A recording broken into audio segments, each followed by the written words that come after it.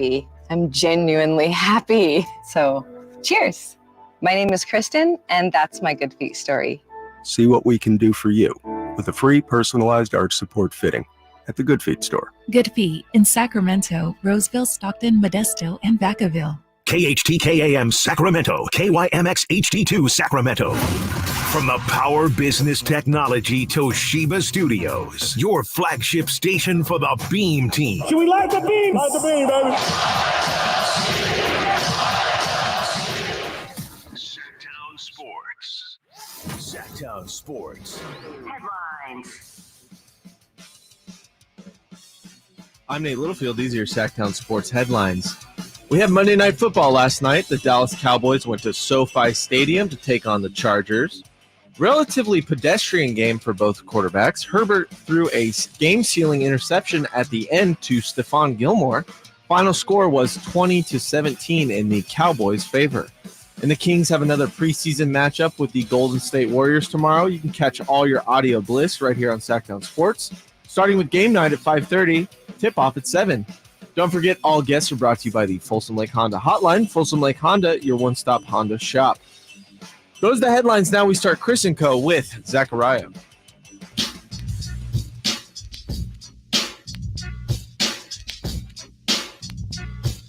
Sacramento! Welcome to the program alongside Chris Watkins. I am Zachariah. This is Sactown Sports 1140. Join us for the next 4 hours, won't you? You can be heard or be read. Call or text the show, 916-339-1140. Check us out live streaming on YouTube. Just search Sactown Sports. And we've got a whole bunch of stuff to get to. It's the beauty of this time of year. Coming up at 10:15, we did something that most programs did do. We did not do, Chris, yesterday, which is talk about the referees in the Niners-Browns game. Oh. I don't know if that's good on us or bad on us. I think so. I'd rather talk about the actual game. Okay, fair enough. Well, there were some calls towards the end of the game and also some stuff before the game that the Browns did that they ended up backing up. So we'll get into that at 10:15. You can follow me on Twitter. I've made it easy to see us on YouTube or just to listen to us, depending on where you're at. You can follow me on Twitter at Zach Sports, ZAK Sports. He's at Chris M. Watkins. But right now, I am officially peed off. Uh-oh. I'm officially angry. Now, look, this has been brewing over the offseason, but now this is like the apex. This is the pinnacle of my anger, Chris. Uh-oh. What's going on? What's the problem?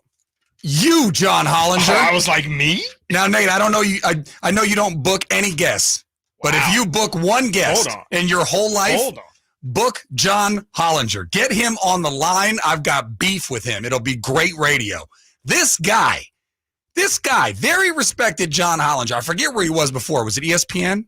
Yes, John Hollinger. And now he's with the Athletic. Mm. Okay, look, it was already disrespectful when they were talking about the Kings going to the play-in game, okay? But I could deal with it. And I told you I'm predicting 3 again, but I could live with 4 or 5 or 6. I got mad at 7, 8, 9, and 10. Right. Guess where Mr. Hollinger has your Sacramento Kings finishing next year, Chris? By your tone, I would say like 10th. 11. Not even 10. Not even making the play-in tournament. Not even in the play-in. Oh, just man. out completely. Oh, man. And now I've got a beef, and I've got a bone to pick. I've got every single cliche that you could wrap your head around, Chris. You go, because I'm too angry to do radio. Well, my first question before I get upset is who are the teams that are in front of them, like immediately? Who do they have in that play-in tournament?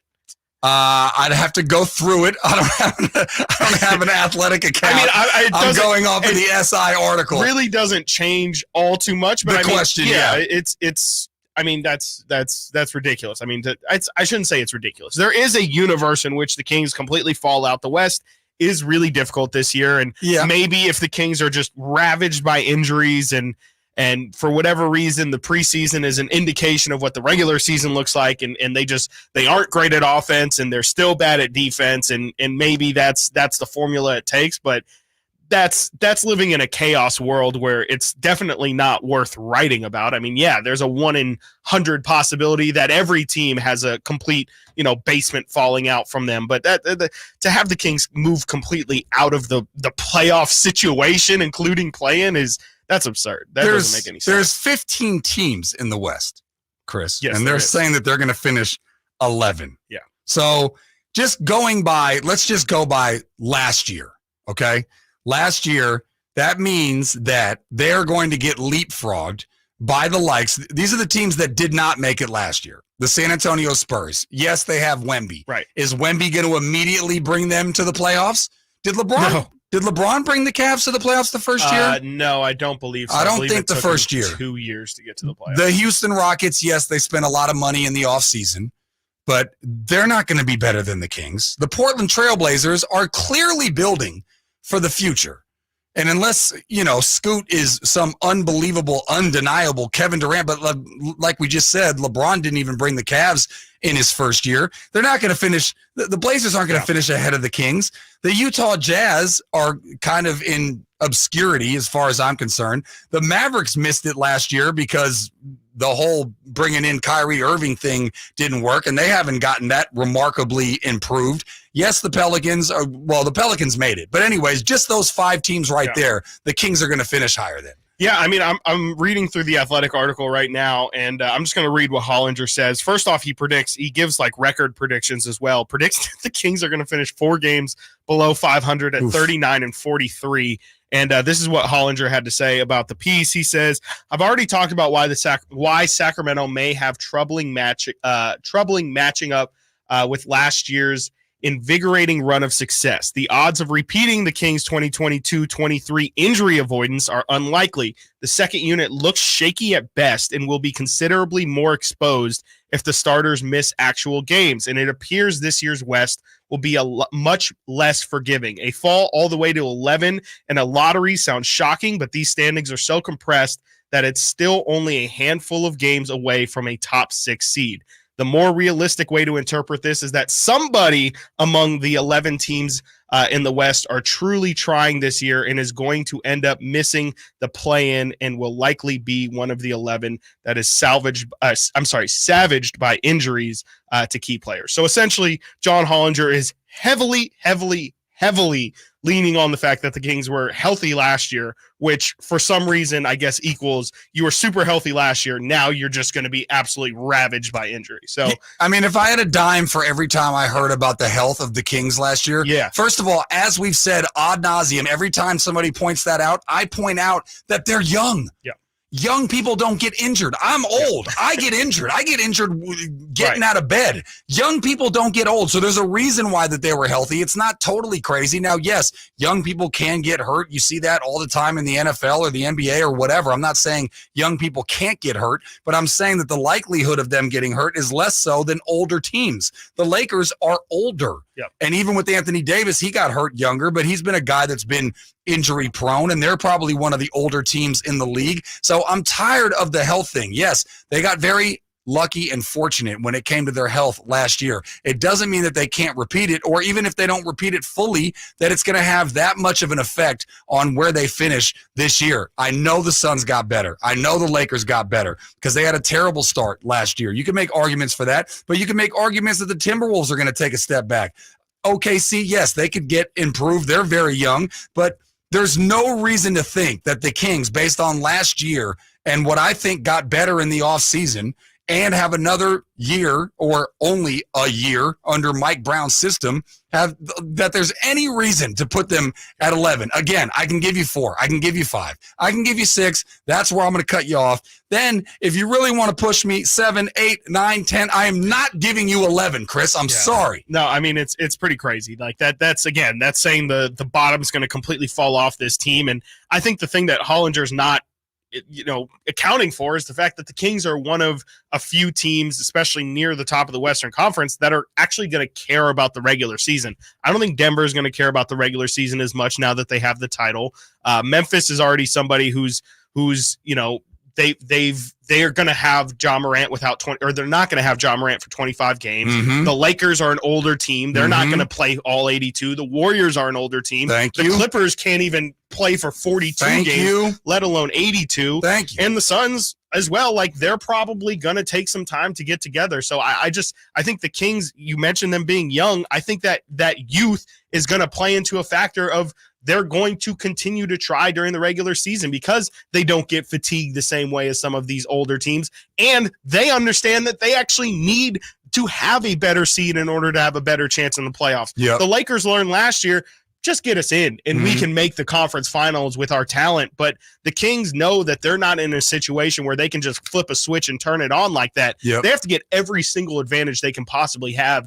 And even still, it might not be enough, but they understand that, you know, if you really, really want to compete and build off of last season in terms of, you know, making the second round after making the first round last year, you have to get as high of a seed as possible. And I just think the Kings are going to exhaust every single opportunity they have in order to reach as high of a seed as they can. Even if someone goes down injured, I would suspect that the Kings are really going to attack this season aggressively. And it wouldn't surprise me if they were to make a move if like De'Aaron or Domas were to be out for, 20 plus games or something like that. I really think that this team is keen on continuing to improve on what they built last year. For sure. Well, we will get into this more, no doubt, throughout the entirety of the show. But coming up next, we covered the Niners-Browns pretty thoroughly yesterday. But one part that we didn't really get into, we will touch on also some stuff that the Browns said before the game, said and did before the game that they ended up backing up. We'll get into that coming up next. You're listening to Zachariah, Chris Watkins, right here, Sactown Sports, 1140. Trying to find out where to catch your favorite team's games? Are you a fan of the Kings, Niners, and the NFL? Well, Sactown Sports has you covered. Touchdown! San Francisco! It's all on his shoulders. Fox rocks. He fires for the win.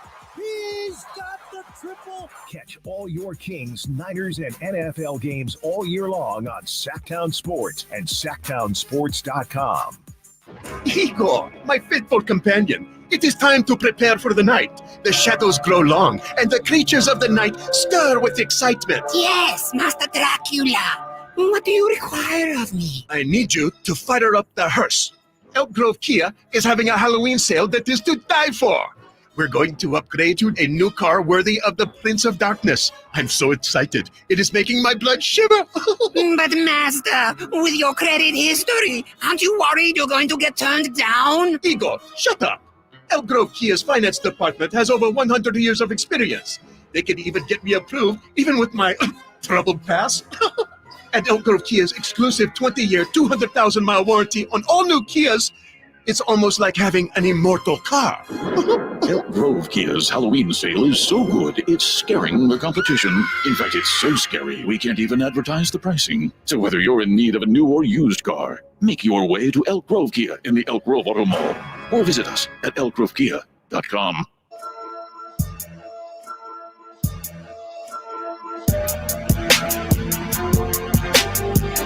Sactown Sports. Call or text at 916-339-1140.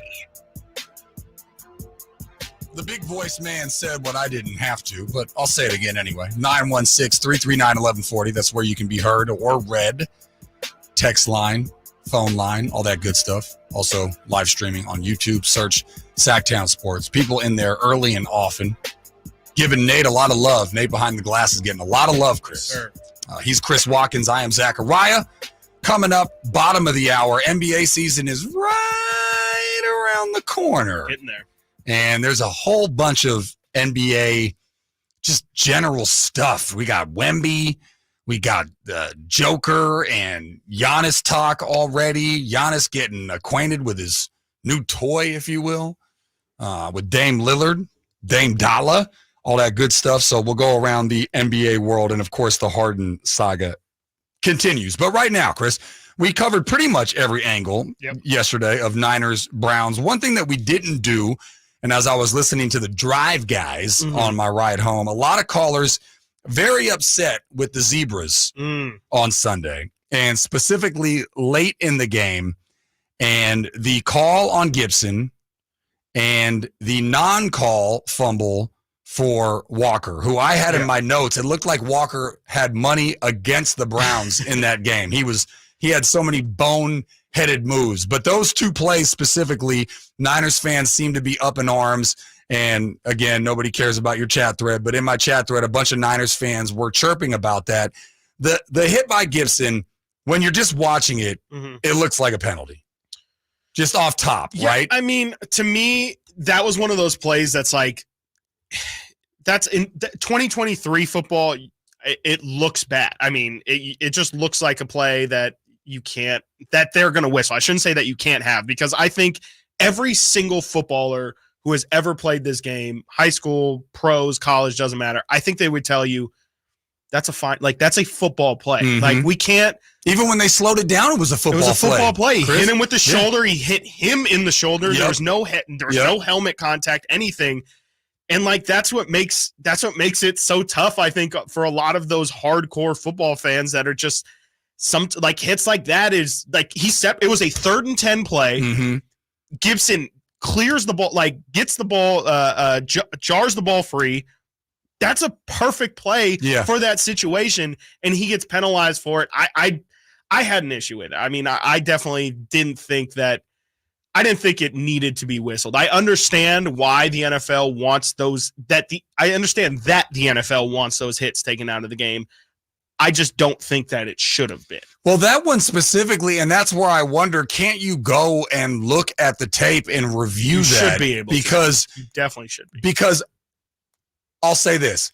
If I was a ref in this day and age and that play happened, I am throwing the flag. Especially like instant reaction. Because 100%. Because it looked like for sure there was some helmet action in there. There wasn't, Chris. It was completely clean. Yeah. But then the conversation, it creeps into, was he defenseless or not? Because he technically didn't have the ball at the time, but he was about to catch the ball, and it wasn't pass interference. It was bang, bang at the same time. So there shouldn't have been a flag there. Bang, bang when we're talking about the Niners. I can't stand that. The bang, bang. I know you were trying to. Well, Simone loves that. There's a lot of people behind the glass that love that. But no, I meant bang, bang in terms of the play. But so that was one. And then the other one was the non-fumble call by Walker. Now, it irritated Niners fans on 2 levels. One, they were irritated that they just blew the whistle, because why not let the play go and then make your ruling? Right. But then even after Bosa picked it up and walked into the end zone. I know. And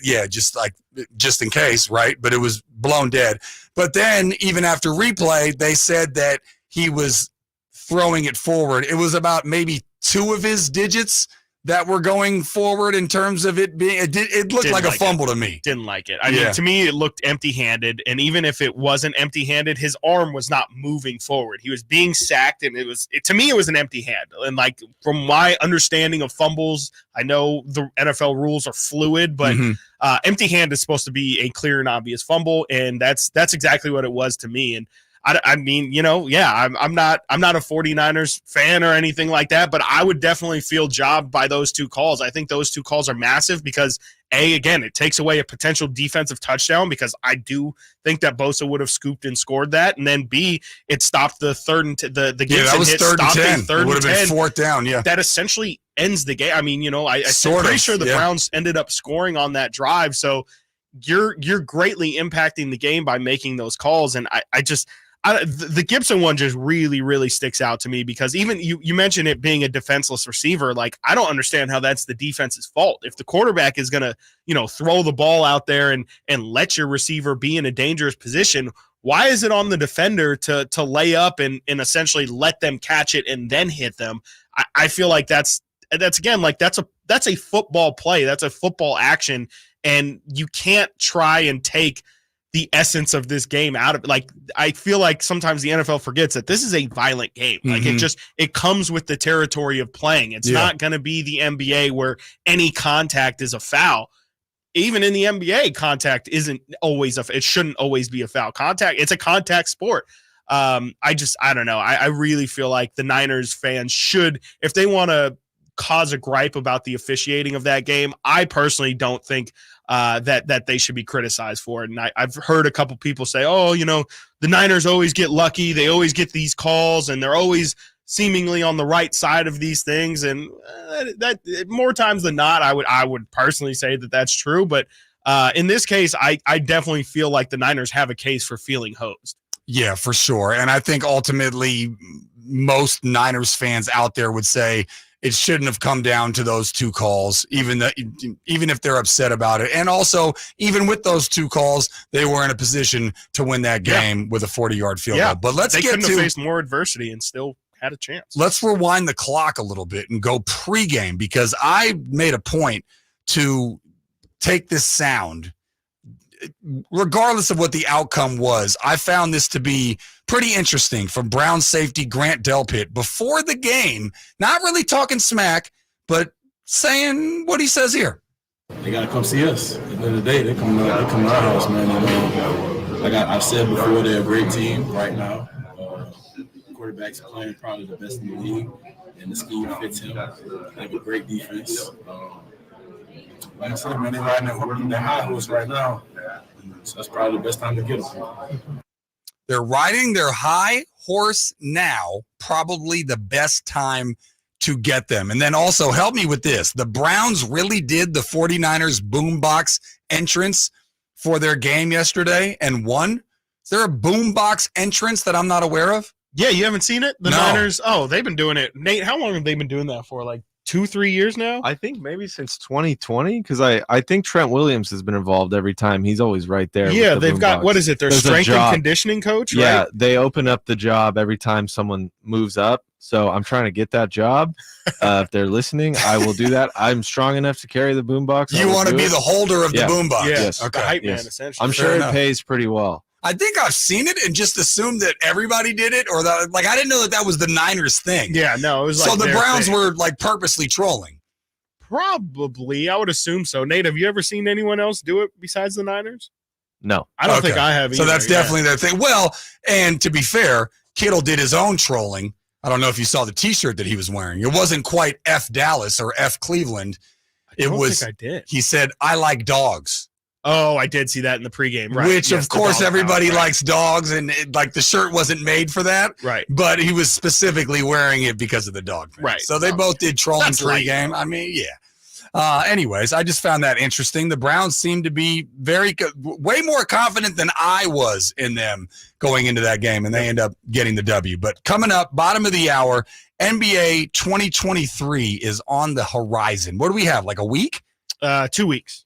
No, I'm sorry. 25th. It's like next, 8 days or something, right? It's next Tuesday. It starts. Actually, a week from today is Warriors-Lakers tip-off. There you go. Yeah. And we will go around the world of the NBA. Wemby Pop is already salivating in his own very curmudgeon way. So we will do that and much more stories from the NBA coming up next. You're listening to Chris Watkins, Zachariah, right here, Sactown Sports, 1140. Can the Niners build off their NFC Championship appearance from last season? How will the quarterbacks perform throughout the year? Purdy back, now going to throw for the end zone, wide open, Brandon Ayuk is on fire! Will the defense lead this squad again? Intercepted! Ball got tipped up and taken by Fred Warner! Get all your 49er coverage throughout the NFL season on Sactown Sports and SactownSports.com. Hey, at Total Wine & More, you'll love what you find this Halloween. Me thirsty. Oh, hey, Frankenstein. Did you enjoy that Cabernet? Oh, good. Want new red. Well, all the villagers are raving about this red blend. Ooh. And we have it at the lowest price in town. Economical. Find what you love and love what you find with the totally lowest prices for Halloween. Only at Total Wine & More. Drink responsibly, B21. Quick Quack Car Wash is a proud partner of the Sacramento Kings and can't wait for the upcoming season. To celebrate, Quick Quack is giving one lucky duck a pair of lower-level tickets to the Kings home opener versus Golden State on October 27th. Enter for your chance to win this epic opening night showdown by going to SactownSports.com. Be there for the Kings versus Golden State, courtesy of Quick Quack, where you can wash your car all you want with an unlimited membership. Have you ever heard that phrase, less is more? Well, at Harbor Freight, we're all about more for less, because we know you like to do stuff, to make stuff, to improve stuff. That's why everything in our stores, from miter saws to tool chests to cordless impact wrenches, is priced affordably. So get out there and drill, paint, and saw to your heart's content.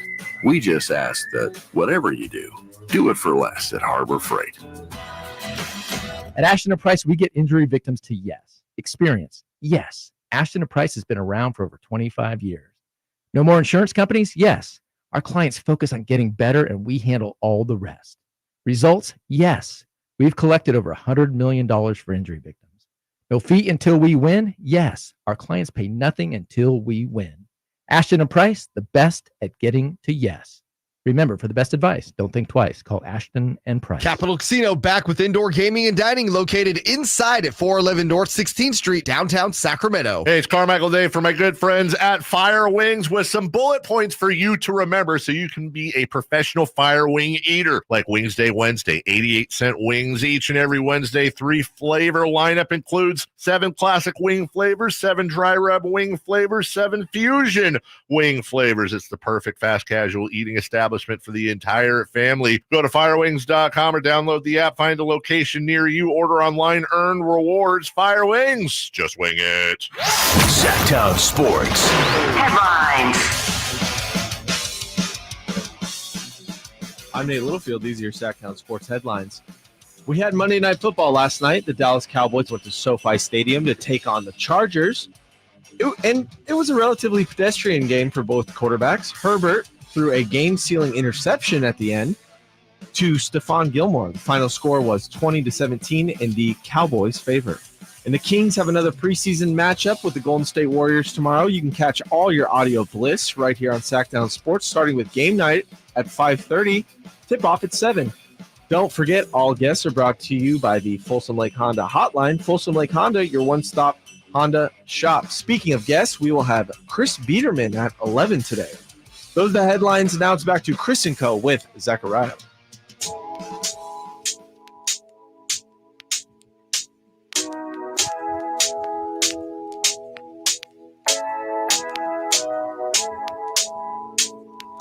Live and local. Live and local.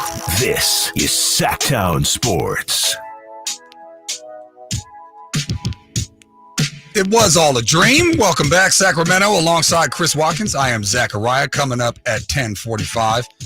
The greatest intro in the history of radio, as we all plead the fifth together. That's fun in the 40s. We will go around the wacky world of sports.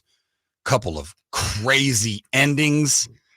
We got a guy made $30K kicking a field goal. Got some SNL stuff. We got a guy dunking and double clutching from the free throw line. I remember when just from the free throw line by itself was amazing. Anyways, we will plead the fifth. Fun in the 40s coming up at 10:45. But right now, let's go around the NBA. If I had prepared this better, I would have told Nate to give us that, that sound. Did we already talk about this on air? That NBA on NBC sound? Dun, Ball Rock. Dun, dun, dun, dun, dun, Yes. dun. Do you know that he called his house phone and left it on his own message machine?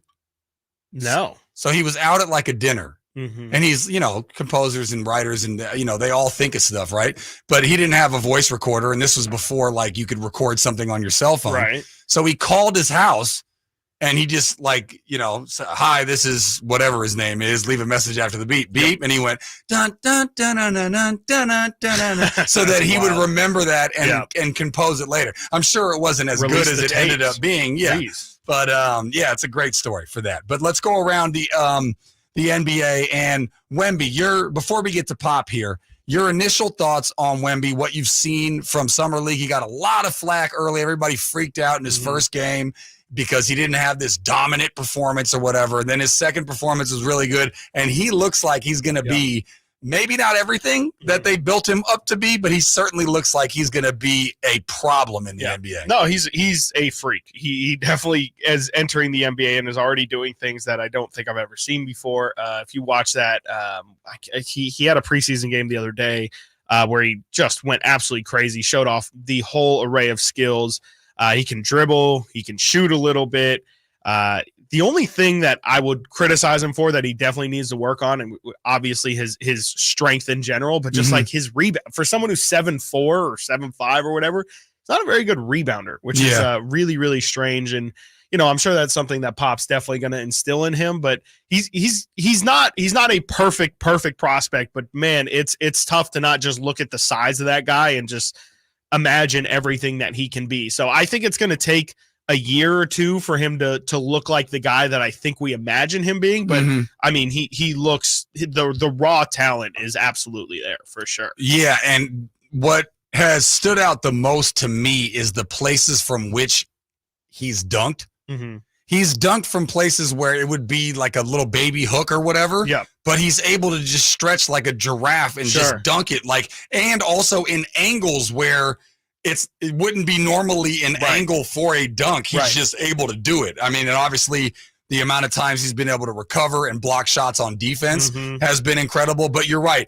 I can't help but look at him and go, he's got to fill out. Yeah. Now, you don't want him to fill out like Zion. No, I don't think that's possible. No, but you're right. I mean, it looks too frail, almost like a twig waiting to snap. Yeah, sort of. Someone's going to fall into his leg and it's going to go bad. And I don't even really know what him filling out would look like, but a little bit, I mean, I didn't think Rudy Gobert could ever look like how he looks like now. I would Kevin imagine Durant that's filled out a little bit. A little bit. Yeah. I think even KD is still pretty skinny, like Brandon Ingram. And that's the thing, is some guys can't really put on the weight. Like a lot of people didn't think De'Aaron Fox could put on the weight, and he's definitely squared up a little bit now. But KD, Brandon Ingram, Brandon Ingram's a good John one. Morant is somebody who I think is a little bit on the thinner side as well. Like, there's a potential that, there's a lot of real estate to work with that he's got to bulk up. So there's a chance that he just never really does. I'd imagine he's going to get functionally stronger, but he might not ever look like a Rudy Gobert.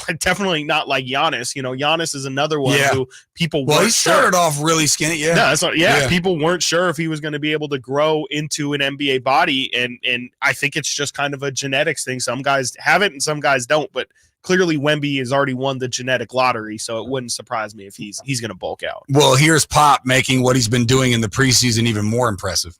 I called one play for him all night, and I think he got over 20. He just did that because he's a good basketball player, and he understands how to play. So he run that one play correctly that you called for him? He did, and he scored on it. So good call. Good calls depend on who's got the ball. So there you go, Chris. Only called one play for him. Yeah. Basically, he's figuring it out on his own. Mm-hmm. You know what I mean? Yep. How often are plays called specifically for Kings players? Have you delved into it enough to know when they're actually calling a play for one particular guy? I mean, I don't really count them, but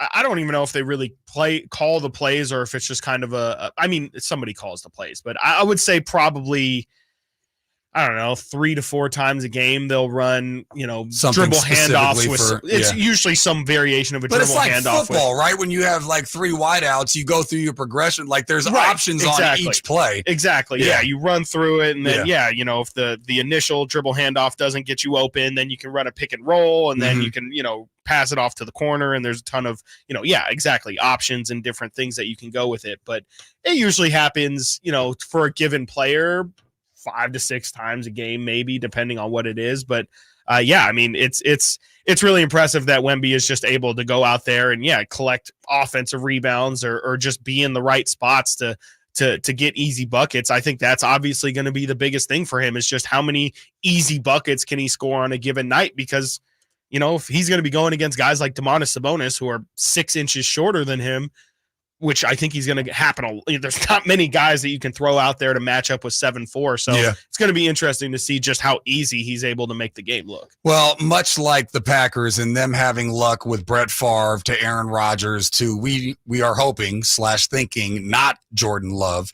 But this, to me, the Spurs, it just makes me sick. David Robinson to Tim Duncan to now getting Wemby. I just hate that he's in the West. I hate the Spurs as somebody that knows a Suns fan near and dear to his heart. So part of it sickens me, but I will be watching, obviously very intrigued to see what he can do. But another conversation that I think will kind of dominate the 2023 year is going to be, last year was kind of nauseating, especially when race got brought up between the Joker and Embiid and who should be MVP. Embiid obviously ended up getting it. Right now, the media vote says 52% chance they think that the Joker will get the MVP, whereas number 2 is not Embiid.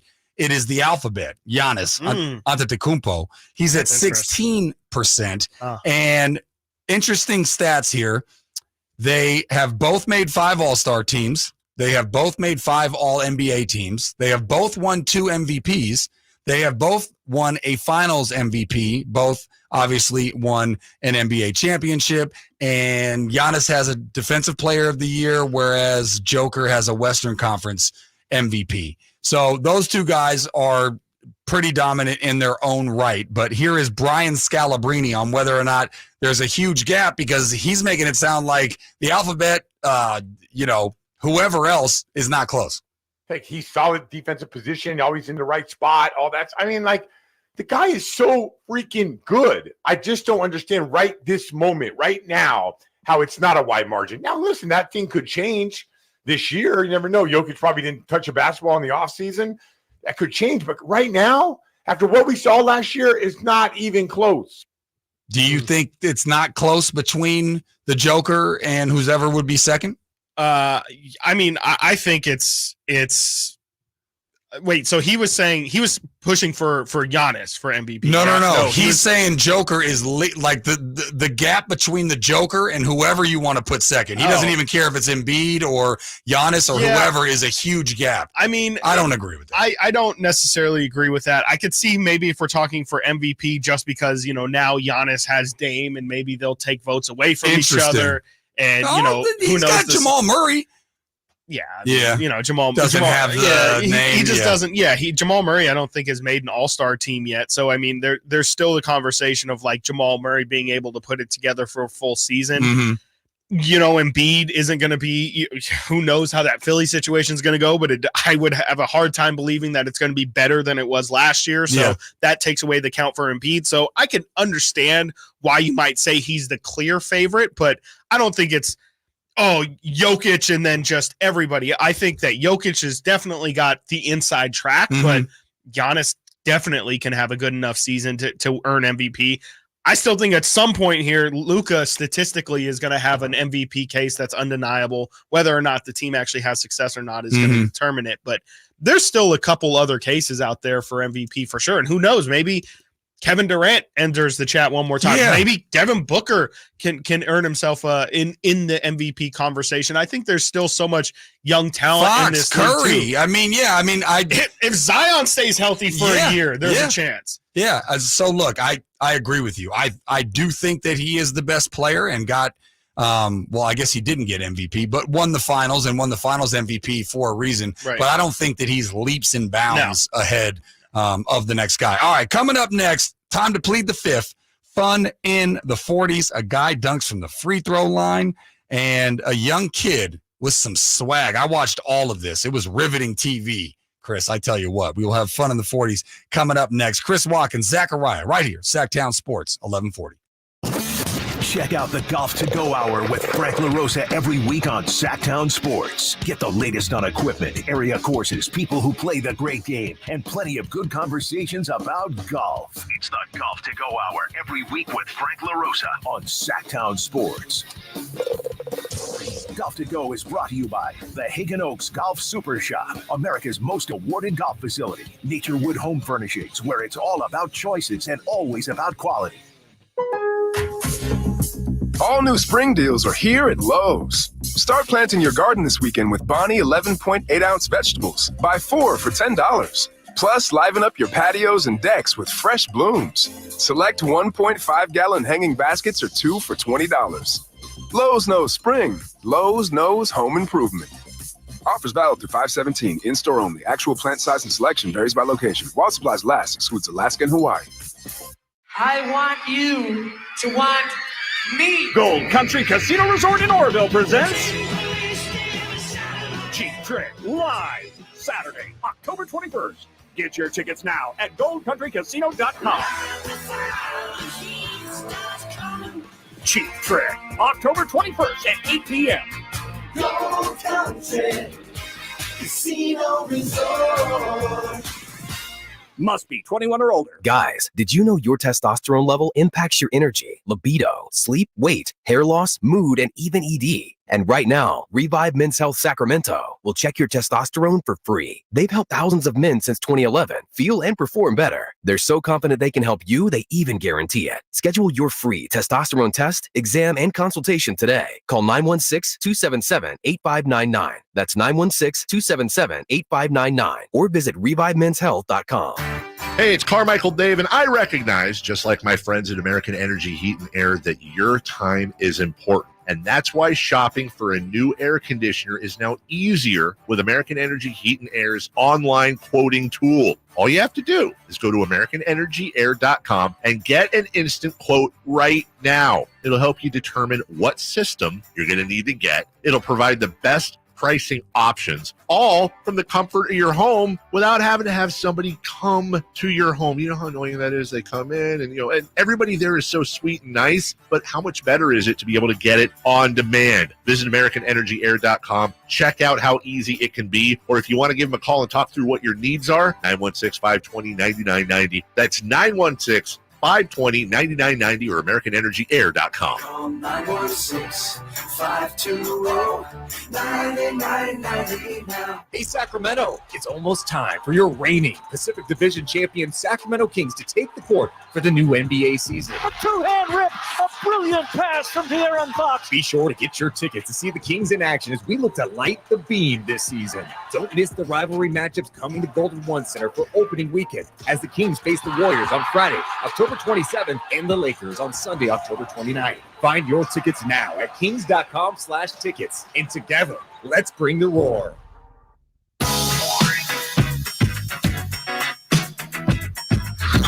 Sactown Sports. Check us out on YouTube. Search Sactown Sports and subscribe.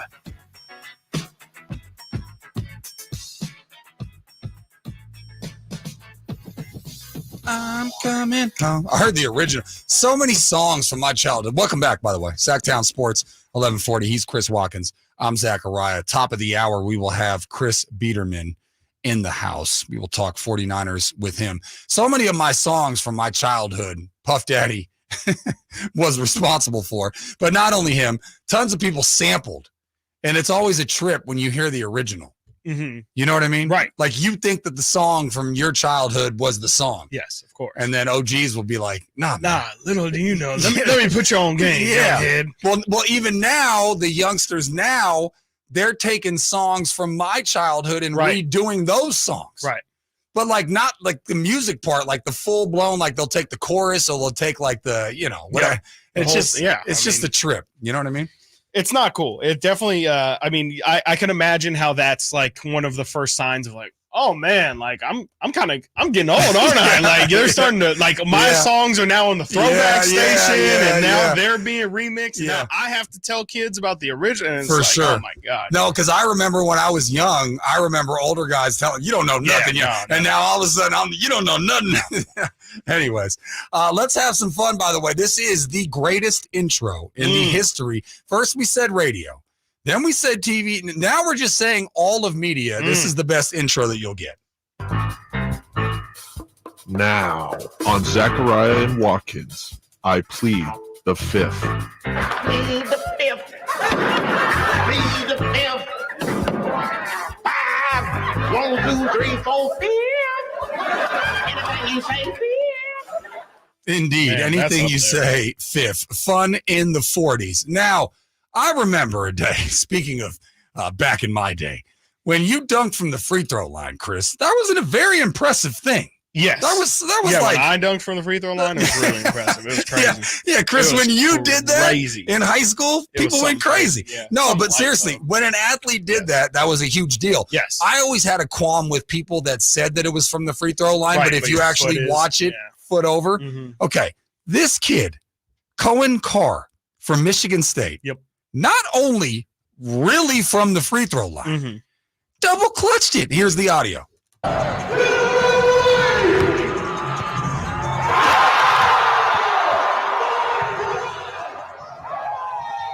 Dude, that sounded dope. Legitimately double clutched it from the free throw line. Yeah.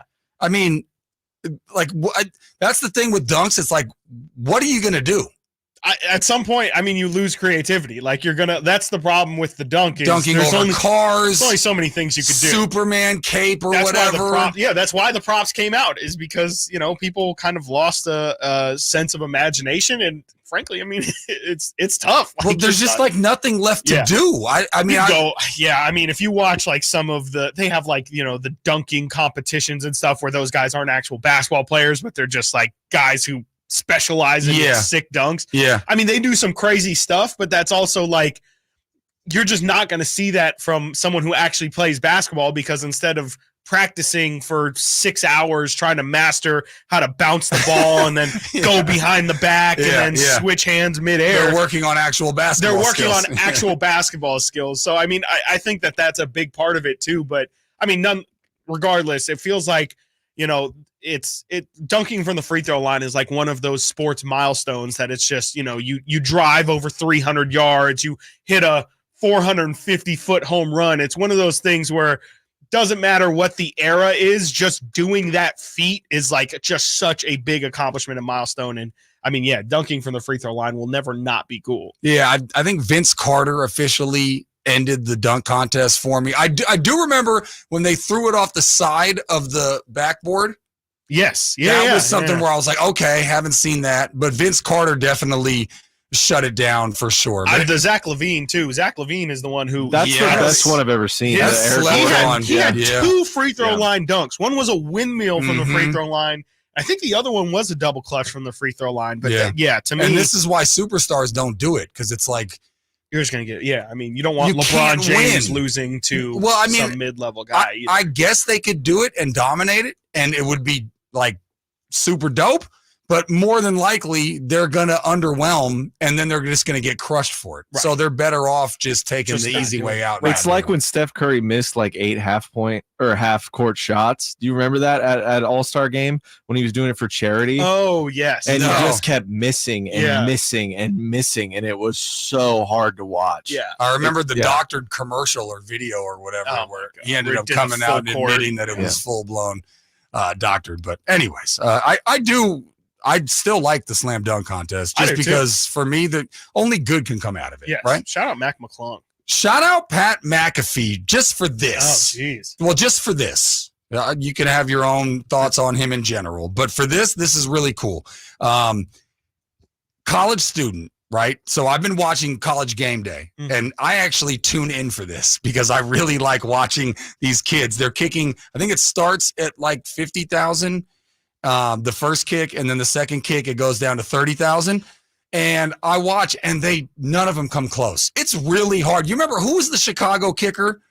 He missed the kick, and then in Chicago, they held like a contest because he just got crushed. Oh, I got to look this up. Anyways, there was a Chicago kicker that missed the big kick in the playoffs, and it was talked about for weeks and weeks, and people were killing him, and he was just like a pariah in Chicago. Was it the double doink? Wait, was it recent? Like within the last 7 years. I feel like we're getting lost in the weeds. Yeah, it's fine. Anyways, the radio host was like, it's really hard to kick. So all those people that were calling in and like ripping into the kicker, they had a contest. All these people came out and nobody could kick the field goal that he had missed. It's really hard to kick a field goal. So anyways, these poor college kids, I watch them all the time and they never come close. One time a mascot got hit. One of the camera people got hit. Like they go that way, then it's not even close. Right. But this guy walked up and for whatever, he was like Nate. You know what I mean? Nate has like this weird, quiet swag about him. Okay. Like you wouldn't think it, but like I feel like there's a lot of confidence in Nate. And that's kind of how this guy walked up, just deadpan. He's like, it's easy to kick. I didn't warm up. Never kicked anything, but how hard is it to kick? Anyways, first one he goes up there and he misses it, but just barely. And then the second one, this happens. For $30,000, your final opportunity at $30K today in front of the Suzzalo Library. I'm feeling this, Pat. You're about to lose 30. Yeah, he is. I think it's in. Yep. Grayson had enough power on his first attempt for 60. Will he adjust? The former soccer player, 32. sophomore. Oh, Grayson!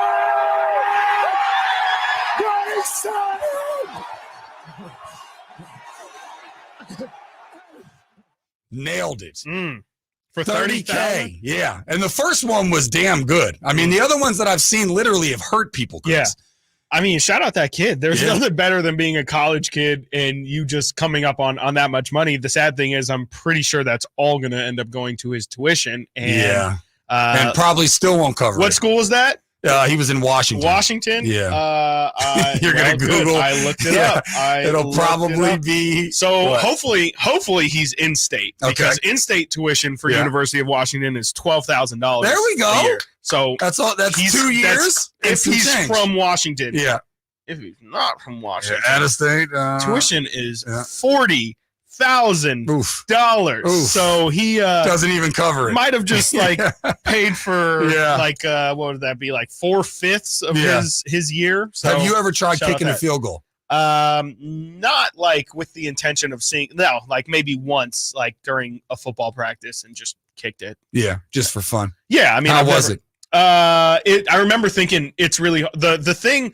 People talk about distance. Obviously, the distance is hard, but for me, at least, the hard thing was getting it in the air. Like it's probably 10 feet, 8 or 9 feet in the air. Above, so like you can't just kick a line drive. kick it as hard as you can. You have to get some loft on it. And that was the thing that I noticed. But I haven't, like I said, I've never really attempted like a 30 or 40-yard field goal. Well, let's stick with McAfee. Aaron Rodgers apparently makes 7 figures per year for his Tuesday appearance. What a waste of money. Nick Saban is in the ballpark for that for his Thursday spots.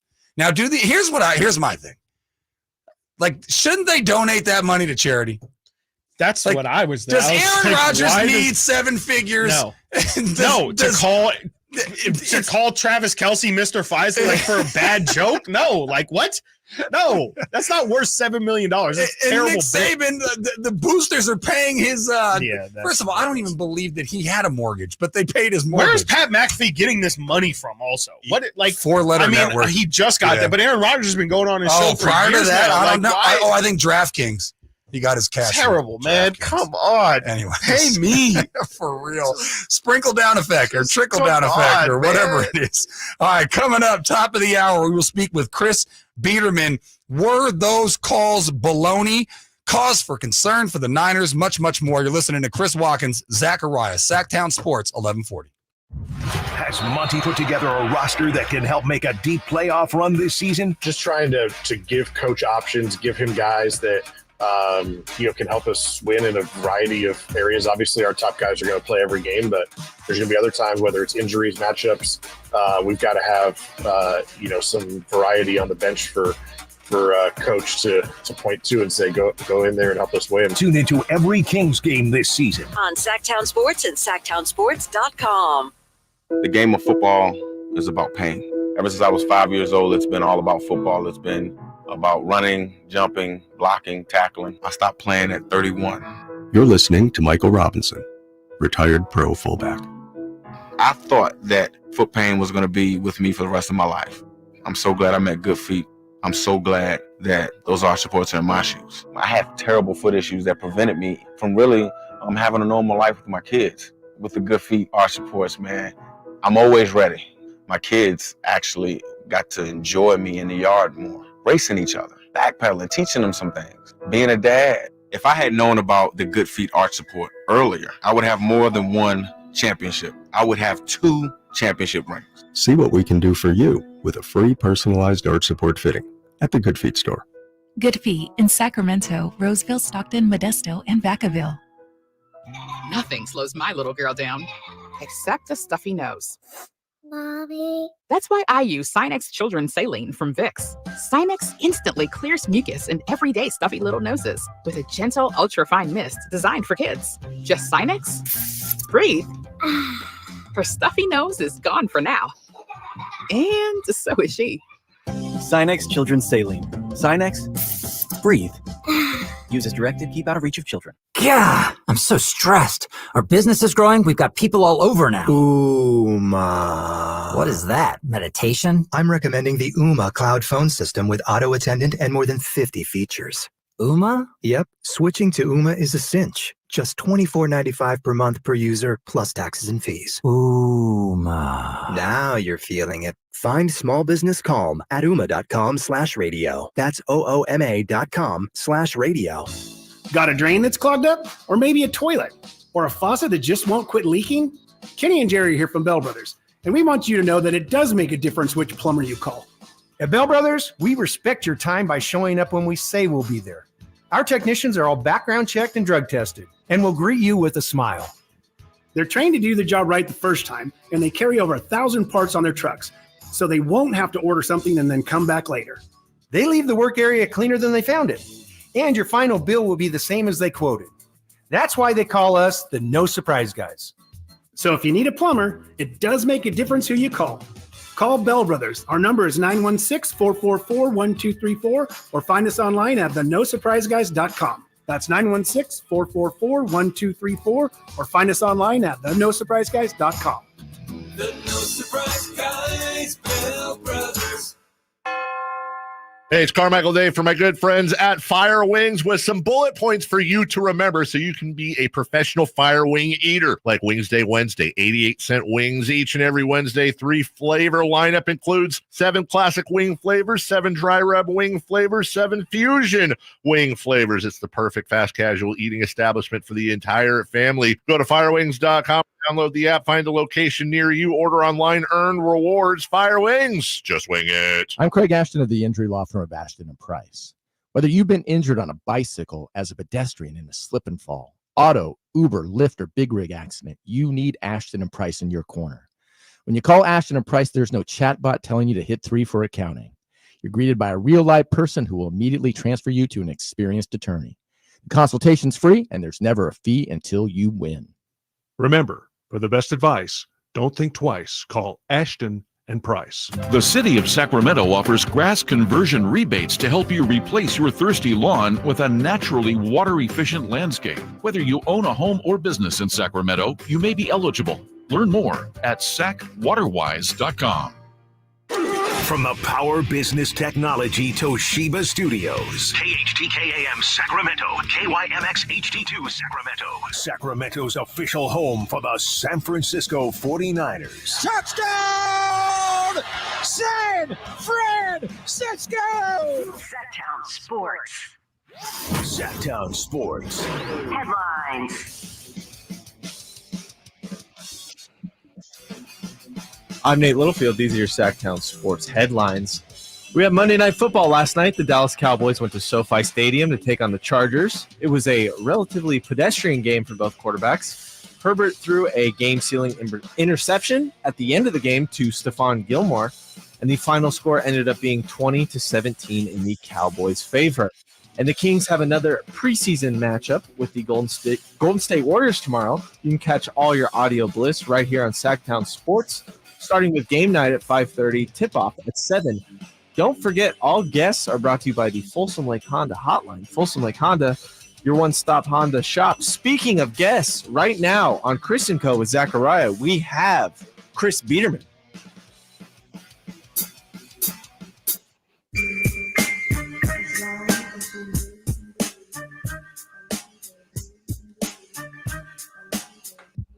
Sactown Sports. Call or text at 916-339-1140. Yes, sir. Welcome back, Sacramento.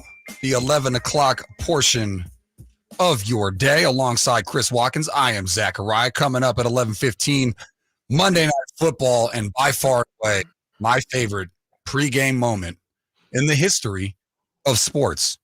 I might be prisoner of the moment, but I'm pretty sure it was my favorite moment, and I will explain coming up at 11:15. But right now, it is a pleasure to be joined by the one, the only, Chris Biederman. Check out his Candlestick Chronicles podcast, Talking Niners, for at Blue Wire Pods. Follow him on Twitter at Chris Biederman. Chris, how are you? I'm outstanding. How are you guys? Good. Outstanding. Love to hear that. Outstanding. No complaints over here, Chris, but I think some Niners fans have some complaints, so let's start there. Did you have a problem with either or both of the calls, both the personal foul call and also the non-fumble call? Yeah, I thought the non-fumble call was worse, particularly because, I went back and looked, and I thought it was pretty clear that the ball actually went backwards. So whether or not you thought it was a pass and it was initially ruled a pass, if it goes backwards, it is a fumble. And officials have been instructed to allow those plays to go on instead of whistling them dead, which ultimately changed the way that they had to approach that replay, right? So if they initially called that a fumble, which is what they're trained to do in close situations like that, then they go back and review it. There's a better chance that it goes the Niners' way. But I just didn't think, in slow motion, maybe you can make the case that it looked like a pass, but I didn't see any way that you could actually consider that a pass. I thought the personal foul on Gibson, while replays showed it was shoulder to shoulder, there's such a point of emphasis for referees to protect defenseless receivers and player safety and all of that, I understand why they threw the flag initially. I think if I were to quibble with just the overall situation, I would say, in the fourth quarter of games, you should make those calls reviewable, right? Throw the flag initially, and if replays show that it was shoulder to shoulder, like it was, then you rescind the flag and it's okay. And the NFL, I think, generally has a problem with too many replays and games taking too long. But when there are calls like that ultimately have huge impacts on the outcomes of games, I think they should be allowed to go under the hood and check the replay in that one. But to me, the more egregious call was the end of half non-fumble. I just didn't see any way that you could actually rule that as a incomplete pass. And the only way it was because they ruled that initially, because you need absolute unequivocal proof to overturn a call on the field. And you can't get that in a bang play like that. Chris, coming into Sunday's game, Jake Moody was perfect on the year with the exception of preseason. But how concerned are you after he missed two kicks, one earlier in the game and then, of course, the final kick of the day? And also, they weren't especially difficult, in terms of distance. They weren't incredibly difficult kicks. So how concerned are you about Moody, or is this something that we need to monitor if he is in a situation where he has to take another big kick? Yeah, it's going to be interesting. We're going to learn a lot about his resolve and just how mentally tough he is. And the 49ers said they liked his makeup and his mental toughness and, everything they were able to glean about him before the draft. But there isn't really any substitute for kicking in the NFL, particularly kicking in high pressure situations when you have a team with Super Bowl aspirations and expectations that's depending on a 23-year-old kicker. So, he had that Raiders game in the preseason. He had a two-way miss going. He had the two-way miss go yesterday or Sunday. And so, that is problematic, obviously. Now, if he bounces back and he has another game-winning kick coming up and he drills it, then you probably feel a lot better. But if he misses another one, then you start to have the conversation of, how long is the leash here? If he misses another kick like that and the team, loses a game on Jake Moody's right foot, then you're going to have, there are going to be a lot of conversations about, do they have to go another direction? Do they go call Robbie Gould, who is currently unemployed and a free agent? We don't know if he's been kicking or if he's in shape. Right. And obviously there's an element of, kickoffs aren't going to be as good if Robbie Gould's your kicker. And Mitch Wishnowsky, the punter, hasn't been particularly good at kickoffs when he's had to do it either. So if he misses another one, then yeah, it's really problematic. If he makes his next one, then you're like, okay, he missed his first one. Hopefully he has a long career. Hopefully it's a learning experience and it's just something he can bounce back from. And if not, then, you do not want a season where the 49ers are historically good and arguably as good as they've been since 1994 derailed by a kicker you drafted in the third round. That's probably the worst case scenario. Yep. Chris Biederman joins us. Check out his podcast, The Candlestick Chronicles. Follow him at Chris Biederman. Chris Watkins, Zachariah, Sactown Sports 1140. Chris, when it comes to Brock Purdy's performance, do you put the majority, if you were to split it up into a pie, if you will, do you put it on the conditions? Do you put it on the fact that he was down his two top weapons in Debo and CMC? Was it just a matter of him having an off game? Was it the Browns defense? Where do you go with how poor he looked? I think the answer is yes. all the okay. above. I think it was, a confluence of factors. Purdy obviously wasn't sharp. And it's harder to have good games against great defenses. And particularly when the defenses are dominating your offensive line, which the Browns dominated the 49ers offensive front. Even Trent Williams, particularly after he injured his ankle, wasn't very good in that game against Myles Garrett. And, Myles Garrett's one of the best pass rushers in the NFL. So it becomes exceedingly difficult. Throw in the fact that you have rainy conditions and a sloppy field, and you're missing two of your top weapons, then it's going to be super difficult. But we knew Brock Purdy wasn't going to win every single start he made, right? Like he had been undefeated to this point. The Niners had won 15 straight regular season games, and I don't think anybody thought the 49ers were going to go 17-0 this year. So, it's one of those games, at least Monday night is going to be one of those games where we'll have an opportunity to learn a lot about Brock Purdy and his resolve, right? We talk about Jake Moody, and is he going to be able to bounce back? I think we could say the same thing about Brock Purdy, in that, if he bounces back and has a really strong game and is decisive and accurate and the ball's not slipping out of his hands, obviously it's going to be indoors and the weather isn't going to be an issue Monday night in Minnesota. Then you start to feel, okay, Brock Purdy is more the guy we saw in the first 5 weeks of the season and his 5 starts last year than what we saw in Cleveland. So I think we're probably going to learn more about Brock Purdy Monday night than we have to this point, because it's been pretty smooth sailing. He hasn't had to deal with injuries to his skill guys offensively. He's played behind, an offensive line that hasn't really gotten whooped like it got whooped on Sunday. So if the 49ers control the line of scrimmage, I just think it's an opportunity to figure out, okay, can Brock Purdy bounce back, or is this going to start like a slide? I don't think it will, but sometimes a game like that can cause some guys to lose confidence, and we'll figure out if Brock Purdy is going to lose that confidence or if he's going to bounce back. And if he bounces back, obviously I think that's a really good sign, because every quarterback in the NFL can has a bad game now and then. It's just, can you bounce back? Can you limit how few of those bad games you have, and can you continue to get back on pace to where the 49ers were before Sunday's game in Cleveland? Chris, what did you think about Randy Gregory's performance on Sunday in his first action with the Niners? I believe he recorded a sack, but just what did you think about his performance and how they utilized him, and how you think they'll utilize him more in the future? Yeah, I thought it was encouraging from that perspective, given that, he was a guy who had basically 2 practices under his belt with the team, and he came in, he had a 3rd down sack, and they played him a pretty good amount.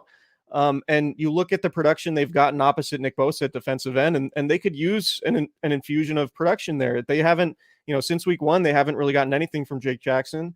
And Cleveland Farrell, while a solid player, particularly against the run, is not a dominant type pass rusher that they're going to need on those critical 3rd down situations. So getting somebody with a high-end talent like Randy Gregory could potentially be really beneficial. And, I think how much they played him, I don't have the snap count off the top of my head, but how much they played him would indicate to me they feel really good about the talent that they have, about how easily he was able to acclimate.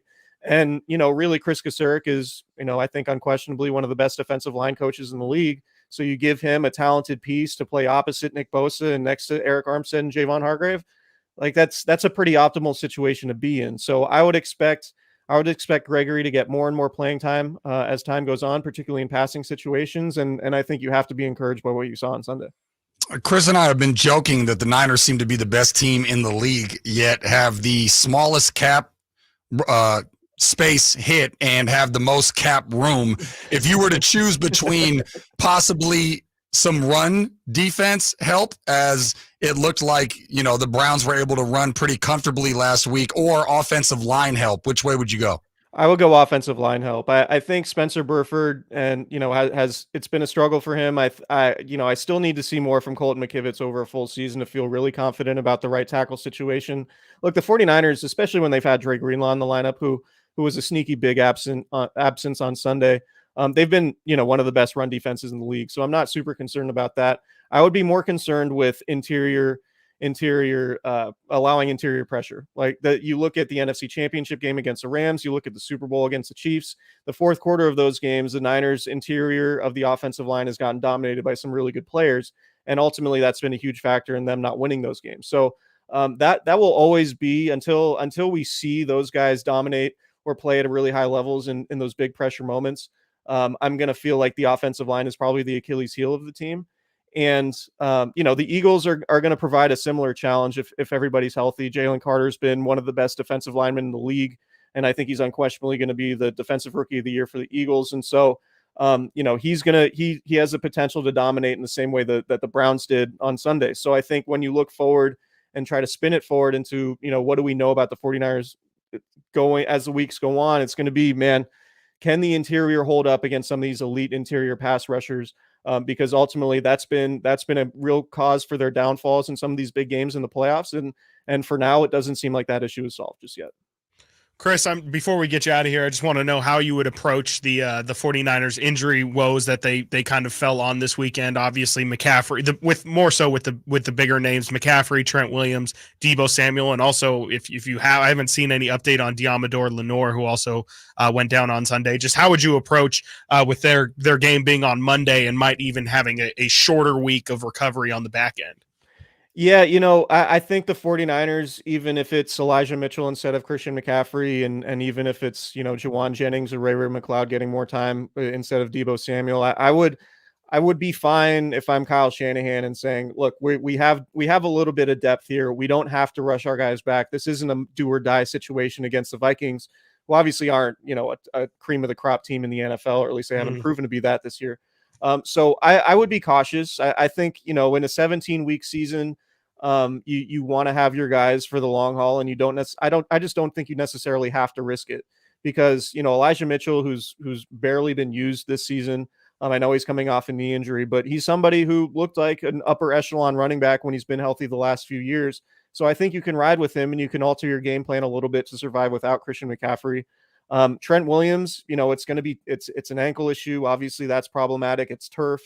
On Monday night, you got Danielle Hunter with the Vikings, who's a really good edge rusher. Obviously you'd love to have Trent Williams, but you think about the NFC Championship game against the Rams, and he played, and he was, really a shell of himself in that game. I would argue, he even said later, I think a season later in hindsight, that he kind of wished he didn't play in that game, because the 49ers might have had a better chance with a healthier player in that spot, as good as Trent Williams is.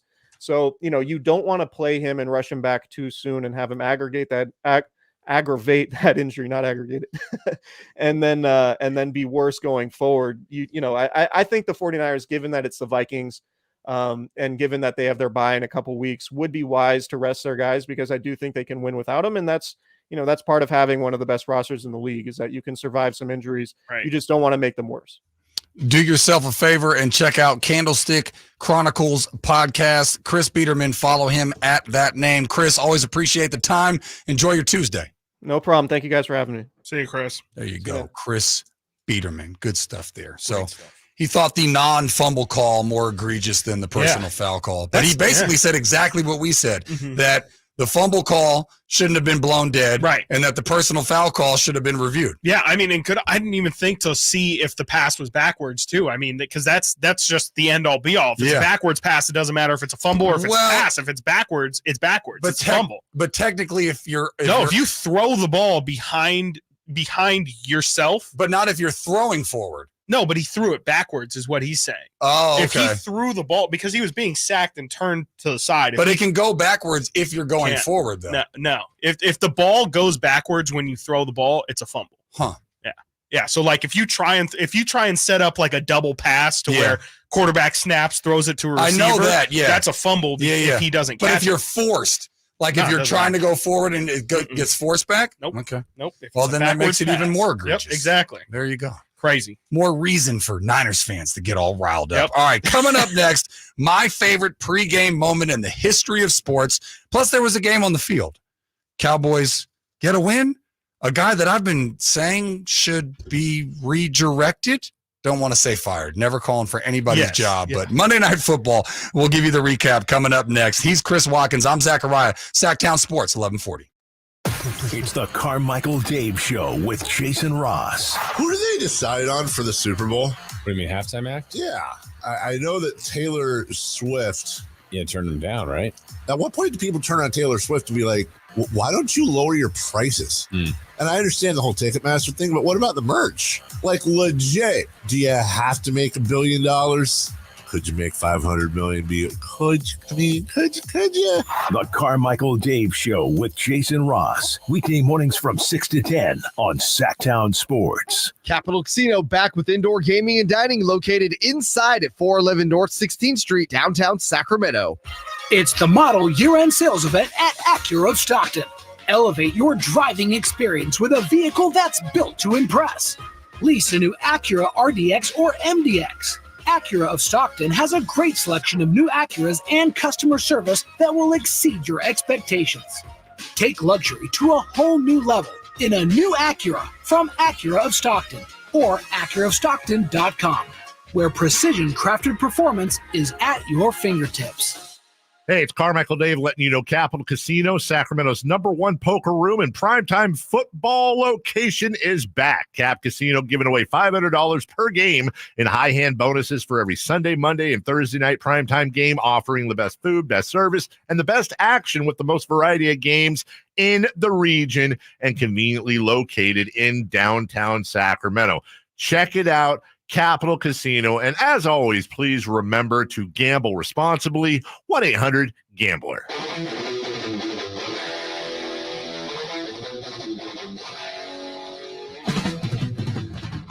Live and local. Live and local. This is Sactown Sports. Welcome back, Sacramento, alongside Chris Watkins. I am Zachariah. This is Sactown Sports 1140. A reminder, you can be heard or read by calling or texting the show, 916-339-1140. Check us out on YouTube. We are live streaming. Just search Sactown Sports. On Twitter, I'm at Zach Sports, ZAK Sports. He is at Chris M. Watkins. Coming up, bottom of the hour. Man, is Bruce Bochy going to lose a game? Doesn't look like it. Man, oh Doesn't man. look like it. He has not lost a game yet in the playoffs. Dude knows how to manage a playoff series. Yeah. Also, Birthday Boy had a big day for Philadelphia. And also, I think there was an anniversary of when the Red Sox came back 3-0 against the Yankees. Yeah. And I don't know if you watch it. Well, we know you don't, unless it's the home run derby. But I assume you watch a little playoff baseball. And the panel is A-Rod, Big Papi, and Jeter. And they had fun, or Papi had fun. I was like, there's no way Jeter had fun. No. Yeah. Well, he's actually the one that initiated. Anyways, we'll play the audio. Coming up, bottom of the hour, we'll do some baseball talk for you. I know there's some baseball people out there listening. There's a couple. Handful, you know what I mean? A sprinkling. Yeah. Well, I just turned 40, so my age and up, they're getting towards the demographic. They drive. You know what I mean? So we'll do a little baseball talk. It is playoff time in October. But right now, time to recap Monday Night Football, and we will be professional, Chris, and we will talk about the game first. Well, because I'm going to be very unprofessional here in a couple of minutes. Okay. My favorite sound for any pregame coverage that I can remember is coming up. But right now, let's talk about the actual game. Okay. I have been lamenting. I'm just going to call him Chargers coach from here forth. Okay. The amount of times that guy has gone for it on fourth down and not gotten it and sometimes been rewarded for it is mind-boggling to me. Did it again last night, but this time they actually lose. This coming off the heels of the Cowboys getting the brakes beaten off of them by the 49ers. Did you make anything of the game last night? Did you take away from either team? Just that those teams are incredibly boring. I thought the Cowboys. I feel bad for having those conversations. That's the biggest insult you can give to a team. It really was. I mean, especially for like two offenses that should have been explosive. Like very, very boring. I can't believe that that game ended up coming down to two fourth quarter touchdowns, or what was that? Yeah, 2 fourth quarter touchdowns, and I was very bored by that game, and I couldn't believe it because I was just expecting fireworks back and forth between these two offenses. Well, it started off with the Chargers going up 7-0. You thought it was going to be a high scoring event. I was like, okay, here we go. Ended up being 20-17, which I'm assuming the under hit, but I didn't look to what Nevada had to say. I'll tell you what my biggest takeaway from it was 2 things, and they're both bad. One, continue to not be impressed with Dallas.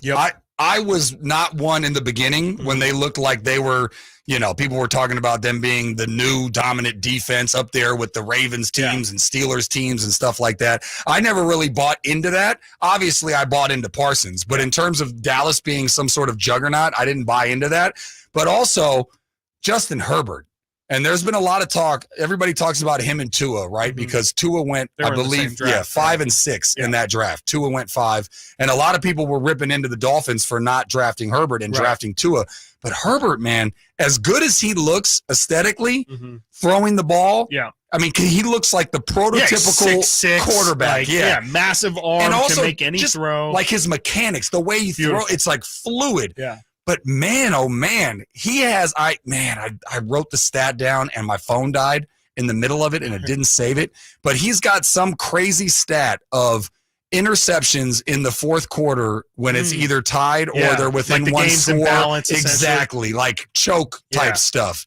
And he did it again last night. Like when they had the Rock, I was thinking, okay, this is where Herbert's going to show why people say that he should have been taken over Tua, and he throws the pick. Game over. Really bad. And so I don't know. I walked away again questioning the head coach of the Los Angeles Chargers and wondering after the game, he's like, there's some things we got to look at. You got to look at yourself, man. I mean, seriously, Staley, you are doing everything in your power to lose these games. And I usually err on the side of aggression. I like aggressive coaches, but he does it. It's stupid. No, it's stupidly. stupid. Exactly. So there's a difference between being aggressive and being calculated and just being reckless. And I think it's gotten to the point where, like you said, he's almost made this going for it on fourth down thing like his thing. I mean, it's his thing. Yeah. It's like the announcers were talking about it. Like, here goes Staley again. Exactly. And it's just hard-headedness in the worst way possible. Like he's got to be willing to adjust because he's cost his team. I don't even know how many games he's cost his team by making stupid decisions like that. But I mean, his leash has to be incredibly small right now. I mean, if you're talking first coach fired for the league right now, he's got to be one of the top 3 candidates. Absolutely. Because this team is so talented. I think Justin Herbert does deserve part of the blame for sure, because he's the one delivering the passes, but man, it's just with the amount of talent on this team with Bosa and having Khalil Mack back at his full powers, and you have, you still have Keenan Allen, you've got Austin Eckler, you've got Herbert. You would think there's enough talent there to get something going. Khalil Mack had 6 sacks the other game, and they cannot figure it out. And so I mean, it's a tough situation for the Chargers. I was going to say for Chargers fans, but I don't know if there's many of those out there. But it's a really, really tough situation, and it's got to be frustrating to know that, you feel like you have all the pieces, but it just never feels like that puzzle comes together. Well, I'm usually the king of the 22-hour tease, but this will be king of the double tease, because in the next segment, I will play the sound that is my favorite pregame moment of all time, and then we will also get into MLB playoffs. We'll do that next. Chris Watkins, Zachariah, right here, Sactown Sports, 1140. Can Mike Brown build on last season's Coach of the Year award? Can the Kings exceed 48 wins? We will be better prepared to make the run that we expect to run come next playoff. Tune into every Kings game this season on Sactown Sports and SactownSports.com. Capital Casino back with indoor gaming and dining located inside at 411 North 16th Street, downtown Sacramento. Imagine taking a nice warm bath in your shower. Let us fix that. Right now, get that clogged drain unclogged for just $97. Bonnie, plumbing, sewer, electrical, heating, and air. Bonnie.com. Some restrictions apply. License 696-355. For a business to thrive, there needs to be a constant stream of new customers. This happens through strong lead generation. Did you know that lead generation is one of the most important tools of any marketing campaign? Let us help you identify your target audience and market your products and services to them. To get started today, contact aimyourdigital.com. That's aimyourdigital.com and start seeing results today. Igor, my faithful companion, it is time to prepare for the night. The shadows grow long, and the creatures of the night stir with excitement. Yes, Master Dracula. What do you require of me? I need you to fire up the hearse. Elk Grove Kia is having a Halloween sale that is to die for. We're going to upgrade to a new car worthy of the Prince of Darkness. I'm so excited. It is making my blood shiver. But Master, with your credit history, aren't you worried you're going to get turned down? Igor, shut up. Elk Grove Kia's finance department has over 100 years of experience. They can even get me approved, even with my troubled past. And Elk Grove Kia's exclusive 20-year, 200,000-mile warranty on all new Kias, it's almost like having an immortal car. Elk Grove Kia's Halloween sale is so good, it's scaring the competition. In fact, it's so scary, we can't even advertise the pricing. So whether you're in need of a new or used car, make your way to Elk Grove Kia in the Elk Grove Auto Mall, or visit us at elkgrovekia.com. Cooler temperatures mean it's time to reduce your outdoor water use. Water 1 day per week on Saturday or Sunday from November 1st through February 29th. Learn more about your home's watering schedule at sacwaterwise.com. Hey guys, do you know what makes Revive Men's Health Sacramento different? You. Every Revive treatment and medication is personalized just for you. Revive has the experts that guys go to when their current treatment isn't working. They have a complicated medical condition, or they're just not happy with their daily performance.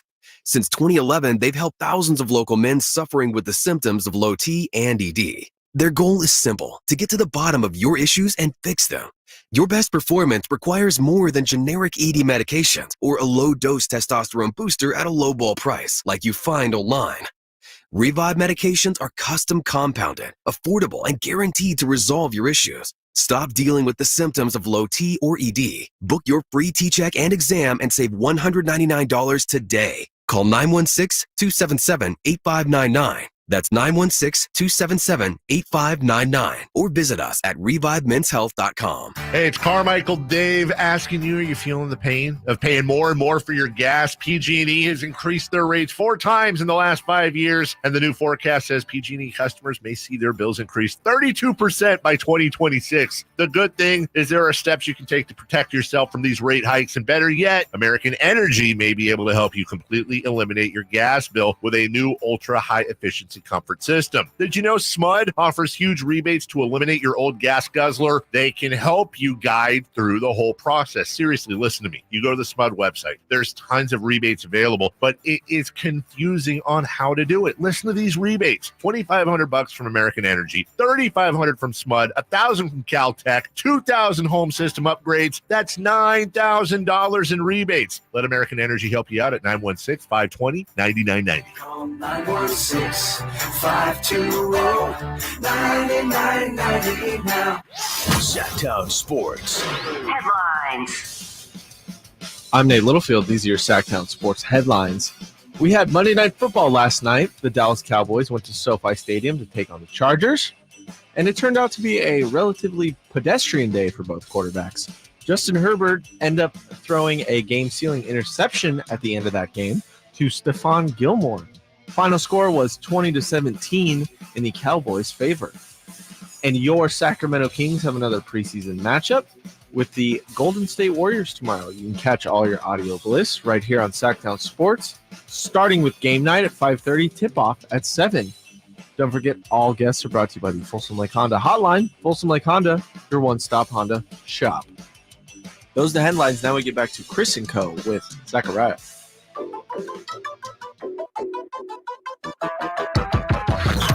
Sactown Sports. Check us out on YouTube. Search Sactown Sports and subscribe.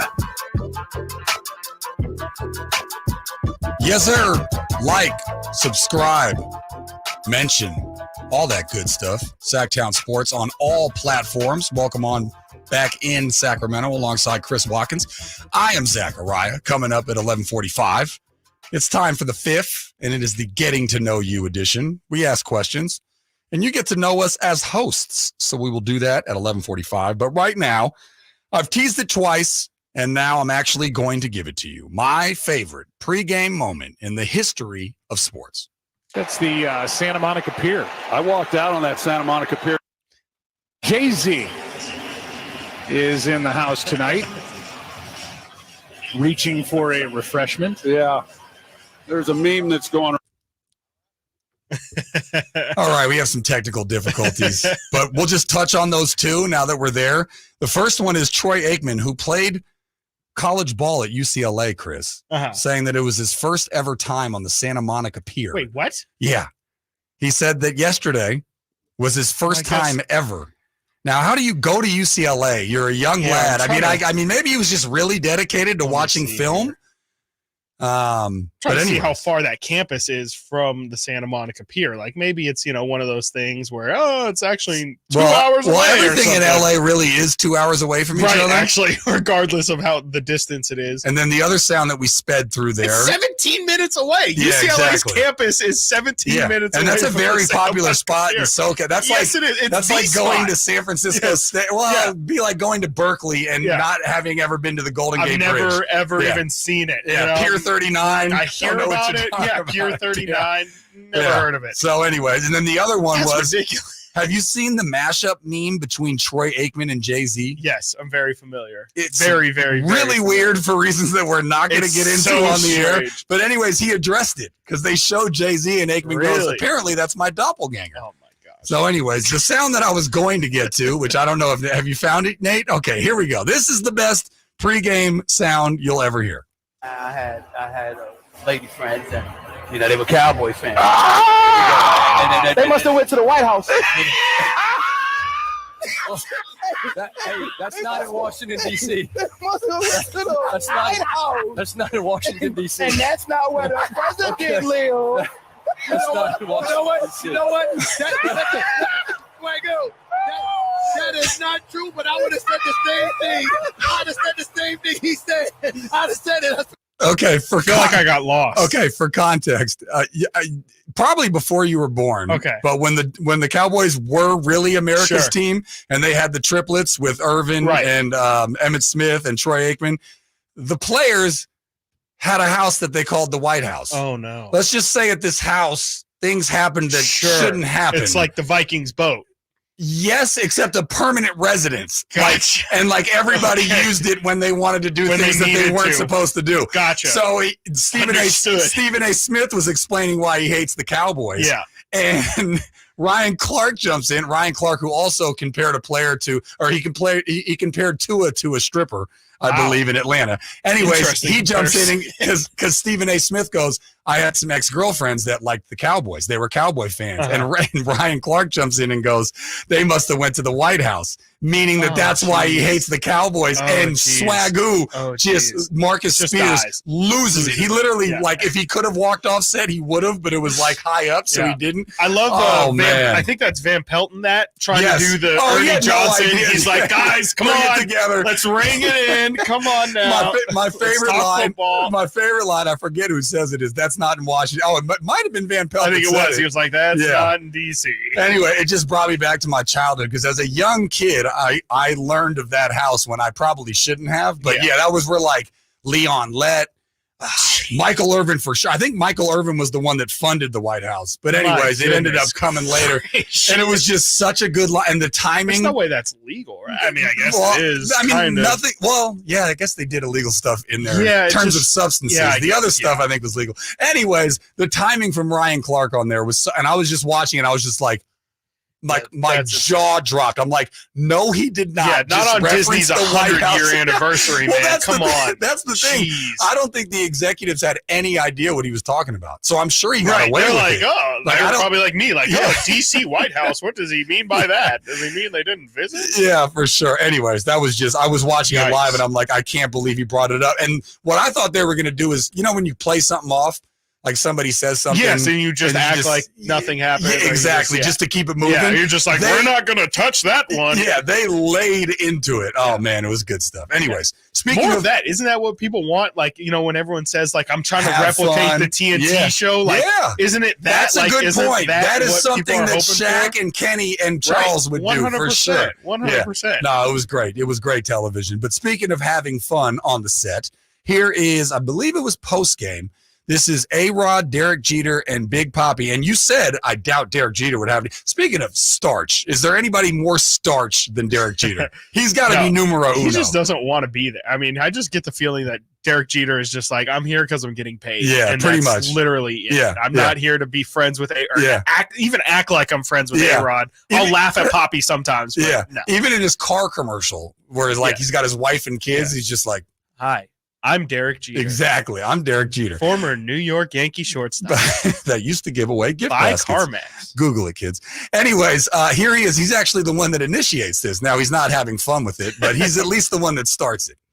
Just because they're down 2 games, it's not over. Look, Sure. We lost the series being up 3-0. I don't want to bring it back up, but we lost the series up 3. You did? We did. We did. No, that's just, first of all, just the voice. Doesn't Poppy just sound like fun? Yes. And Jeter Oh, just sounds absolutely. like the librarian? Yeah. Just because you're down to. I love A-Rod's fake laugh. I was there. I was also there. I was there, friends. Yes, Let me tell ya. good old A-Rod, the guy that took a photo shoot. I believe it was SI. Yeah. Where he kissed the mirror. Yes, he did. Yeah, very same. picture of him kissing them. Now, even Couldn't if a catch me, photographer ever. told me Ever. this would be like a Ever. great shot, I'd be Ever. like, I'm not kissing them Ever. I'm never doing that. You will But he not did catch it. me dead Yeah. doing that. There's no way. Would you joke about if that happened to you? Like if you lost some traumatic game, or I guess in this case a series, Yeah. like would you ever get over it? No. Because I mean, even Jeter. But I don't think Jeter was joking. Won so, no, Yeah, no, he wasn't. but But, even A-Rod, then, he's yeah. like, we lost 3. Like even bringing that, like I think a lot of or some people would say like, that wouldn't even come to my, or they would say like, I'm not even going to bring that up because Yeah. I don't want to talk about it. Like I feel like for me, I mean, I guess we are, what would you say, 10 years, 15 years removed. So Mhm. maybe it's not as fresh of a wound. Still, but it would hurt. But I guess it it might even be 20 years ago. a little bit easier to take probably because Jeter has so many World Right. Series and A-Rod He's did got get a lot one. of success in general. Yeah, and A-Rod did get one. But Right. yeah, I mean, it would still It would rub me the sting. wrong There's way. no way. Yeah. All right, Especially well- not with the guy who did it to me. Yeah. David Ortiz sitting For right next sure. to me. I don't know if I want to invite him to just start clowning. Poppy's the best, though. He is the best. And well, I guess we're not going to do a bunch of baseball coverage, but my friends who were tuning in were very happy that we touched on the fact that the Giants basically ran Bochy out of town because they're all rooting for Bochy. Giants fans love Bochy, hate the whole Farhan era, and they're hoping that this new hire, which we talked about yesterday, will be interesting to see. Are they going to go back to some sort of puppet that runs all the analytics and treats the players like they're just numbers, or are they going to go more for a field guy? And Bochy has not lost in the playoffs, Chris. Crazy. And It's he insane. had to play in the first round, like the insane. first round, Yeah. whatever they call that now. The wild card, yeah. round. Well, because the wild card used to be when the A's would It used to lose be the one one game, game. yeah. Now it's like a round, but yeah. Anyways, still yet to lose a game, and they won both those games in Houston. Yep. Still Up got 2-0 going back to Arlington. Yep. So, anyways, that will rooting conclude for you, our Butch. baseball coverage. Good. Did we Love do a good job? We played Poppy laughing. I think we did great. We talked about I both. think we did fantastic. All right, coming up next, Fun in the 40s, Getting to Know You edition. We asked questions. Yesterday, we learned that Chris pretty much always uses his blinker, but not 100%, but pretty close to that. Closer to that than to 50%, which is fine by me. Use your blinker, people. But we'll get to know each other in the 5th portion of the show. Coming up next, Chris Watkins, Zachariah, Sactown Sports.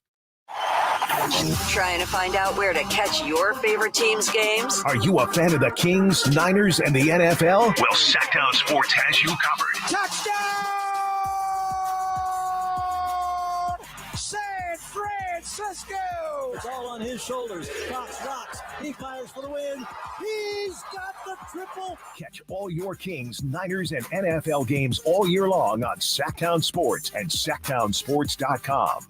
Bonneville International Radio Station contests are open to participants at least 18 years of age and older that are residents of California and who reside in one of the 6 counties that make up the Sacramento metro area, unless otherwise specified. Employees or agents of the station, Bonneville International Corporation, other area radio stations, or any entity associated with the contest are not eligible to win, unless the station otherwise specifies in its own discretion. Persons who have won in the last 30 days from a station contest or event may not be eligible. For a copy of the general contest rules, visit khdk.com. We're going abroad for the first time in years, to Spain. So we started using Babbel. And started learning Spanish fast. With Babbel, you can start having conversations in another language in just 3 weeks. ¿Cómo te llamas? ¿Cómo te llamas? When you learn a language, you want to actually use it. Babbel is designed with that goal in mind. In just 3 weeks, we're starting to have conversations in Spanish. Gracias, Babbel. Babbel, language for life. Now try Babbel for free at Babbel.com. That's BABBEL.com. As a mom, I'd do anything to keep my child out of physical pain. As a doctor, I know that growth spurts can cause pain in my child's feet, and that can affect their legs and back too. This is Dr. Pamela Maida, a board-certified orthopedic surgeon. Children especially benefit from arch supports as a sturdy and supportive foundation for their developing feet. If your kids have pain, then I recommend Youth Arch Supports from the Good Feet store. Youth Arch Supports are designed to alleviate, even eliminate common pain in the feet, knees, hip, or back. If your child is physically active with sports, clubs, or even on the playground, they may benefit from the comfort and support found in Good Feet Youth Arch Supports. I firmly believe that investing in Youth Arch Supports for your child or teen is one of the best decisions you can make to support their feet. See how Youth Arch Supports can help with a free arch support fitting and test walk at the Good Feet store. Good Feet in Sacramento, Roseville, Stockton, Modesto, and Vacaville. When every shot counts, the professionals at the Hagen Oaks Player Performance Studio encourage you to try the brand new Titleist T-Series irons. Irons designed to enhance your play through control, distance, flight, forgiveness, looks, sound, and feel.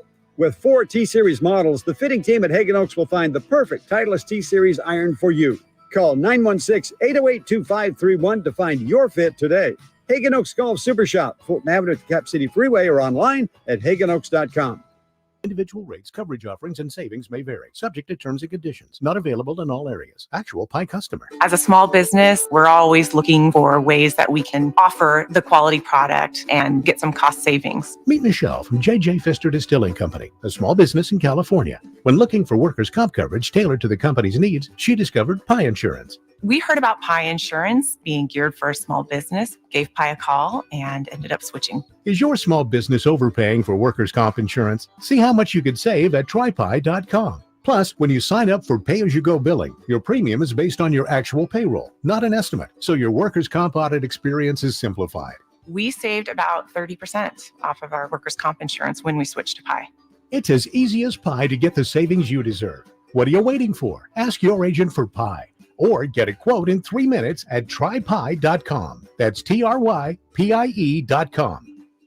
Hey, it's Carmichael Dave for my good friends at Fire Wings with some bullet points for you to remember so you can be a professional fire wing eater. Like Wings Day Wednesday, 88-cent wings each and every Wednesday. 3 flavor lineup includes 7 classic wing flavors, 7 dry rub wing flavors, 7 fusion wing flavors. It's the perfect fast casual eating establishment for the entire family. Go to firewings.com or download the app, find a location near you, order online, earn rewards. Fire Wings, just wing it. Shop Folsom Lake Kia for all your favorite models at low prices and payments, plus low finance rates and 0 down deals with approved credit. Go see my friends at Folsom Lake Kia right here in Sacramento for over 20 years.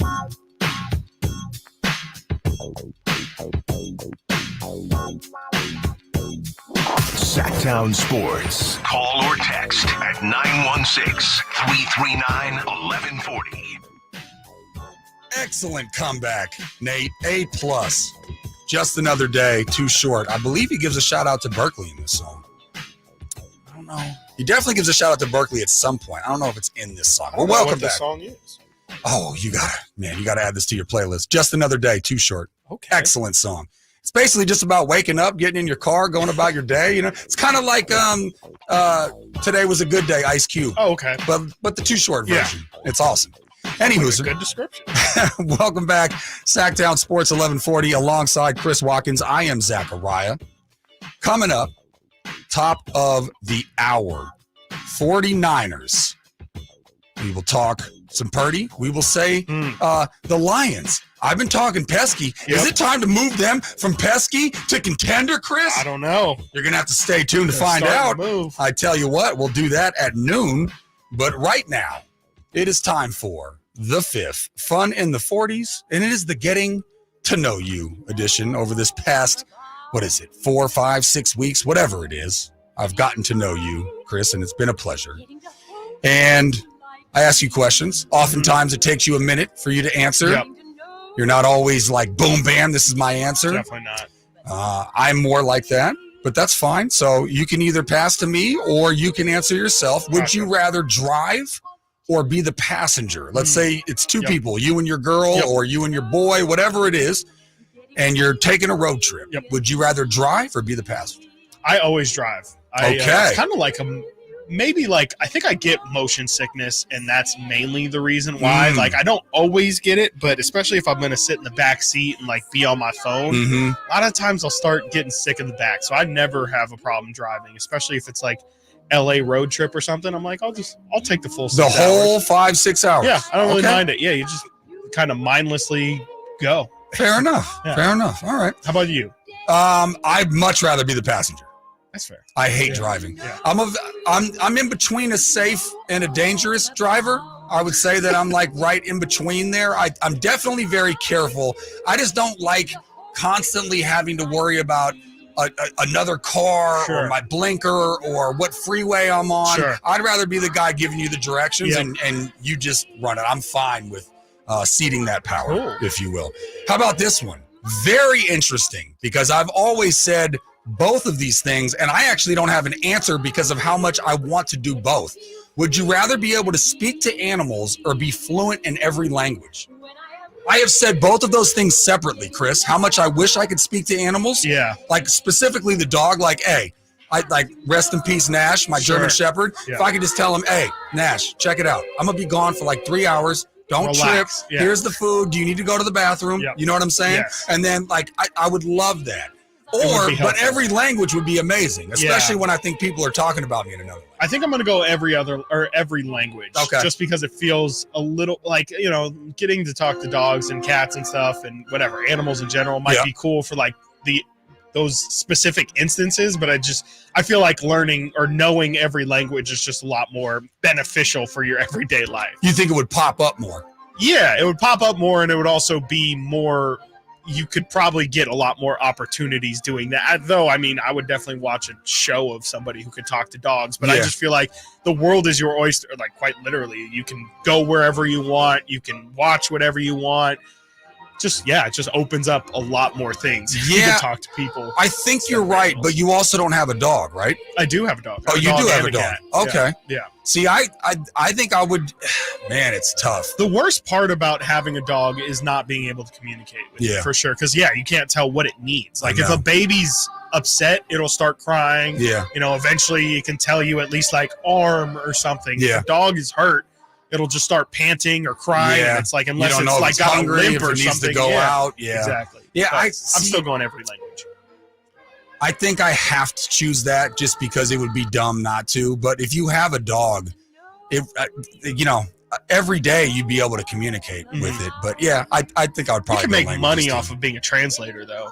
You Yeah. also get paid more at your job if you That's speak. The true. more languages you're able to speak, That's depending true. on the job. And you could get a job at like ESPN Deportes or Anywhere, whatever. You know what I yeah. mean? Yeah, you're probably right. Closer than I thought it would be, though. Yeah. How about this one? I have a direct answer. If you had to live in a different city, state, or country, where would you want to live? Go ahead. San Diego, California. Great It's the answer. only other Great place answer. in the United States. Because look, in terms of loving the city, New York is number one. Yeah. Miami's up there as well. Sure. Love Chicago. Here's the thing. Weather. Yeah. You know how they say in real estate, location, location, location? For me, it's weather, weather, weather. Yeah. In the Bay Area, it's never, or at least in the Berkeley Hills, it's never anywhere lower. I mean, it can get lower, but in general, you're between like 65 and 75. And Yeah. when you live in New York, you have to deal with 4 seasons. I've never had to deal with that. No snow. I think I You know would what agree mean? with you. I think I would have to say San Diego, and I would probably want to say New York, but you're right. The weather and my attitude towards weather Oh. just do not go. Have you ever been in a bad winter? No. Because you don't get a bad winter here, No, right? No. I would be the we're softest man. only on an the hour planet. away Yeah. from each other, but do you get like even in the like you get rain? We get rain, and that's yeah, about it. That's it. Yeah. And it doesn't get below A bad winter? 55 or whatever. I have a buddy that works for a steel company. He wakes up at 3 a.m. Yeah, no. to plow his driveway, Right. to go back to bed, Yeah. just to wake up at 6 to plow it again. So it's not like completely unmanageable. No, he has in to do it 6 twice. Well, because if he just woke up at 6, Yeah, it'd it be would too much. Yeah. Well, No, I know I people can't have do to that. you have to dethaw your keyhole back in the day. Scrape Obviously, your now it's windshield? Yeah, scrape your windshield. No, yeah, your Absolutely pipes get frozen. Yeah, so San Diego would be my answer. Great answer. We might have done this, but we'll do it again if not. If you could be any animal, what would you be and why? Oh yeah, I've caught a. Oh wait, no, we haven't done this. We did favorite animal. Yeah. If I could, This is be being an one, animal. yeah. Cats are pretty great. They really have very minimal worries in this world. I would either say a cat or a dog. I don't know if I have to pick between the two, but like they get Well, they pampered. get love. They get pampered pretty much, and they sleep. they get all fed, day. sleep. Yeah, you're That's right. it. Like I mean, there's Dang, nothing you're changing more I my would want answer than because just all be the other pampered. ones have to fend for their own food. Yeah, exactly, or be Yeah. eaten. Yeah, I was just gonna go monkey because they're the closest to a human. Oh, that'd be fun. And you get to Swing jump around sure. from tree to tree. Why you know, not? they throw poop for fun. Yeah, It's right up my alley. sounds great. This is an odd one that I'm actually going to need to think of. So I'm Okay. hoping that you have a direct Okay. answer. What movie character do you think you are most similar to? Oh, that's a great question. Yeah. If I'd seen more movies, I'd probably have a really good answer. Yeah. I think I just have like Seth Rogen-esque qualities sometimes. Just That's a good one. Movie Seth Rogen. Very laid qualities. back. Yeah. Yeah. Not too high, Sometimes not too my low. laugh, No yeah. pun intended. No pun intended. Hey. What about Sometimes. Seth Rogen in the Green Hornet? Is that you? What character? That's what we should do. What character is Nate most like? Yeah. Besides Seth MacFarlane. Besides Ted. Yeah, I was from going to say Ted. Yeah, Ted.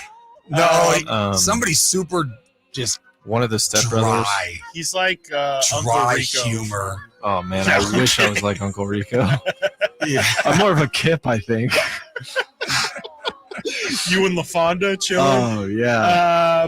Ooh, that's a good. Do you have an answer, Zach, for yourself? I'm trying to think. What I want to think. character I want to say like a Tom Hanks character. Oh wow. I think that's too good. I think you're giving me too much credit. Well, I was gonna say Ace Ventura, but I'm not that animated. He's ridiculous. Oh, I can see a Jim Carrey. He's ridiculous. Yeah. But yeah, maybe another Jim Carrey role. Maybe like in Liar Liar. But yeah, all of his are too cartoonish. Can't think of one exactly.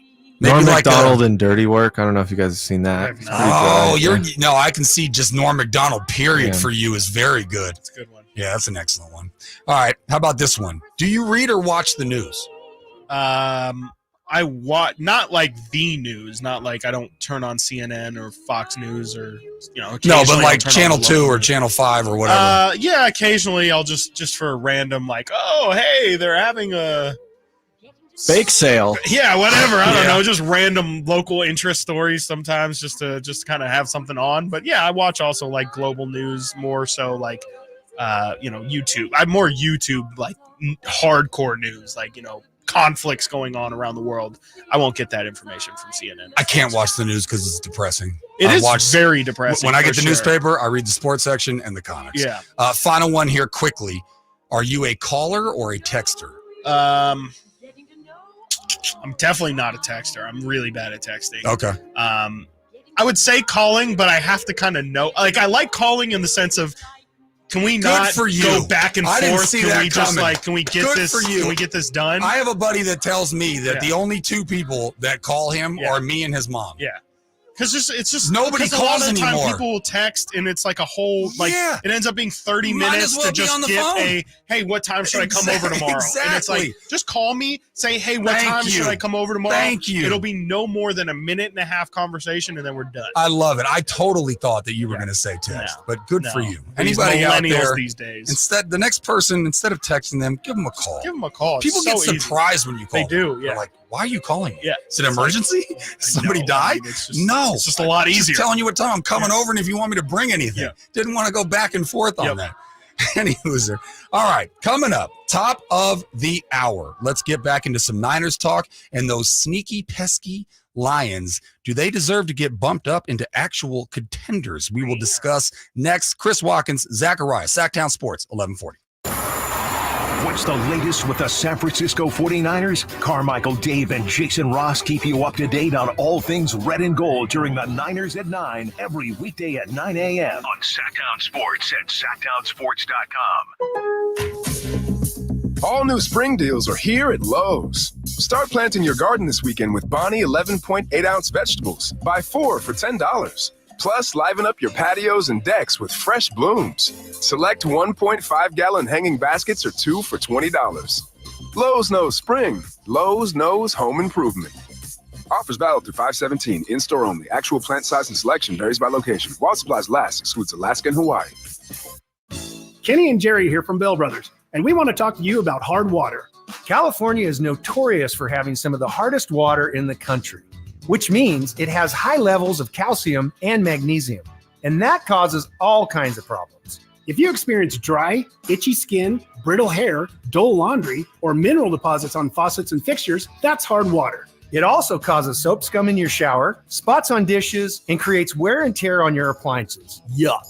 Bell Brothers can help you out with our lineup of water conditioning solutions, from water softeners to whole house filtration systems to hot water recirculators. Your skin and hair will thank you, your fixtures and appliances will thank you, and even your spotless dishes. Call Bell Brothers right now and ask about our hard water solutions for your home. Our number is 916-444-1234, or find us online at thenosurpriseguys.com. The No Surprise Guys, Bell Brothers. Yeah, I'm so stressed. Our business is growing. We've got people all over now. Uma. What is that? Meditation? I'm recommending the Uma cloud phone system with auto attendant and more than 50 features. Uma? Yep. Switching to Uma is a cinch. Just $24.95 per month per user, plus taxes and fees. Uma. Now you're feeling it. Find small business calm at Uma.com/radio. That's OOMA.com/radio. You can live out your MasterChef dreams when you find a professional on Angie to tackle your dream kitchen remodel. Connect with skilled professionals to get all your home projects done well. Inside to outside, repairs to renovations. Get started on the Angie app or visit Angie.com today. You can do this when you Angie that. Hagen Oaks wants you to know about the exciting new T-Series irons from Titleist, offering effortless speed, exceptional feel, and precise control. Working with tour pros and dedicated amateurs, Titleist T-Series are available in 4 different models. The fitting team at Hagen Oaks will find the perfect Titleist T-Series iron for you. Call 916-808-2531 to find your fit today. Hagen Oaks Golf Super Shop, Fulton Avenue at the Cap City Freeway, or online at hagenoaks.com. Hey, if you're thinking about getting the latest iPhone, check this out. With Boost Infinite, you get the latest iPhone every year and unlimited wireless for just $60 a month. Yeah, you get the new iPhone 15 Pro with titanium. Then again, next year you get the latest iPhone. Every year. Boost Infinite. Infinitely better. To learn more, pick up your phone, dial pound 250 and say Boost Infinite. That's pound 250 and say Boost Infinite. Terms apply. After 30 gigabytes, service may be slowed. Receive a comparable iPhone model each year with an acceptable trade-in every year. Requires credit qualification and 36-month phone financing agreement. You'll have the option to receive a one-time auto-dial text message from this station's network. It's time for the fall haul at Northern Tool and Equipment. Get your hands on tough tools at prices that are tough to ignore. Got plans? Cancel them. Trucks in the shop? Borrow someone else's. Don't like saving money? Right.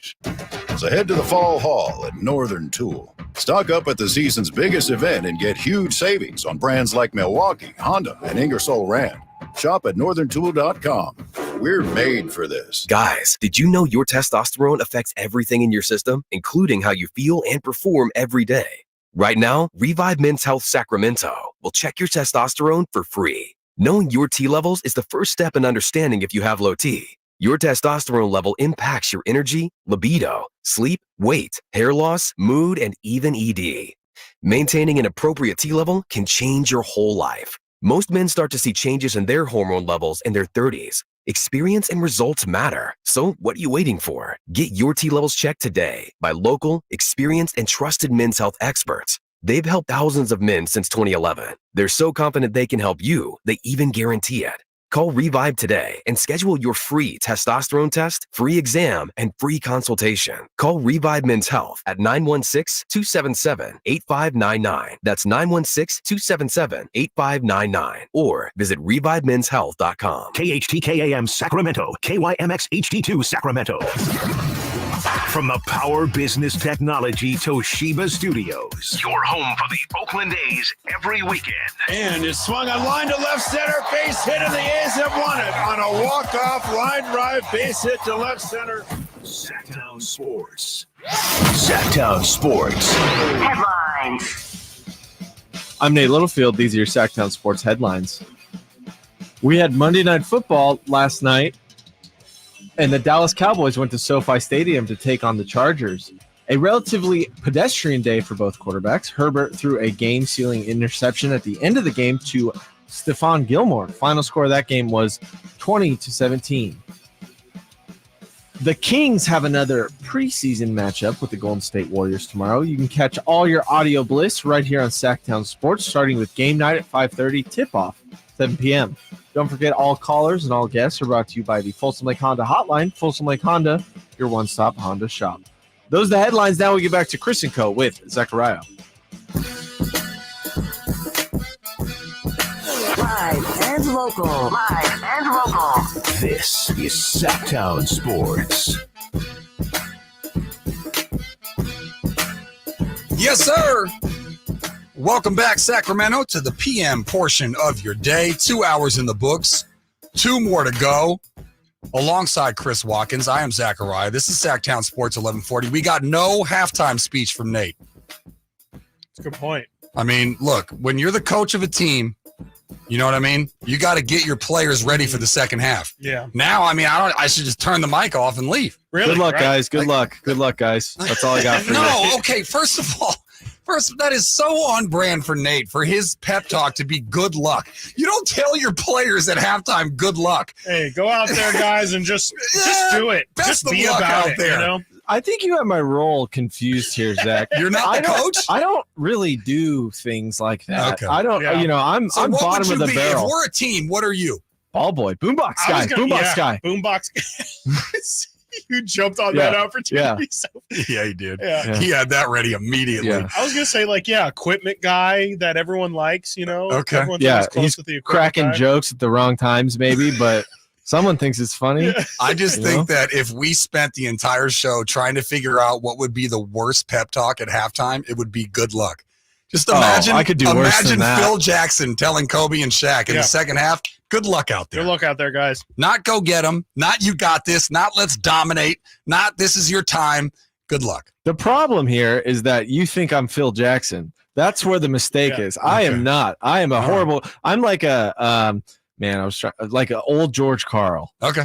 All right. Mailing it in. Huh? crotchety, A don't Sacramento wanna be Kings here. George Carl. Yeah. Just woke up. Don't Mad know where at I the am. stars. Mad at the stars. Yep. Fair enough. Okay. Well, you can be heard or you can be read by calling or texting the show 916-339-1140. Check us out live streaming on YouTube.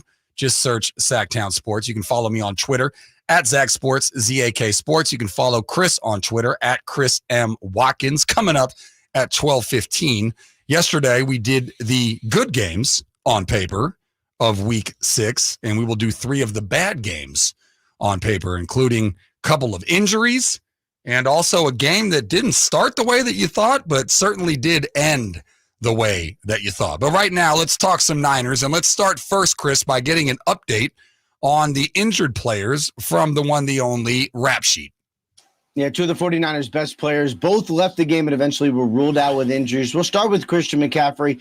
He suffered an oblique injury. Now, remains to be seen if this is a major one. Would tend to doubt it. Now, he did end up not coming back, and generally that is not a good sign. But he did come back on the field for at least one play, maybe more. I wasn't counting, but at least one play with that oblique injury. You could see him kind of stretching out that muscle, trying to make it work, trying to get comfortable. More tests today to see the severity of that. Maybe a little bit of good news there potentially coming. And then Deebo Samuel was ruled out with a shoulder injury. He immediately had x-rays. Those were negative. That is another good sign. Could have more tests today. But for the San Francisco 49ers, suffered a really surprising loss, made a little bit more uncomfortable by the loss of 2 of their best players.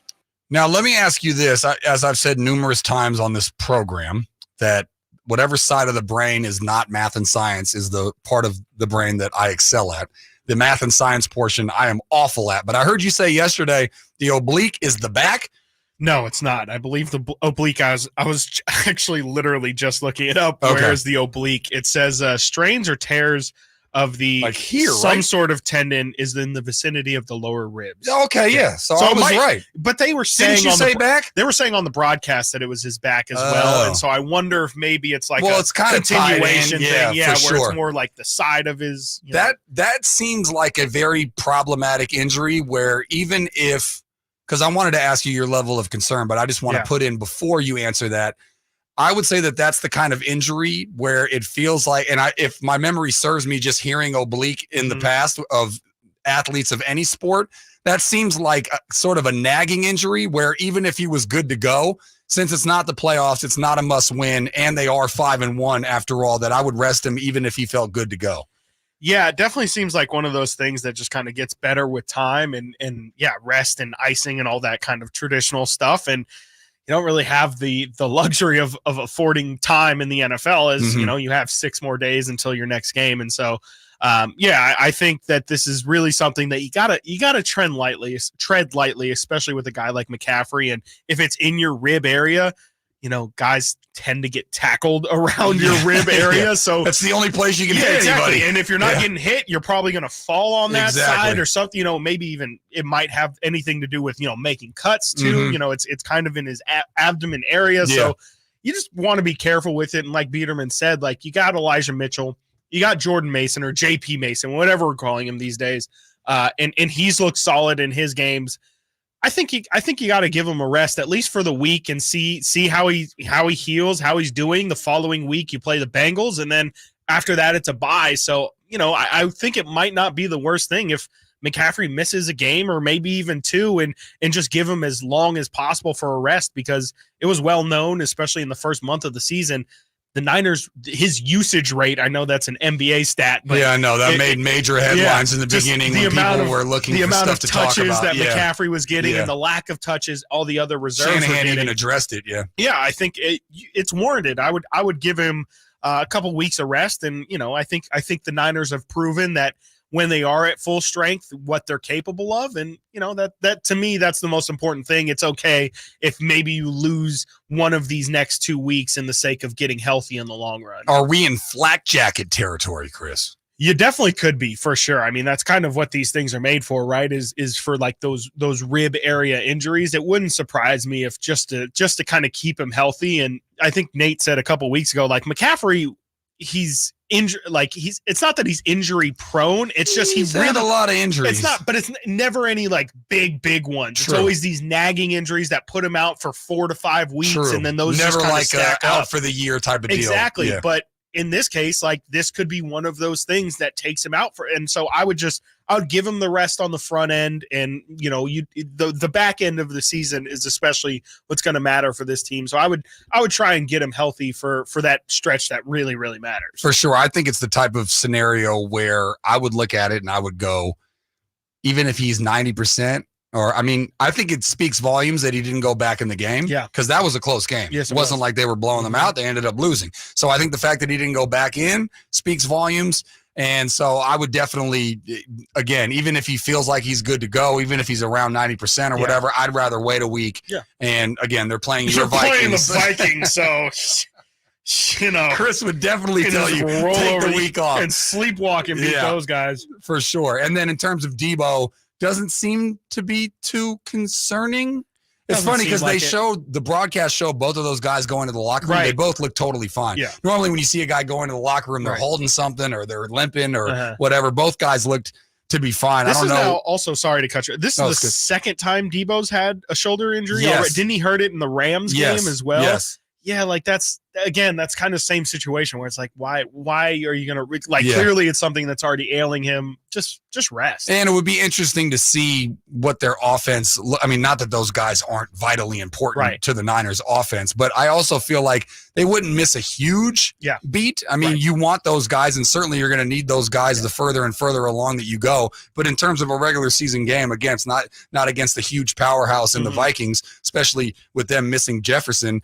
It will be on the road. It will be Monday Night Football, and as we've seen, every game should be taken seriously. Right. But also just get a feel for what your offense is without those two guys, and I think that this should be fine. And I would rather have long-term vision on this than short-term. No, I think that it's a good opportunity to kind of get those other guys in rhythm as well. You want to get your backups into the rhythm of things, and it'd be good to give Juwan Jennings a little bit of an extended look. He didn't have that big of an impact on Sunday.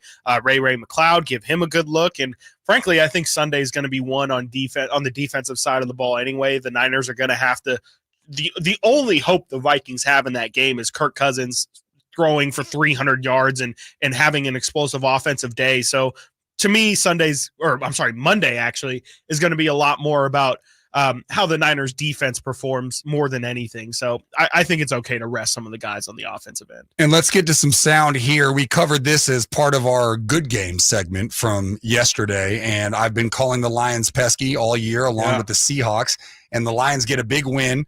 And here's Chris Sims saying that maybe I should remove the pesky term and maybe put them in contending conversation. You know their offense is awesome, right? They run the ball. You stop the run, Jared Goff will beat you up with the pass game. Their defense, though, came in today as one of the top 10 defenses in football, number 6. And why is that? One, you can't run against the big people they got up front. They got size, they got speed at linebacker, and they're well coached. So they stop the run game. They can rush the passer and swarm the quarterback like you see right there. Aiden Hutchinson being their best pass rusher. But they're smart. Hands up in the passing lane. Physical over the middle. Tackle. It's a complete transformation from what we saw last year. The Lions are a legit Super Bowl contender, Maria. I can't believe I'm saying that. A legit Super Bowl contender, and then the prototypical fake laugh from the studio.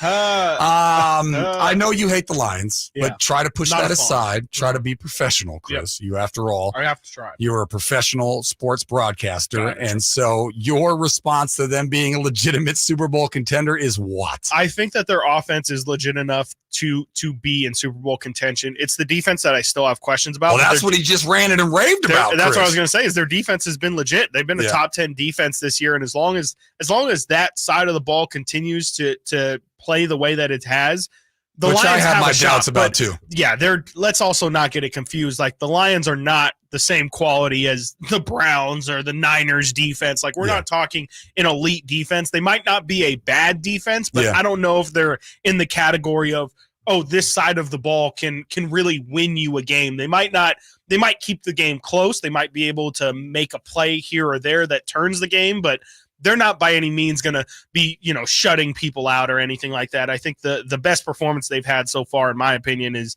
that week 1 holding the Chiefs to 20. And even then didn't have Travis Kelce, didn't have Chris Jones back then. Yeah. And on the other side of the ball, I don't think that their offense is that high powered that it can make so I mean, let's also look at the team. Sorry again. No, you're fine. You're fine. The team that the teams the Lions have played, Chiefs, again, 21-20, no Kelce, no Chris Jones. Yep. Second week, they lose to Seattle, who puts up 37 on them.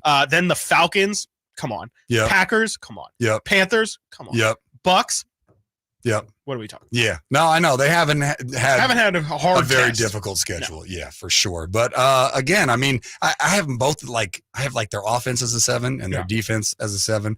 But that's about right. Yeah. We'll see. I mean, but yeah, I mean, pesky, and you can only play the teams on your schedule, but as you said, not very stiff competition. All right, coming up next, we did the good games from week 6. We did not get to the bad games. We will do 3 of them next. Ravens, Titans, Colts, Jaguars, and Panthers, Dolphins. Started off a lot different than you would have thought. Chris Watkins, Zacharias, Sactown Sports, 1140. Check out the Golf to Go Hour with Frank LaRosa every week on Sactown Sports. Get the latest on equipment, area courses, people who play the great game, and plenty of good conversations about golf. It's the Golf to Go Hour every week with Frank LaRosa on Sactown Sports. Golf to Go is brought to you by the Hagen Oaks Golf Super Shop, America's most awarded golf facility. Naturewood Home Furnishings, where it's all about choices and always about quality. Gold Country Casino Resort in Oroville is thrilled to present American Idol winner Chase Beckham, Saturday, November 18th.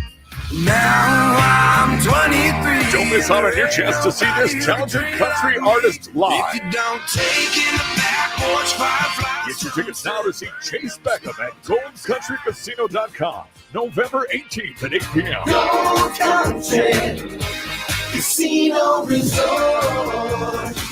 Must be 21 or older. At Ashton & Price, over the last 25 years, we've won just about every injury case you can think of. Slip and fall, falling merchandise, fell through rotted decking, we won those. Dangerous stairs, falls into holes, dog bites, won them. Injured while pedestrian or on a bicycle, auto, motorcycle, big rig, company vehicle, Uber, or Lyft accident, we've won them all. And the best news is there's no fee until you win. So no matter how you got injured, remember, for the best advice, don't think twice. Call Ashton & Price.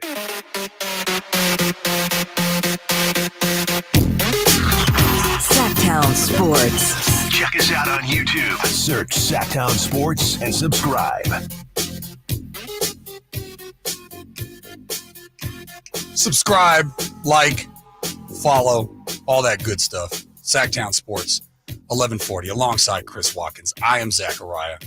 You can call in or you can text the show, 916-339-1140. We started the show with the disrespect from the Athletic. Kings at 11? Huh? What? In what world? So Kings fans, if you want to sound off on that, you may do so. 916-339-1140. Coming up, bottom of the hour, more NBA talk. We barely scratched the surface. Bam Adebayo says no team has won more than them. And technically, he's right. It depends on how you quantify winning. But they have been, playoff-wise, the most successful team over the past few years, since at least the 2019 season. So we will get into that. Bottom of the hour. But right now, let's review week 6, shall we? You think Nate has an NFL bed ready for us? It doesn't matter. Ravens, Titans.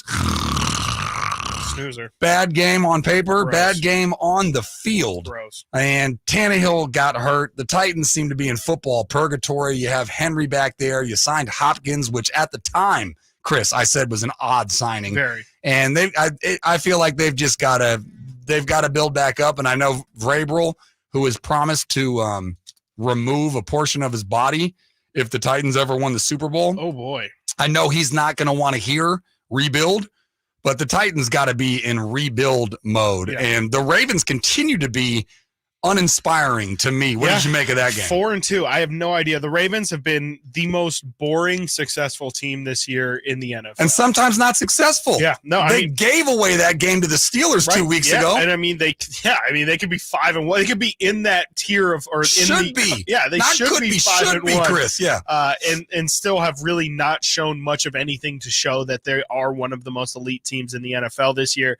To me, I'm right there with you. This is a lot more about the Titans just absolutely sucking. I think they put in Malik Willis at the end of this game. Well, because Tannehill got hurt. Exactly. And well, maybe not. Maybe they put him in because Tannehill stunk. But to me, Tannehill's been the big story for that team this year. Is just his fall. I mean, he wasn't.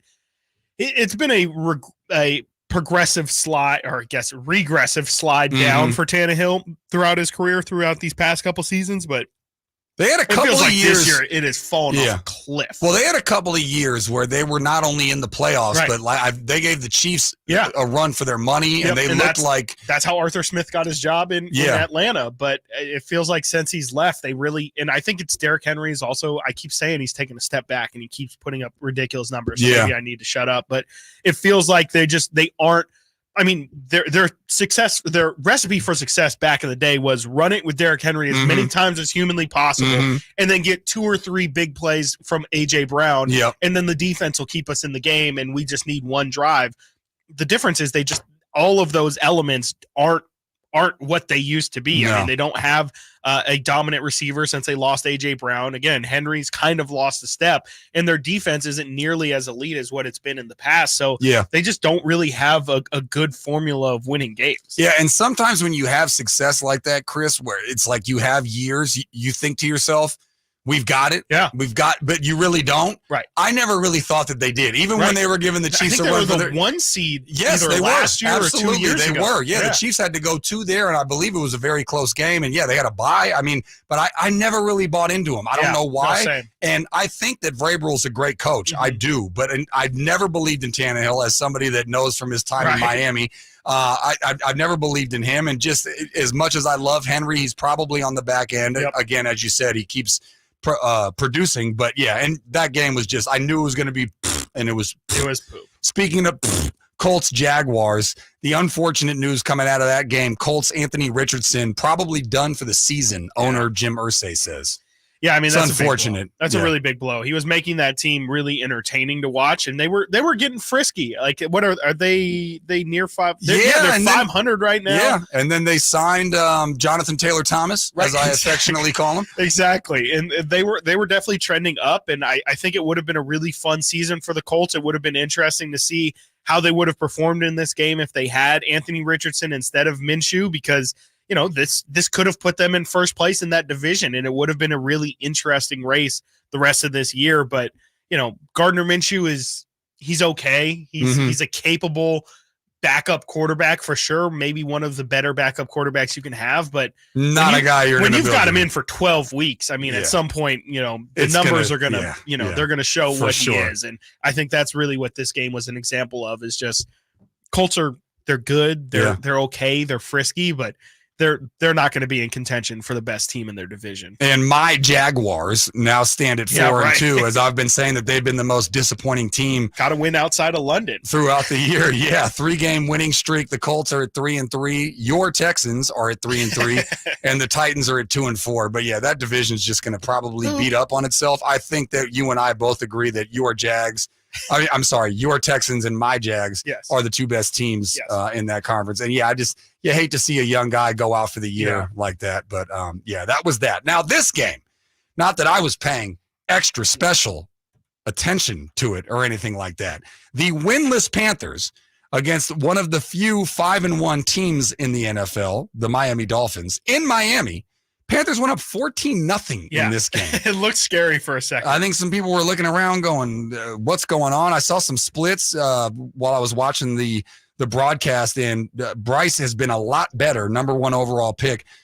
Bryce has been much better in the past few games than he was. His first 2 games numbers were dreadful, but he's been a lot better, and he showed some signs there. But then the Dolphins attack, and we were talking about this in the commercial break, and we might do a segment on it or whatever, but the scoring being down, the Dolphins are not part of that scoring being down. No, they do for not sure. And in an instant, this is kind of what happened with the Bills, where it looked like they were going to continue to go back and forth, but I think the Bills defense is a lot better than the Panthers. Right. So the pushback from the Dolphins against the Panthers was a lot different than what it looked like against the Bills, and the Dolphins end up winning comfortably. Right, yeah, and I mean, the Dolphins just kind of continue to do what they've been doing all season. Raheem Mostert doesn't look old at all. He's 31 years old, and a lot of people were talking about how, especially with this backfield of all these speedsters, like, maybe he's going to be the odd man out because he just isn't as quick as those other guys. He's looked incredible. If I'm not mistaken, he's leading the NFL in touchdowns, so he's been incredible. Tyreek Hill looked he's just out of this world ridiculous. I think you said the other day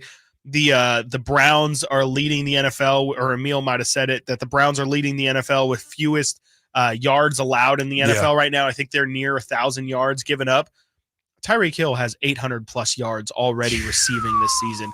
We just got through week 6. Yeah, there's still 12 more weeks or 11 more games for him to possibly eclipse 2,000 yards. It's just ridiculous. And the NFL continues to stand for the no fun league. Yes. Tyreek Hill did a backflip and took a selfie while he was doing it. And it was with an NFL guy. It was like with an NFL. It was a media guy. Yeah. I mean, I'm sure it was coordinated for sure. I mean, in the very least, Tyreek Hill told him that if I score, I'm going to do that. But I don't know that anybody would have approved that. So if you mean coordinated, Tyreek Hill, in his eyes, it was coordinated. I'm not sure about the league. How do you feel about that flag? No? Yes? Was it a bit much?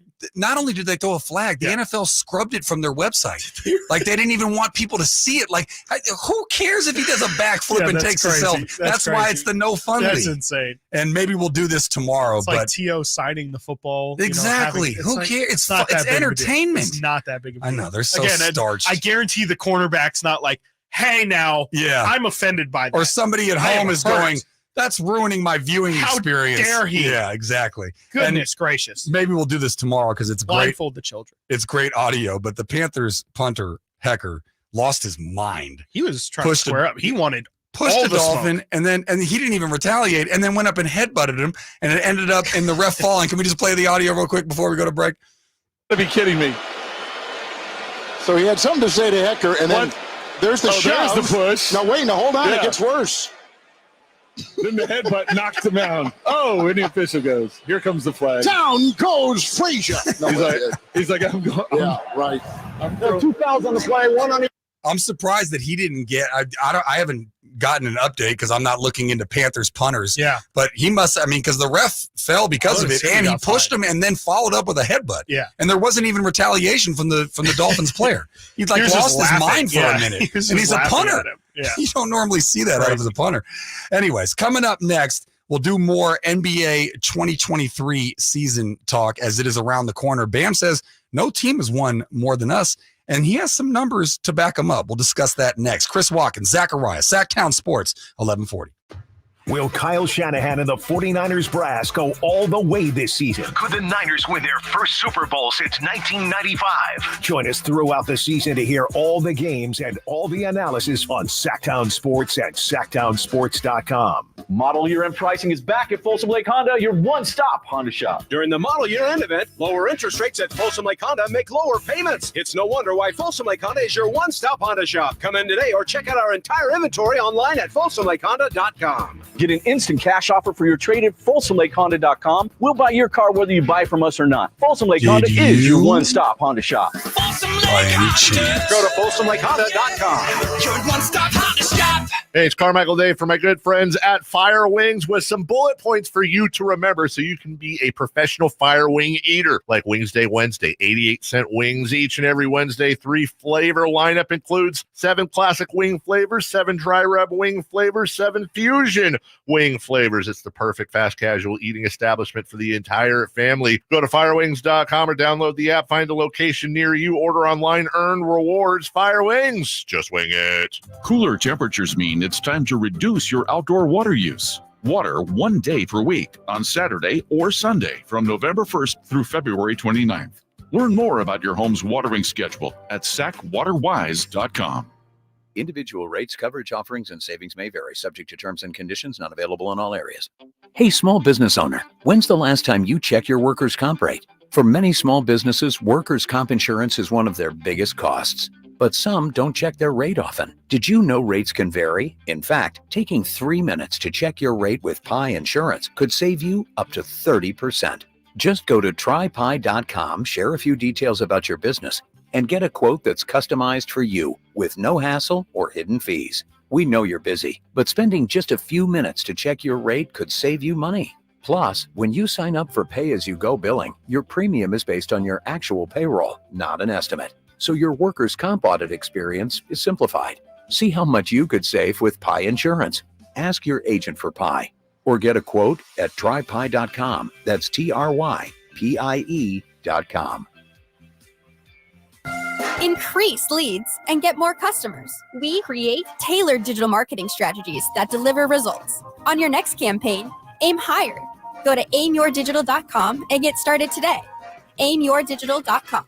Thunder, feel the thunder. It ignites something inside of you. Lightning and the thunder. Sets alight an elevated state of being.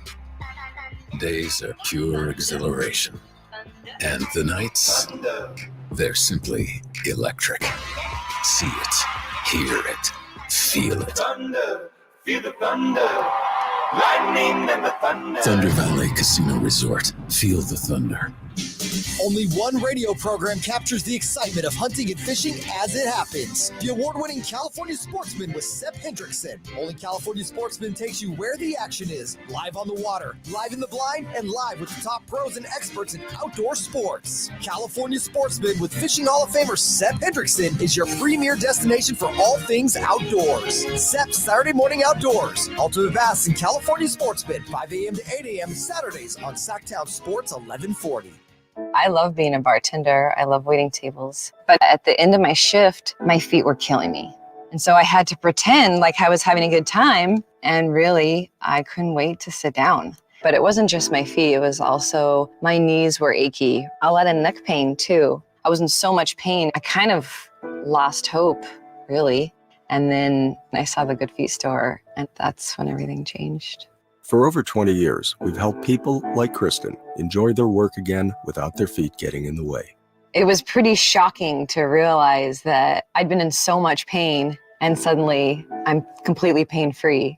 Now that I have the Good Feet arch supports, I don't have to pretend to be happy. I'm genuinely happy. So cheers. My name is Kristen, and that's my Good Feet story.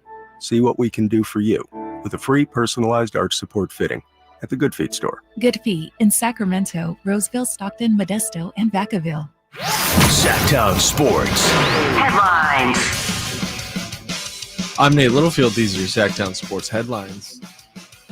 The Sacramento Kings have another preseason matchup coming up with the Golden State Warriors tomorrow, and you can catch all your audio bliss right here on Sactown Sports, starting with game night, 5:30. Scott Marsh, Henry Turner, And then we roll in the tip-off at 7 p.m. with the G-Man. Don't forget, all guests are brought to you by the Folsom Lake Honda Hotline.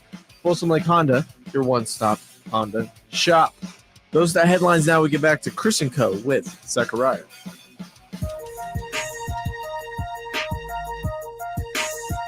Sactown Sports. Call or text at 916-339-1140.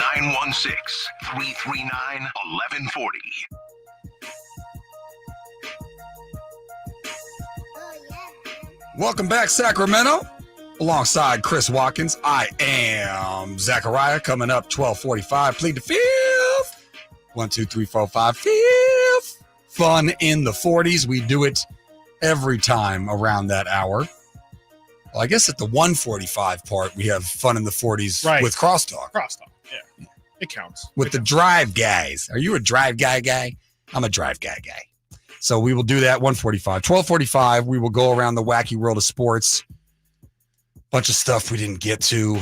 So many. I mean, I could do like 4 hours on fun in the 40s in terms of the wacky world of sports. That'd be pretty great. I mean, this day and age, like there's just, we got Travis Kelce on SNL, Fake Dion on SNL, commentator curse. We got crazy endings to college football games last week. Right. I don't know if you guys covered it Friday because there was a crazy one Thursday, and then there was another crazy one Saturday. But man, if you're a gambler, and I'm not a gambler guy, but if you were a gambler guy and you're watching those college games, you must be like losing your mind on finishes like that. There was one where there was like 40 points in 40 seconds or something. Did you see the how University of Miami lost last week where they were that wasn't crazy. That was just stupidity. That was just dumb. They didn't kneel and all they had to do was kneel. Run play, and then I think they were fumbled, undefeated, right?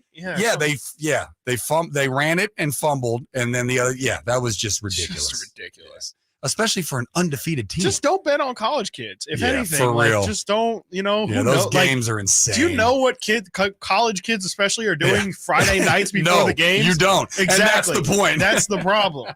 Yeah, don't exactly. bet on that level of inconsistency. But right now, the NBA season is around the corner, Chris. And Bam Adebayo had some interesting things to say, and then it made me look up something.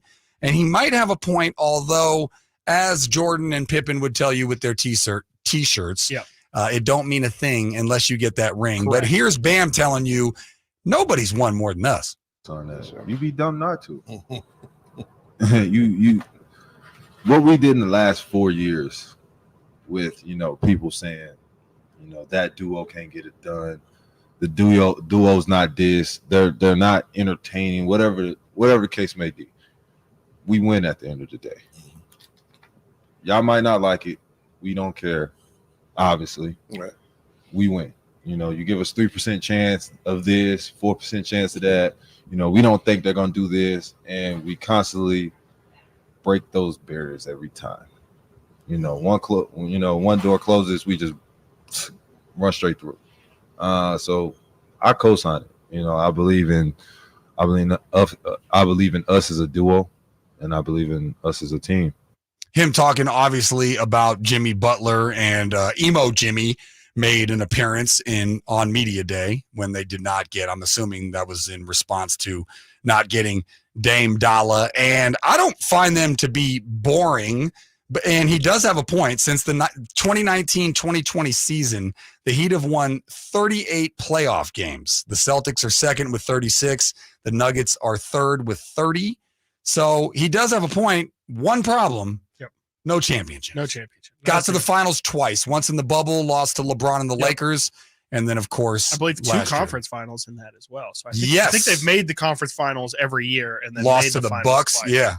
So that's a lot of winning. It's a lot of winning in the playoffs, and a lot of winning as like the 8th seed or playing in the play-in tournament. To that point, a lot of winning without being the favorite to win. I mean, they made it to the finals in that bubble season, and then of course last year.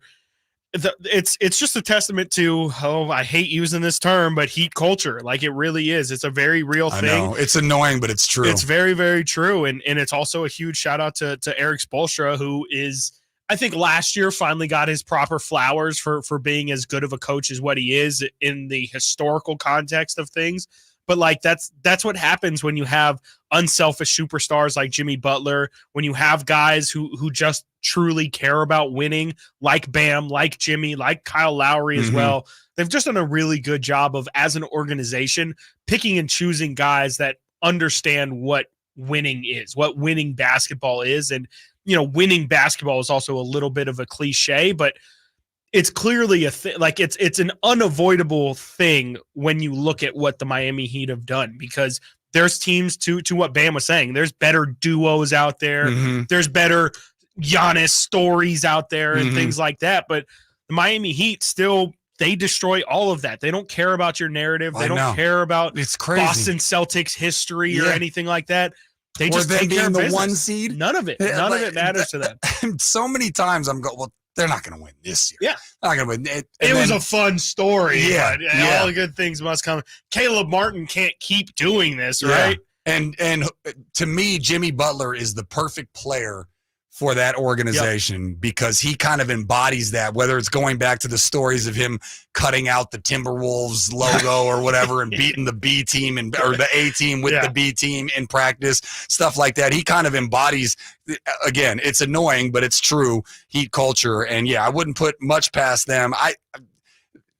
I don't see them winning the title, but again, I've said I don't see them beating the Bucks, or I don't see them beating the Celtics, or I don't see them beating whoever, and they do it. So I really can't say that they won't win the title, but I would be pretty surprised. I think Dame would have gotten them sort of over the hump. I think that's kind of the thing that they were missing, a guy like that can shoot from far, that can shoot in the clutch, because they rely on Jimmy pretty heavily. And he produced, all of a sudden, Jimmy turns into a 3-point shooter when it's the fourth quarter and there's less than a minute to go. Yeah, I mean, Miami can't forget, though. I mean, Bam is right. They have won a lot, but they barely snuck. Their biggest problem is regular season. Clearly, postseason is not a problem for them, but they were an 8 seed last year and barely made it through the play-in tournament.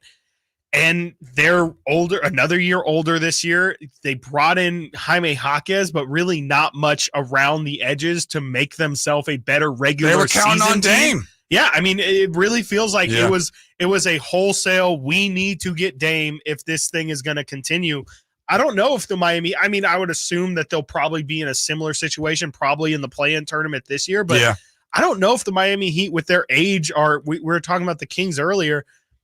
I don't think the Miami Heat care about the regular season, and I don't think they have the age to kind of go through an 82-game season and care about all 82 games. So to me, that's the big concern. Playoffs, we all have seen now what Miami's capable of. I don't think they're going to be taken lightly, but during the regular season, can they turn it on and actually get themselves in a situation to succeed?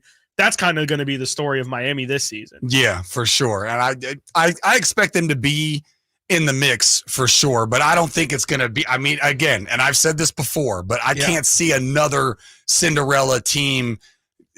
Cinderella run out of that team because, as you said, they didn't add a ton, and I think that they were relying on getting Dame. That fell through. They could make moves, and who knows what's going to happen. But just in terms of just Jimmy and Bam by themselves, and again, he tells you, you can keep doubting us. You can tell us 3% chance and all that good stuff, and we're going to do it anyway. So I could stand to be wrong, but I think this is probably the year that they're going to have either a first or a second round exit, something like that. Yep. I mean, we can't forget last year's playoff run for them was they beat the number 1 seeded Bucks, but Giannis was out, or Giannis was hurt, and I think Middleton was coming back from injury. Second round, they played the Knicks, who Knicks are okay, still, but they're not a top tier team. And then they took down the Celtics in 7 games after the Celtics were pretty much imploding. And the then Celtics tried to get swept. Yeah, and then the finals was a wash. Yeah, pretty much. All right, coming up next, let's have fun in the 40s, shall we? Let's all plead the fifth together. We will do that next. Chris Watkins, Zachariah, Sactown Sports, 1140. Trying to find out where to catch your favorite team's games? Are you a fan of the Kings, Niners, and the NFL? Well, Sactown Sports has you covered. Touchdown! San Francisco! It's all on his shoulders. Cox rocks. He fires for the win. He's got the triple. Catch all your Kings, Niners, and NFL games all year long on Sactown Sports and SactownSports.com. Igor, my faithful companion, it is time to prepare for the night. The shadows grow long, and the creatures of the night stir with excitement. Yes, Master Dracula. What do you require of me? I need you to fire up the hearse. Elk Grove Kia is having a Halloween sale that is to die for. We're going to upgrade to a new car worthy of the Prince of Darkness. I'm so excited. It is making my blood shiver. But Master, with your credit history, aren't you worried you're going to get turned down? Igor, shut up. Elk Grove Kia's finance department has over 100 years of experience. They can even get me approved, even with my troubled past. And Elk Grove Kia's exclusive 20-year, 200,000-mile warranty on all new Kias, it's almost like having an immortal car.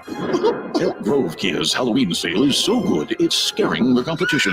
In fact, it's so scary, we can't even advertise the pricing. So whether you're in need of a new or used car, make your way to Elk Grove Kia in the Elk Grove Auto Mall, or visit us at elkgrovekia.com. Finding great candidates to hire can be like, well, trying to find a needle in a haystack, but not with ZipRecruiter. Its powerful technology actively finds and invites qualified candidates to apply to your job. So while other companies might deliver a lot of hay, ZipRecruiter finds you the needle in the haystack. See why 4 out of 5 employers who post a job on ZipRecruiter get a quality candidate within the first day. Try ZipRecruiter for free at ZipRecruiter.com/free. That's ZipRecruiter.com/free. Angie's List is now Angie, and we've heard a lot of theories about why. I thought it was an eco move. Fewer words, less paper. No, it was so you could say it faster. No, it's to be more iconic. Must be a tech thing. But those aren't quite right. It's because now you can compare upfront prices, book a service instantly, and even get your project handled from start to finish. Sounds easy. It is, and it makes us so much more than just a list. Get started at Angie.com. That's ANGI, or download the app today. Yeah, I'm so stressed. Our business is growing. We've got people all over now. Uma. What is that? Meditation? I'm recommending the Uma cloud phone system with auto attendant and more than 50 features. Uma? Yep, switching to Uma is a cinch. Just $24.95 per month per user, plus taxes and fees. Uma. Now you're feeling it. Find small business calm at Uma.com/radio. That's OOMA.com/radio. Golf to Go is brought to you by the Hagen Oaks Golf Super Shop. Here's Frank LaRosa. How far do you hit your 7-iron? Writer Josh Senn says it has implications for your enjoyment of the game as well as your pace of play. In a survey of 700 PGA and LPGA professionals, they say roughly 75% of female golfers and 50% of males play from distances that exceed their ability. Rounds are time-consuming and the game becomes less fun. The PGA, LPGA, and USGA spent years crunching numbers, surveying players, and reached guidelines based on your 7-iron distance. If you hit your 7-iron 140 yards, best course length is 5,900 to 6,100 yards. If your 7-iron goes 125 yards, play from 5,400 to 5,600 yards. If you bash your 7-iron 170 yards, play wherever you want. On a recent golf trip to Grey Eagle, the G-Man Gary Gerald and I moved up a tee and thoroughly enjoyed ourselves hitting greens and putting for birdies. Give it a try and see if you don't have more fun. But the putting, well, that's on you. That's your Golf to Go. I'm Frank LaRosa. It's time to trade in and trade up at Northern California's #1 Honda dealer, Stockton Honda. Whether you're shopping new or pre-owned, Stockton Honda has the selection and savings. Plus, get top dollar for your trade. Come in today or go to StocktonHonda.com. It's all a click away. Anytime, anywhere, it's all here. StocktonHonda.com. Based on 2022 total new and Honda certified pre-owned vehicle car sales from American Honda Motor Company's own loan report. Guys, Revive Men's Health Sacramento is making you this guarantee. We will improve the medical condition of your ED or low T, or we'll give you your money back. Book your free appointment today. Call 916-277-8599 or visit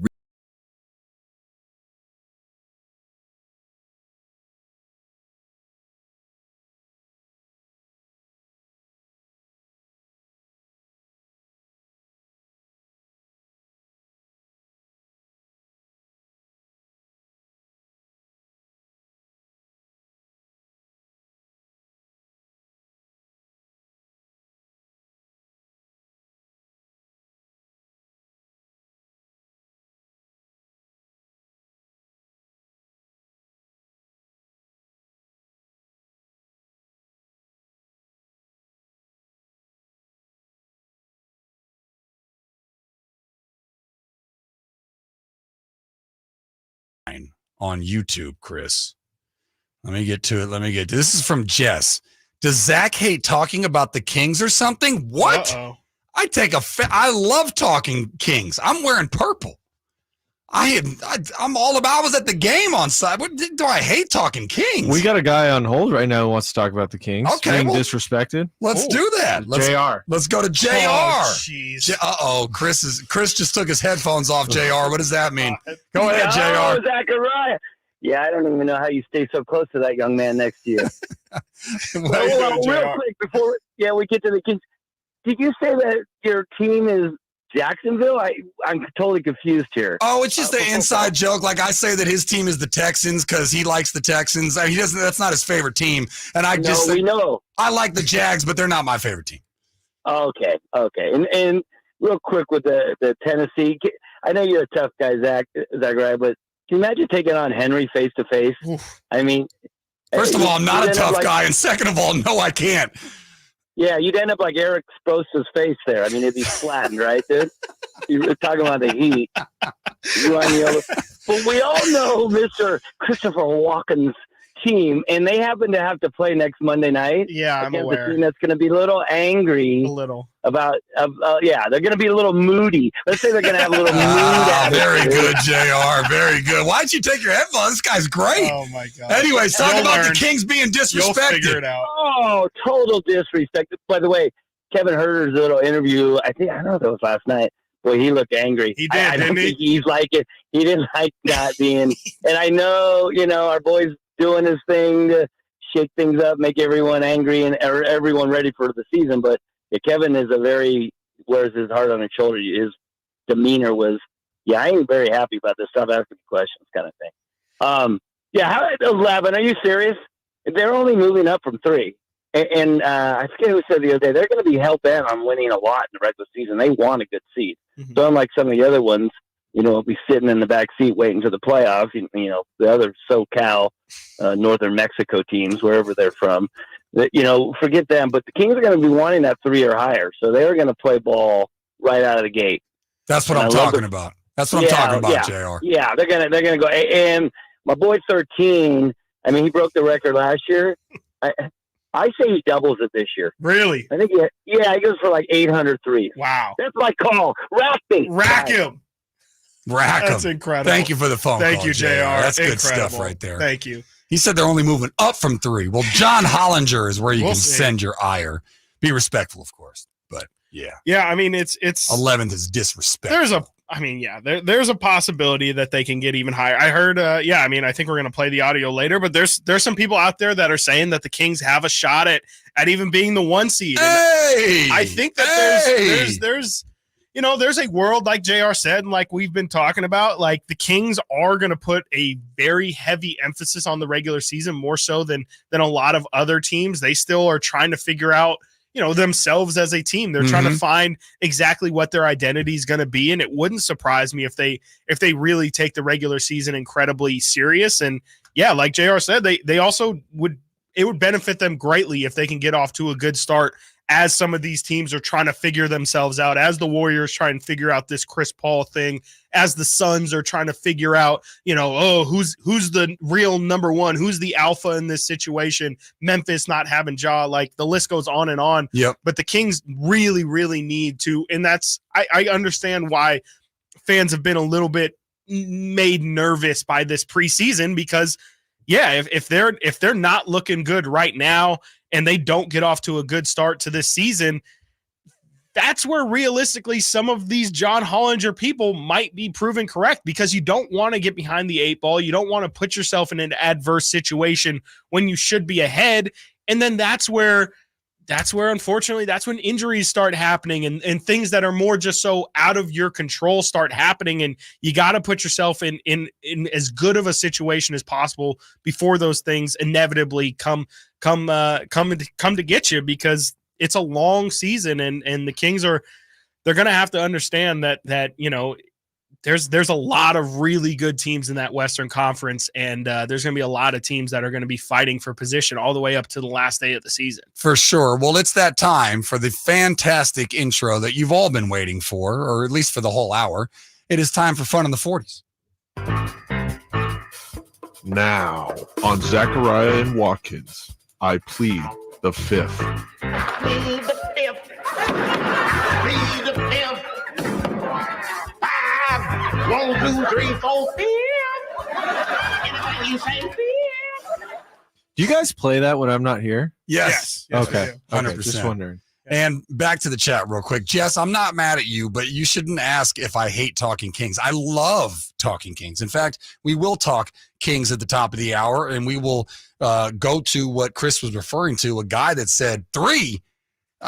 First of all, 11, 10, 9, 8, 7, 6, not 11, not 10. No, he not said 9, the Kings are going to be 8, a top 3 team in the West. And it's not 2 or 3. And a very respectable NBA head. This isn't some guy that's looking for clicks. Yep. He doesn't need. In fact, I don't even think he knows what a click Don't is. think so.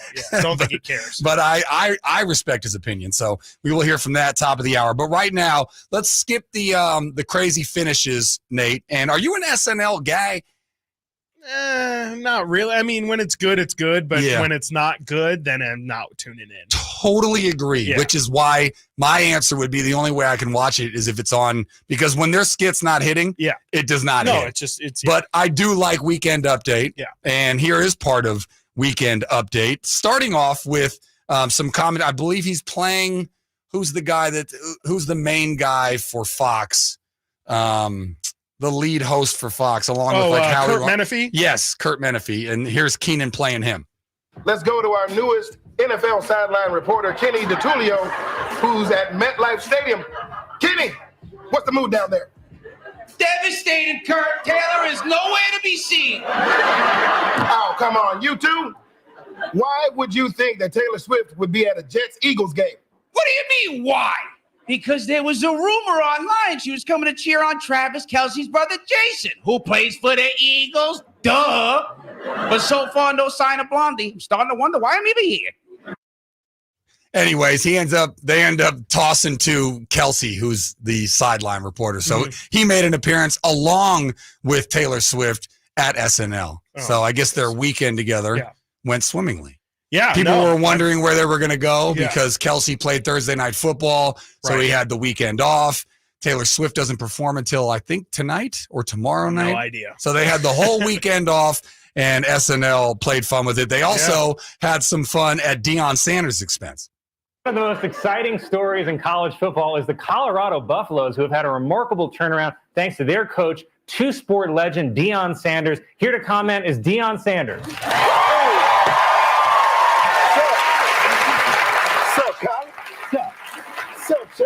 What's up, man? Like that black dad joke. Time in the house. You know what I'm saying? We just keep winning, man. Every game, every minute, we winning that life. Yeah. Well, you're also 4-3, so so you have lost a few. Colin, look at me, man. What about me makes you think that I care about what you think about me? Huh? You don't understand that my team has it all, man. Coaching, genius. Offense, explosive. Defense, trying. It's a complete package, man. Defense trying, Defense certainly let them down last week. A little bit of humble pie, I would say. Not great. I'm rooting for him. I'm out there. I've got the pom-poms for Deion. I think Deion is great for college football. But, he's going to have to address the defense. We'll see how they finish. But it's going to be the big thing for, again, I'm not sure how much longer this Deion storyline is going to go for this season. I definitely think that this is obviously going to be a thing moving forward. But, if they're going to, again, I think I said it yesterday, but if they're going to win 6 or 7 games, I wonder how much people are going to continue to talk about them because their defense is just not exciting. It leads to a lot of exciting finishes. Sure. That USC game was definitely because the defense had allowed it to be like that, and the Stanford game as well. But really all their games have been really close. But it's going to be on their defense to eventually, and I assume it's not going to be this year, but to eventually meet up with the offense because, it's some of the most exciting action this season has came from Colorado football. Yeah, they've already been more successful this year than they were last year. I hope that they continue to win. They should have had that dang Stanford game. I hope that they make a bowl game because Lord knows what Deion will say there. But you don't want to have more catchphrases than wins. Yes. Which is where I think Deion is at right now. But coming up, final hour of the program, a very well-respected NBA analyst says, Hollinger, you can take your 11 seed and you can put it where the sun don't shine. We will tell you who, and we will play exactly what he says about your Sacramento Kings. We will do that next. You're listening to Chris Watkins, Zachariah, Sactown Sports, 1140.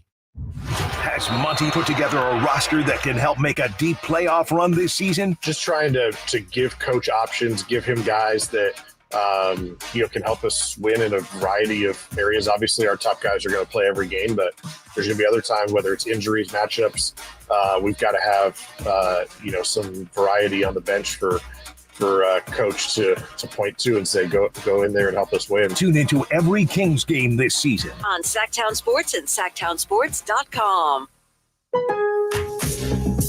All new spring deals are here at Lowe's. Start planting your garden this weekend with Bonnie 11.8-ounce vegetables. Buy 4 for $10. Plus, liven up your patios and decks with fresh blooms. Select 1.5-gallon hanging baskets or 2 for $20. Lowe's knows spring. Lowe's knows home improvement. Offers valid through 5/17. In-store only. Actual plant size and selection varies by location. While supplies last, excludes Alaska and Hawaii.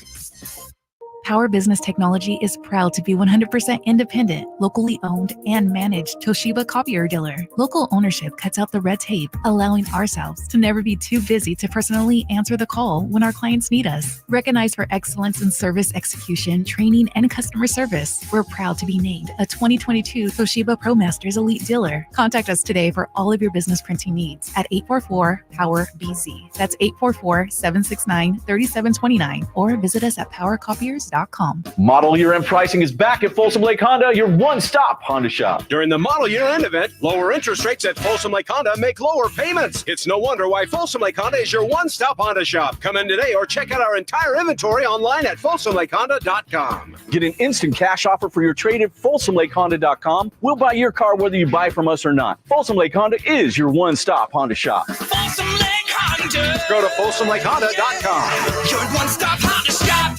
Red Hawk Resort Casino is an entertainment experience like no other.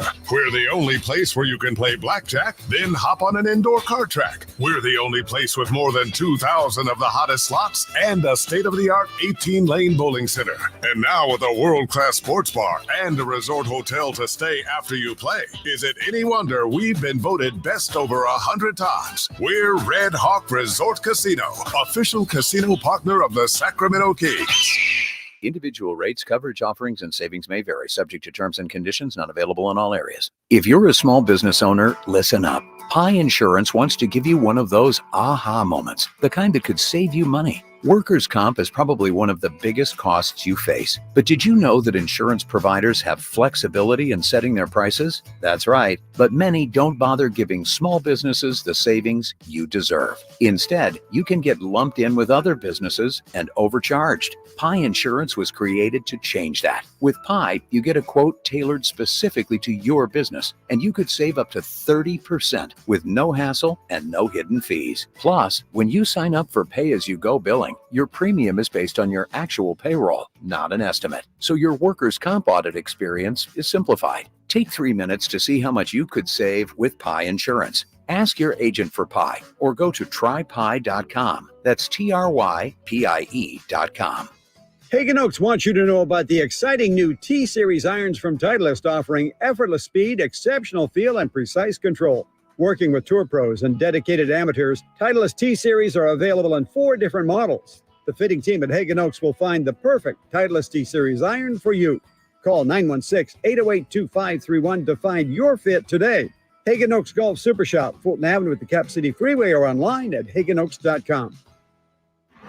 From the Power Business Technology Toshiba Studios, KHTK-AM Sacramento, KYMX HD2 Sacramento, the only station in Sacramento giving you local sports coverage from 6 a.m. to 6 p.m. Monday through Friday. Sactown Sports. Sactown Sports. Headlines. I'm Nate Littlefield. These are your Sactown Sports headlines. We had Monday Night Football last night. The Dallas Cowboys went to SoFi Stadium to take on the Chargers, and it was a relatively pedestrian game for both quarterbacks. Herbert threw a game-sealing interception at the end to Stephon Gilmore, and the final score ended up being 20-17 in Dallas's favor. And your Sacramento Kings have another preseason matchup with the Golden State Warriors tomorrow. You can catch all your audio bliss right here on Sactown Sports, starting with game night at 5:30, tip-off 7 p.m. Don't forget, all guests are brought to you by the Folsom Lake Honda Hotline. Folsom Lake Honda, your one-stop Honda shop. Those are the headlines. Now we get back to the final hour of Chris & Co. with Zachariah.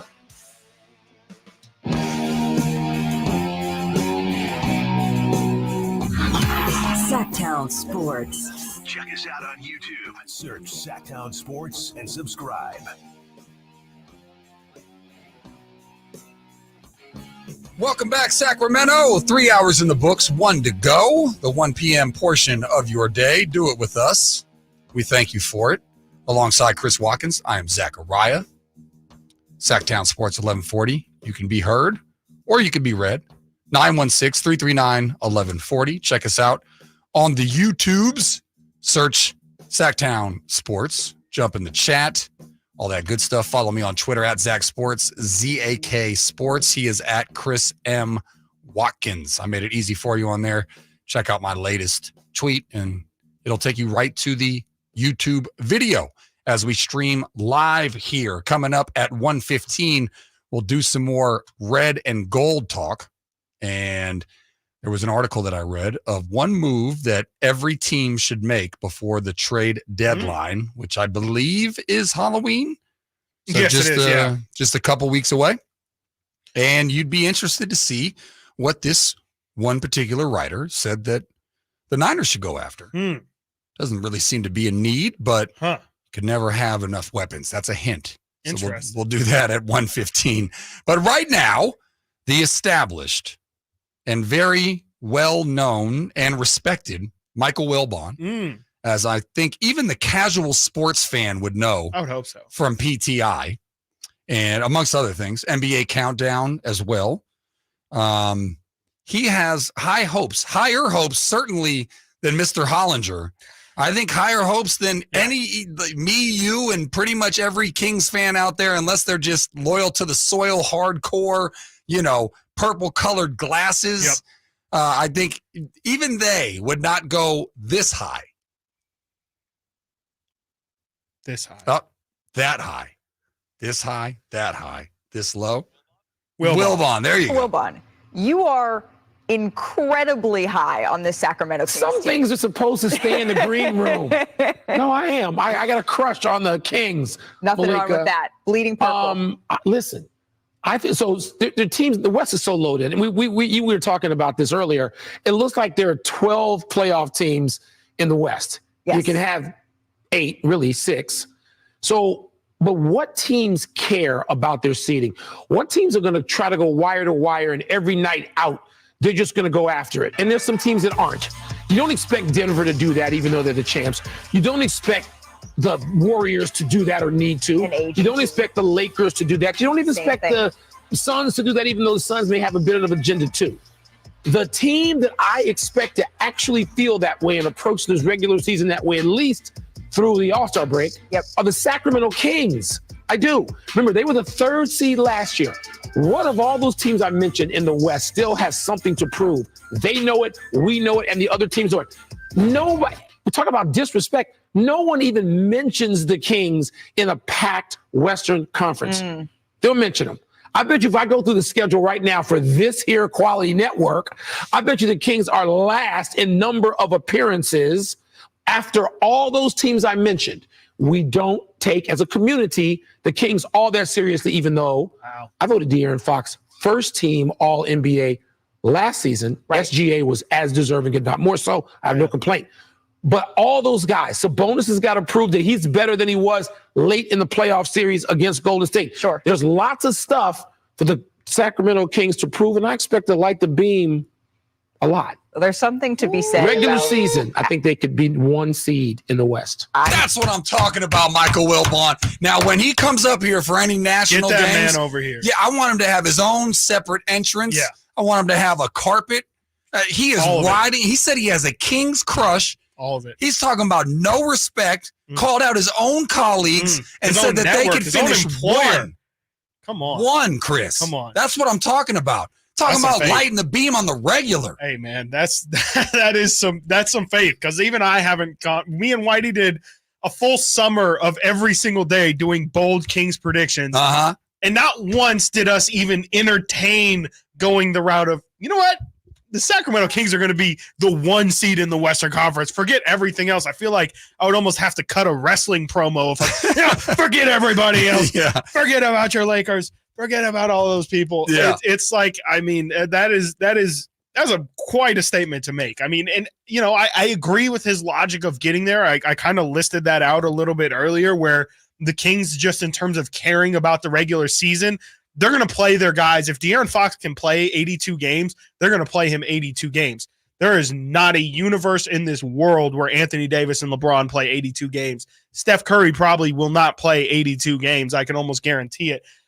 The Kings are in a position, like Wilbon said, where they're still in a proving state. They want to show, if the Kings get a 1 or even a 2 seed next year, what kind of statement does that make? When before the season, here we are talking about how deep and how loaded this Western Conference is. If the Kings can again prove everybody wrong and exceed to that measure the level of expectations that people have, how big of a statement would that be, regardless of what they end up finishing, but just how big of a step that is for this team, and for, to Wilbon's greater point, how people talk about that team and how they're carried and how people really respect them. That's what I think this is more getting to, is the Kings aren't respected, aren't being in the same conversation as all these other teams that they really should be in the same conversation with. I would have thought they would have gotten that respect. I mean, when you're a 3 seed, Chris, how much higher can you go? The answer is 2 spots. Yes. So them finishing 1, would that really resonate that much more with pundits and people? I definitely think so. Really? People thought the 3 seed was like,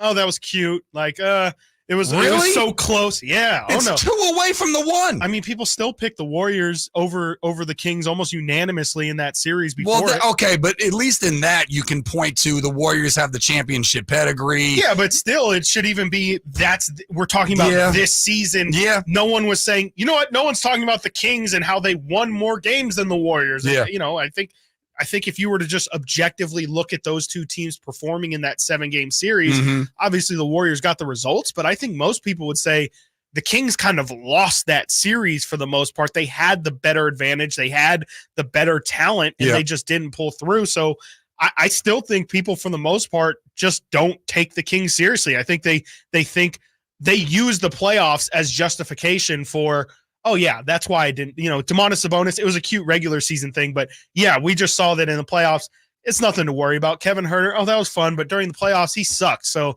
there's no reason to take the Kings seriously, and I think that's the hurdle that they're still getting over. Yes, they're no longer a joke. That hurdle was left over last year. This season, they have to be actually respected like the teams that are in their tier, because right now people are always going to have, especially from the national perspective, national people are always going to have the Warriors, always going to have the Lakers, always going to have the Suns, the Nuggets, probably even Memphis to an extent above the Kings right now. And they were the 3 seed. They were in that conversation. They were better than a lot of those teams last year. Yeah. And still people don't talk about them as such. Yeah, and I think the word that I would use is they didn't really strike fear in anybody. You want to be feared. Right. Like the Niners right now, yes. The Cowboys fear the Niners. Yeah. I don't think anybody really ever feared the Kings, and I think they kind of fell under this umbrella of being cute.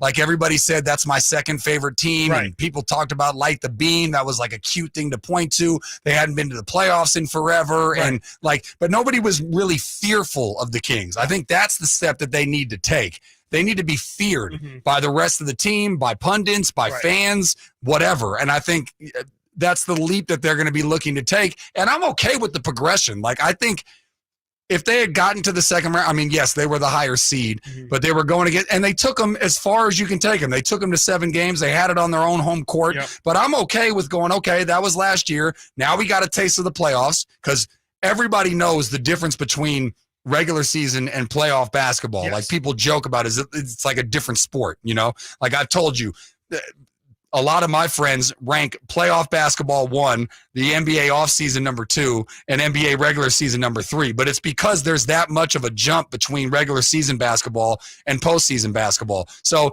they've gotten a taste of it. They've broken the curse or whatever, the drought, and now they're in there, and now they need to go from being everybody's favorite, second team and lighting the beam and all that cutesy stuff and actually go to be taken seriously and feared. As I say, I think fear is an important word. Yeah, I mean, you bring up them not being the Niners. To me, I think the Kings are a little bit more in that like Detroit Lions, like Miami Dolphins tier, where it's, hey, we recognize that you're dangerous. You have this offense that's really elite, but I mean, funny enough, it's the same conversation with both the Dolphins and the Lions as well as the Kings.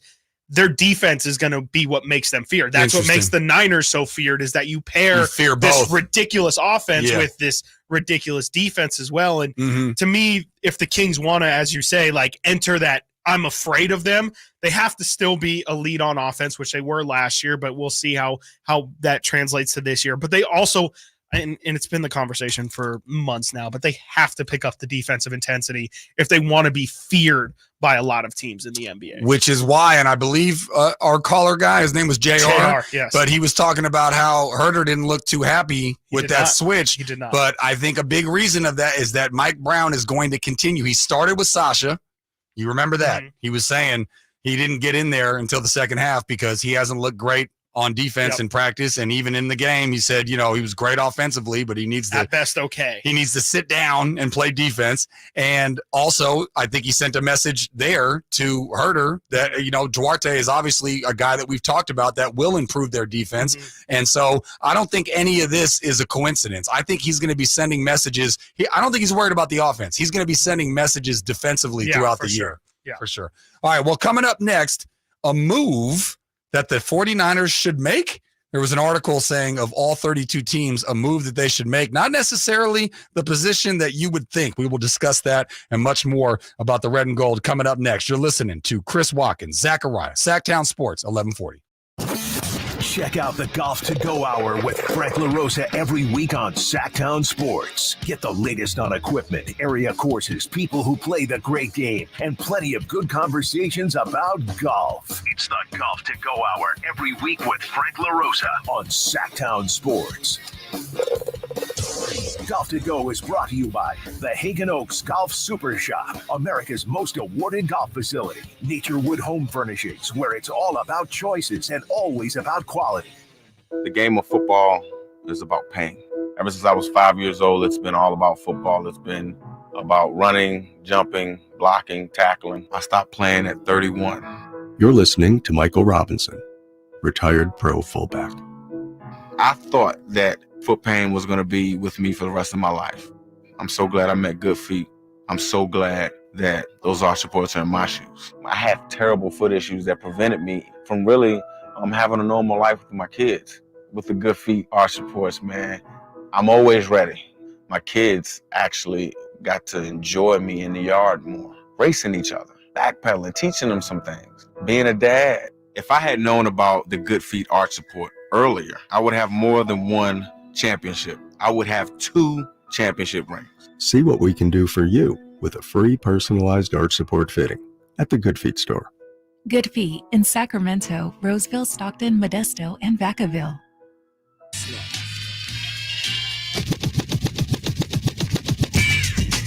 Sactown Sports. Call or text at 916-339-1140.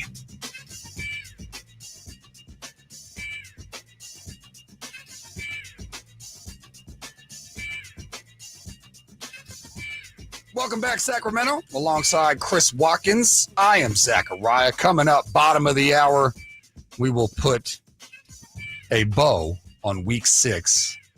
We did 6 good games yesterday. We did 3 bad games today. We will round out the bad games coming up next. Cardinals, Rams, Eagles, Jets.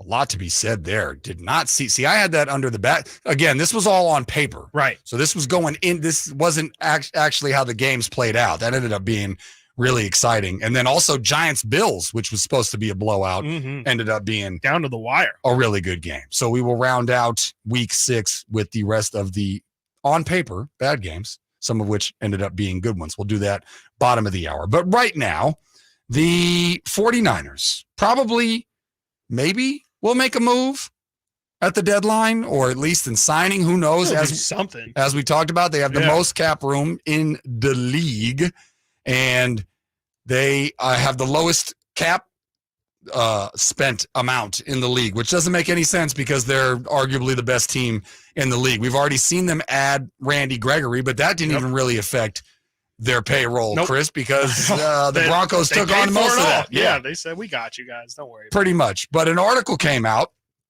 for all 32 teams and moves that they would like to see the Niners make. Now, if I just throw that out there, I even asked Chris earlier in the show, I said, run defense didn't look fantastic last week, and the offensive line maybe could use some help. So I asked him to choose between those two. Right. One area I didn't go, and this article is where it did go, is tight end Gesicki.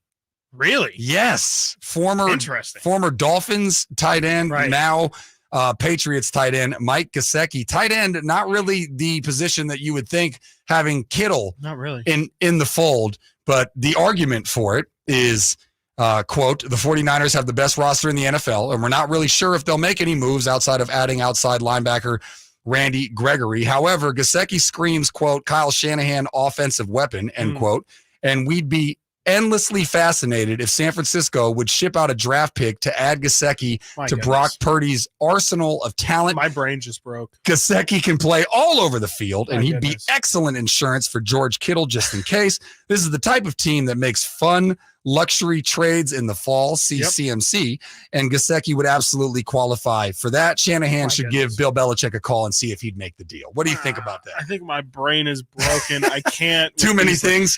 Well, it's just like if the Niners can run out a formation that has two tight ends, two receivers, and McCaffrey in the backfield,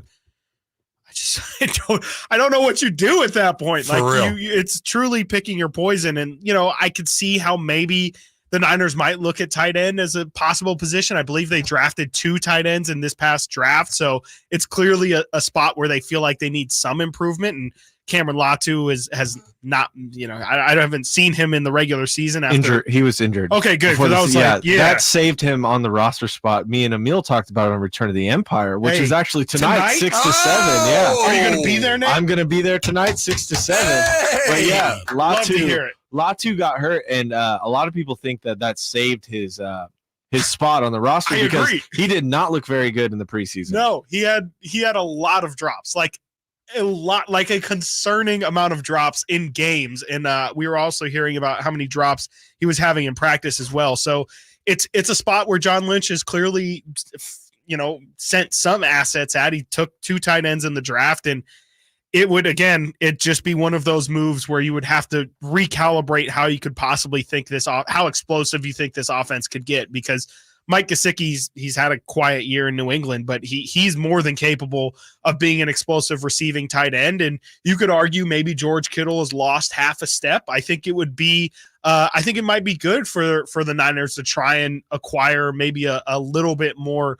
tight end insurance at that position for sure. Yeah, and I mean, like you said, who knows what Kyle could do when he's all of a sudden. He's got Debo, who's a wide receiver and a running back. You've got McCaffrey, who's a running back and a wide receiver. You've got Ayuk out there. You would have Kittle. I mean, excellent run blocker. And then, it's actually, the more and more we're talking about it, the more and more I'm coming around on it. Because again, they have endless money. It's not like money's a factor at all. Yeah, for sure. And then just reading up in terms of updates about McCaffrey, it sounds like they're pretty optimistic about the injury, that it's definitely not going to be something long term. I don't know if they're optimistic about him playing.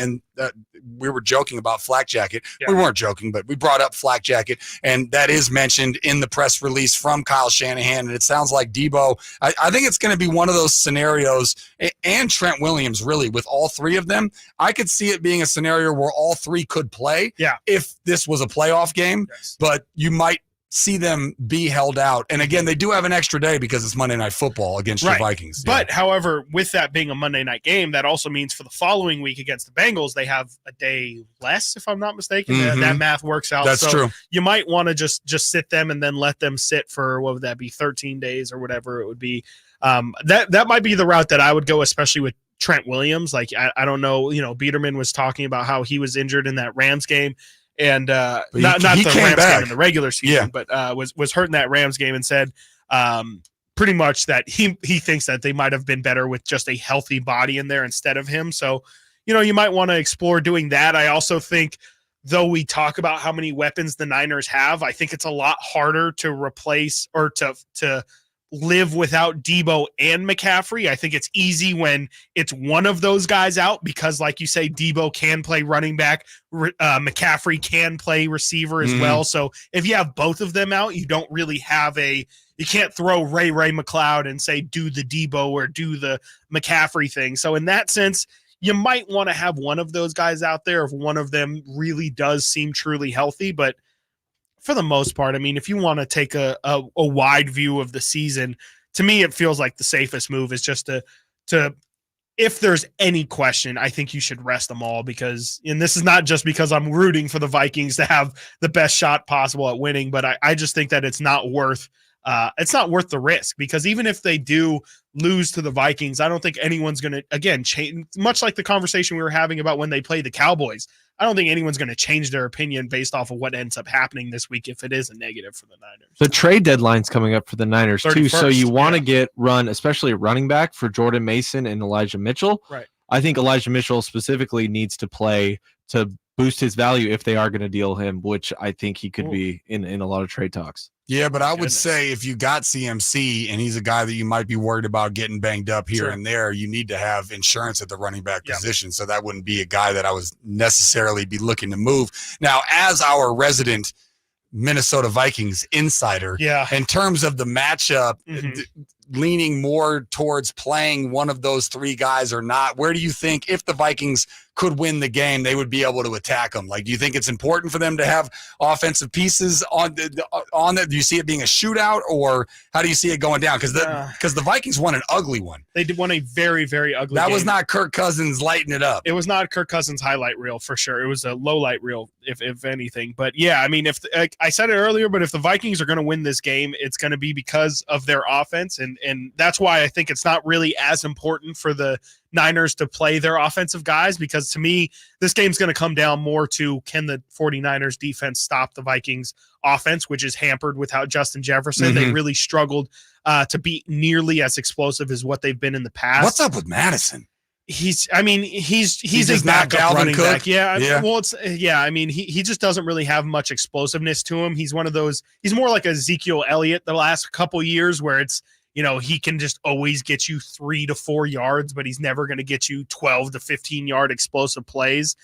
So yeah, I mean, they don't really have much of a run game. The pass game is obviously hampered without Justin Jefferson there. Jordan Addison's been slowly working into the offense, but that's more of a red zone target than an actual, he's not going to give you 150 yards on a given night. So I think realistically, the Niners don't have much of anything to worry about. The Vikings secondary is terrible. So if you're missing Debo, Ayuk should be more than enough to take care of that.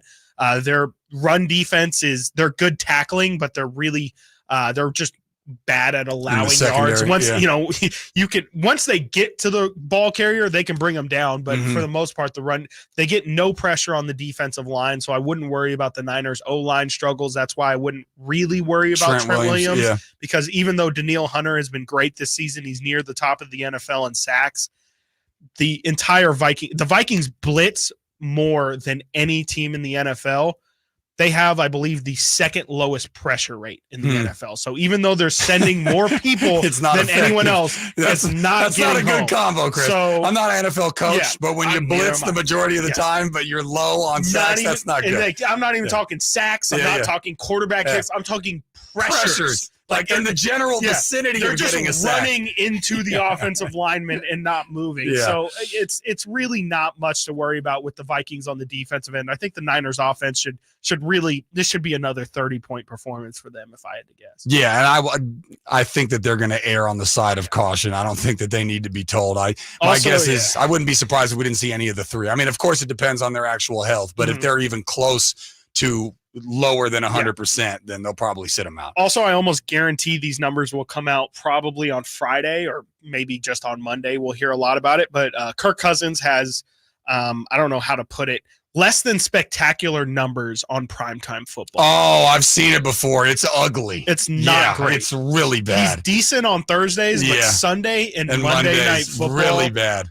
Is it's like 1 in 14 bad or something. Really bad. It's really bad. All right, coming up next, speaking of really bad, actually, a couple of these games were not really bad. We will put a bow on week 6 in the NFL with 3 games that on paper were supposed to be bad, turned out to be pretty good. We will finish up week 6 in the NFL. Coming up next, Chris Watkins, Zachariah, Sactown Sports, 1140.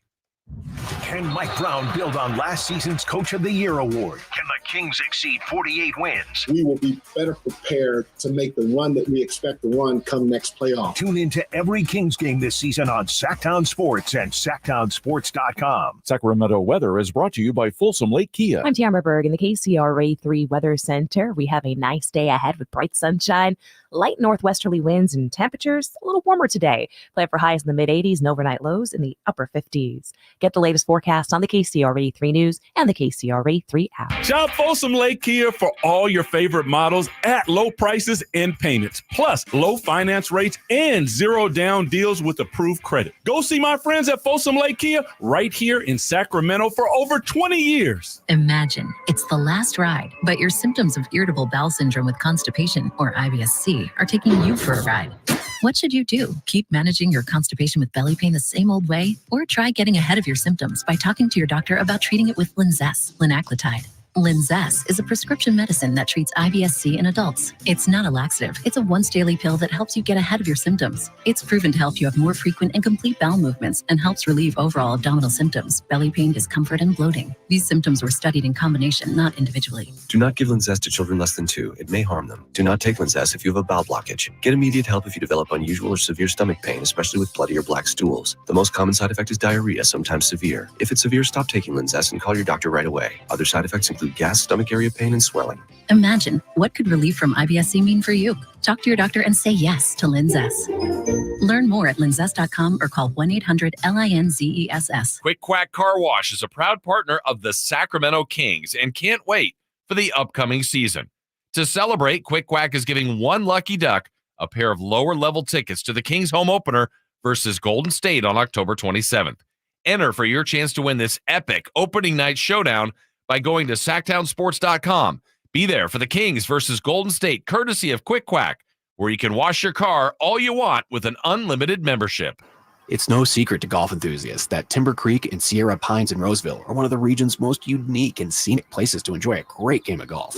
27 holes, boundless options. Elevate your game on our newly renovated driving range, putting green, and chipping area. Whether you're aiming for fun, lower scores, or all-around growth, we've got you covered. Experience golfing dreams in Roseville and book your tee time at timbercreekgc.com. Timber Creek and Sierra Pines, your ultimate golf haven. At aimyourdigital.com, we'll help you find the right customers. Spread awareness of your product or services. We can help build trust in your brand and services with a digital marketing campaign. Increase leads and get more customers. We create tailored digital marketing campaigns that deliver results. Don't wait. Get started today. Contact aimyourdigital.com. That's aimyourdigital.com and start seeing results. Folsom Lake Ford has trucks. The F-150s are here. Explorers, Expeditions, and a huge selection of Broncos and Bronco Sports. They're in stock now at Folsom Lake Ford. Shop Folsom Lake Ford, your truck headquarters right here in Sacramento for your favorite Ford models at good, fair prices. Short on cash? Buy any new Ford with 0 down. Save big with low interest finance rates. Plus, Folsom Lake Ford is paying top dollar for all trades. We want your vehicle regardless of mileage or condition. This could be the best time to buy a new Ford. Check out the huge inventory online at folsomlakeford.com or stop by the dealership and see the most recent arrivals. Looking for something special? Give them a call and tell them Doug Christie sent you. Folsom Lake Ford in the Folsom Auto Mall, your trusted dealer, my trusted dealer for over 30 years. FolsomLakeFord.com. 0 down with approved credit. Hey, if you're thinking about getting the latest iPhone, check this out. With Boost Infinite, you get the latest iPhone every year and unlimited wireless for just $60 a month. Yeah, you get the new iPhone 15 Pro with titanium. Then again next year you get the latest iPhone. Every year. Boost Infinite. Infinitely better. To learn more, pick up your phone, dial pound 250 and say Boost Infinite. That's pound 250 and say Boost Infinite. Terms apply. After 30 gigabytes, service may be slowed. Receive a comparable iPhone model each year with an acceptable trade-in every year. Requires credit qualification and 36-month phone financing agreement. You'll have the option to receive a one-time auto-dial text message from this station's network. It's time for the Fall Haul at Northern Tool and Equipment. Get your hands on tough tools at prices that are tough to ignore. Got plans? Cancel them. Trucks in the shop? Borrow someone else's. Don't like saving money? Right. So head to the Fall Haul at Northern Tool. Stock up at the season's biggest event and get huge savings on brands like Milwaukee, Honda, and Ingersoll Rand. Shop at northerntool.com. We're made for this. Sactown Sports. Headlines. I'm Nate Littlefield. These are your Sactown Sports headlines. We had Monday Night Football last night. The Dallas Cowboys went to SoFi Stadium and took on the Chargers. It turned out to be a relatively pedestrian day for both quarterbacks, as Justin Herbert threw a game-sealing interception at the end of that game. That interception was to Stephon Gilmore. Final score was 20-17 in the Cowboys' favor. And your Sacramento Kings have another preseason matchup with the Golden State Warriors tomorrow. You can catch all your audio bliss right here on Sactown Sports, starting with game night, 5:30. You get Scott Marsh and Henry Turner. Tip-off with the G-Man, 7 p.m. Don't forget, all guests are brought to you by the Folsom Lake Honda Hotline. Folsom Lake Honda, your one-stop Honda shop. Those are the headlines. Now we get to the last crazy 30 minutes of Chris & Co. with Zachariah. Live and local. Live and local. This is Sactown Sports. Welcome back, Sacramento. Alongside Chris Watkins, I am Zachariah. This is Sactown Sports. Coming up at 1:45. Should be crosstalk with the Drive guys. But we don't know if, Draper's at a celebrity golf tournament, or who knows, Whitey might be, rubbing shoulders with some famous people. Who knows? So it could be one, it could be both, it could be neither, Chris. I hope not. Neither. We're all going to find out together. Yeah, can't wait. Well, if not, you and I That's can a tease if I've ever heard. There you go. Find out together. But right now, let's put a bow, shall we, on week 6, as it was completed last night with a win for the Cowboys over the Chargers, the very underachieving Chargers. And I can't help but think, I'm not a big – are you a carryover believer guy? In terms of like the Chargers from last season carrying over? That epic collapse in the playoffs? I think that it's – yes, because I would say that it's just part of your DNA now. Like it's just it in just your head? Like it doesn't have to be like a defining characteristic of you, but the problem is that it's like a virus almost. It just kind of lives in you now. Yeah, you can't get rid of it. You can't get rid of it unless you win the Super Bowl. I'm not saying it's a cancer or something that's gonna potentially kill you, but it's something that exists and it could come up at any moment. Yeah. You never know. Well, the thing is, if we bring it up, they're thinking about it. It's in the back of their head. It's family members, friends bring it up to them. For sure. It's in the ethos. So anyways, week 6 is now over, and we'll probably do some rankings and quarterback rankings and hot seat talk. We'll do all that mañana. But today, let's put a bow on it. And we did 6 good games on paper yesterday, and we did 3 bad games today. And now we have 3 more bad games. Let's start with Rams, Cardinals, a pesky team. Rams, better than we thought. A divisional matchup, if you will. What did you make of that game? Did you take anything away from that? Did you walk away any more confident or less confident in either team?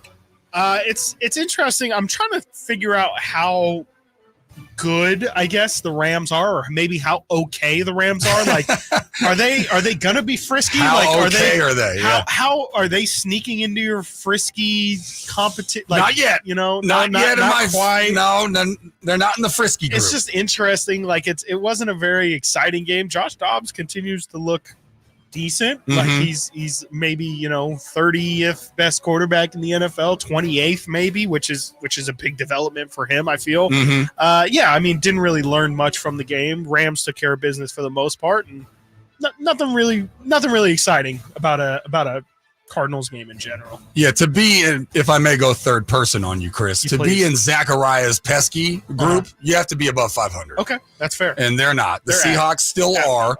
But yeah, in terms of the Rams, they are a very interesting team. They opened up the year with a big win in Seattle. Then they kind of gave the Niners, outside of last week, their toughest test. Is that fair to say? I would think so, yeah. The Niners beat them by a touchdown, but that was I think that was the only time the Niners trailed in a game prior to last week. Yeah. Was the Rams game when I think 5 minutes. It wasn't a lot. I don't even think it was that. Yeah. But I think that they were up 17-10 or something like that at one point.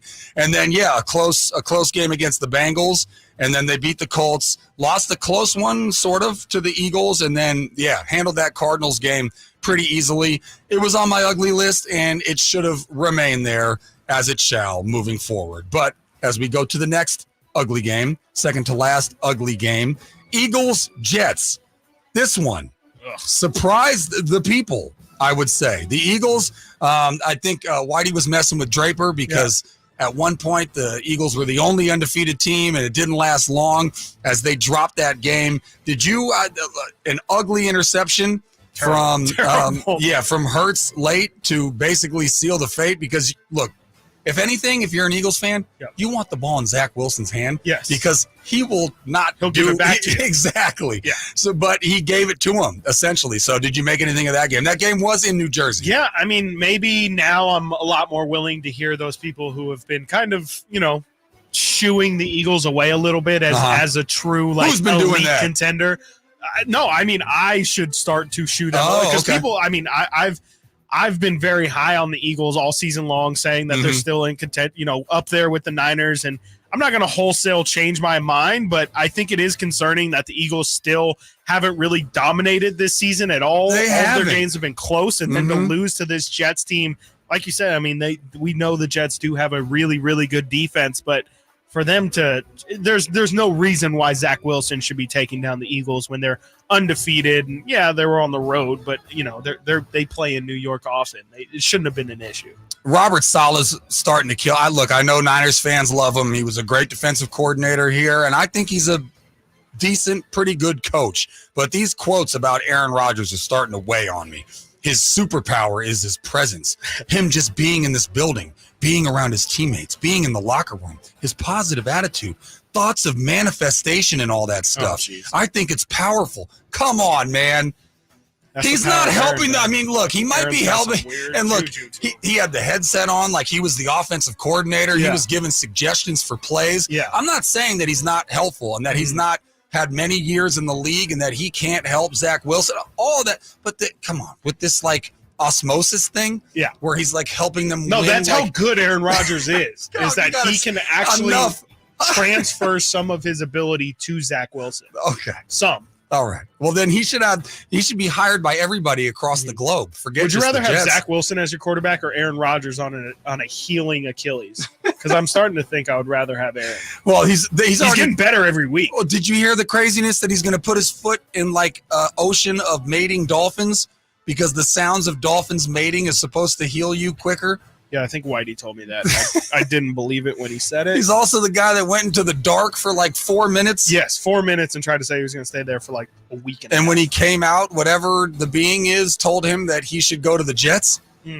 Not all the money and all that stuff. How much money do you think you would have made if you put money on the Jets and the Browns to win this week?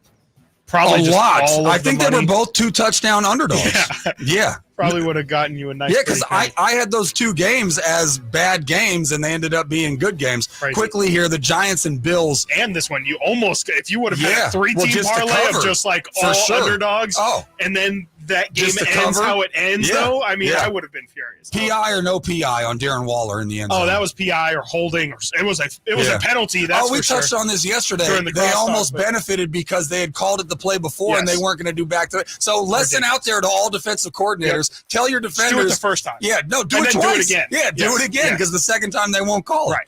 It's ridiculous. Because he was getting abused. Like, Yeah, from the well, second you can see it. Yeah, he's just all and over. the only explanation is they didn't want to call it again, like it was repetitive or Yep. whatever, which is not the reason to not call. Not a good reason at all. A penalty. All right, coming up next, we'll check in with the fellas, Whitey and Draper, the Drive guys. We will check in with them, see what they have in store from 2 to 6. All that coming up next. Zachariah, Chris Watkins, Sactown Sports, 1140. Trying to find out where to catch your favorite team's games? Are you a fan of the Kings, Niners, and the NFL? Well, Sactown Sports has you covered. Touchdown! San Francisco! It's all on his shoulders. Cox locks. He fires for the win. He's got the triple. Catch all your Kings, Niners, and NFL games all year long on Sactown Sports and SactownSports.com. Fall is prime time for planting, and Lowe's knows how to help. Start by beautifying your garden with our large assortment of mums, available in a variety of colors. Then get Stay Green garden soil, starting at $4.48 to feed your plants all season long. And don't forget Scott's fertilizer for preparing your lawn for a better spring, starting at $28.48. A great-looking fall starts here. Lowe's knows home improvement. Selection varies by location, excludes Alaska and Hawaii. At Elk Grove Honda, not only do we have a great selection of pre-owned certified cars at very fair prices, but every one of our pre-owned automobiles are treated with kid gloves with a 182-point inspection that covers everything from unibody to tires to brakes and engine filters. Then our certified cars receive a mobile oil change and fresh fill-up with full synthetic mobile oil. We know you have lots of choices of where to purchase your next car. Come to Elk Grove Honda, home of the 182-point inspection and mobile oil change. We're in the Elk Grove Auto Mall, Highway 99 at Elk Grove Boulevard. Sactown Sports is home to the Kings, Niners, and now the business of sports. Hosted by Kelly Brothers and brought to you by Cap Trust, offering customized, independent financial advice at captrust.com. Join Kelly Brothers, Carmichael, Dave, and Jason as they look at the business of sports every Thursday at 7:40 a.m. You want to know how sports really work? Follow the money with Kelly Brothers from Cap Trust on Sactown Sports. Hey guys, do you know what makes Revive Men's Health Sacramento different?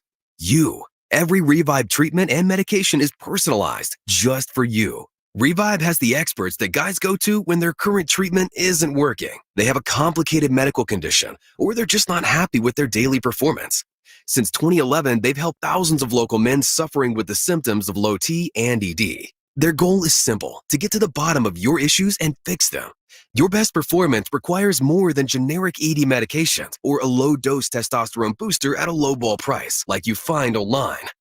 Revive medications are custom compounded, affordable, and guaranteed to resolve your issues. Stop dealing with the symptoms of low T or ED. Book your free T-check and exam and save $199 today. Call 916-277-8599. That's 916-277-8599. Or visit us at revivemenshealth.com. When every shot counts, the professionals at the Hagen Oaks Player Performance Studio encourage you to try the brand new Titleist T-Series irons. Irons designed to enhance your play through control, distance, flight, forgiveness, looks, sound, and feel.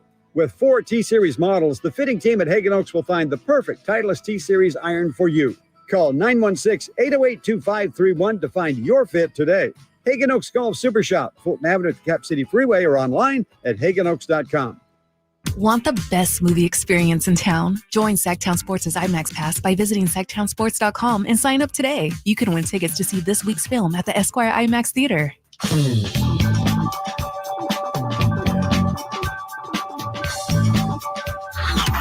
Sactown Sports. Check us out on YouTube. Search Sactown Sports and subscribe.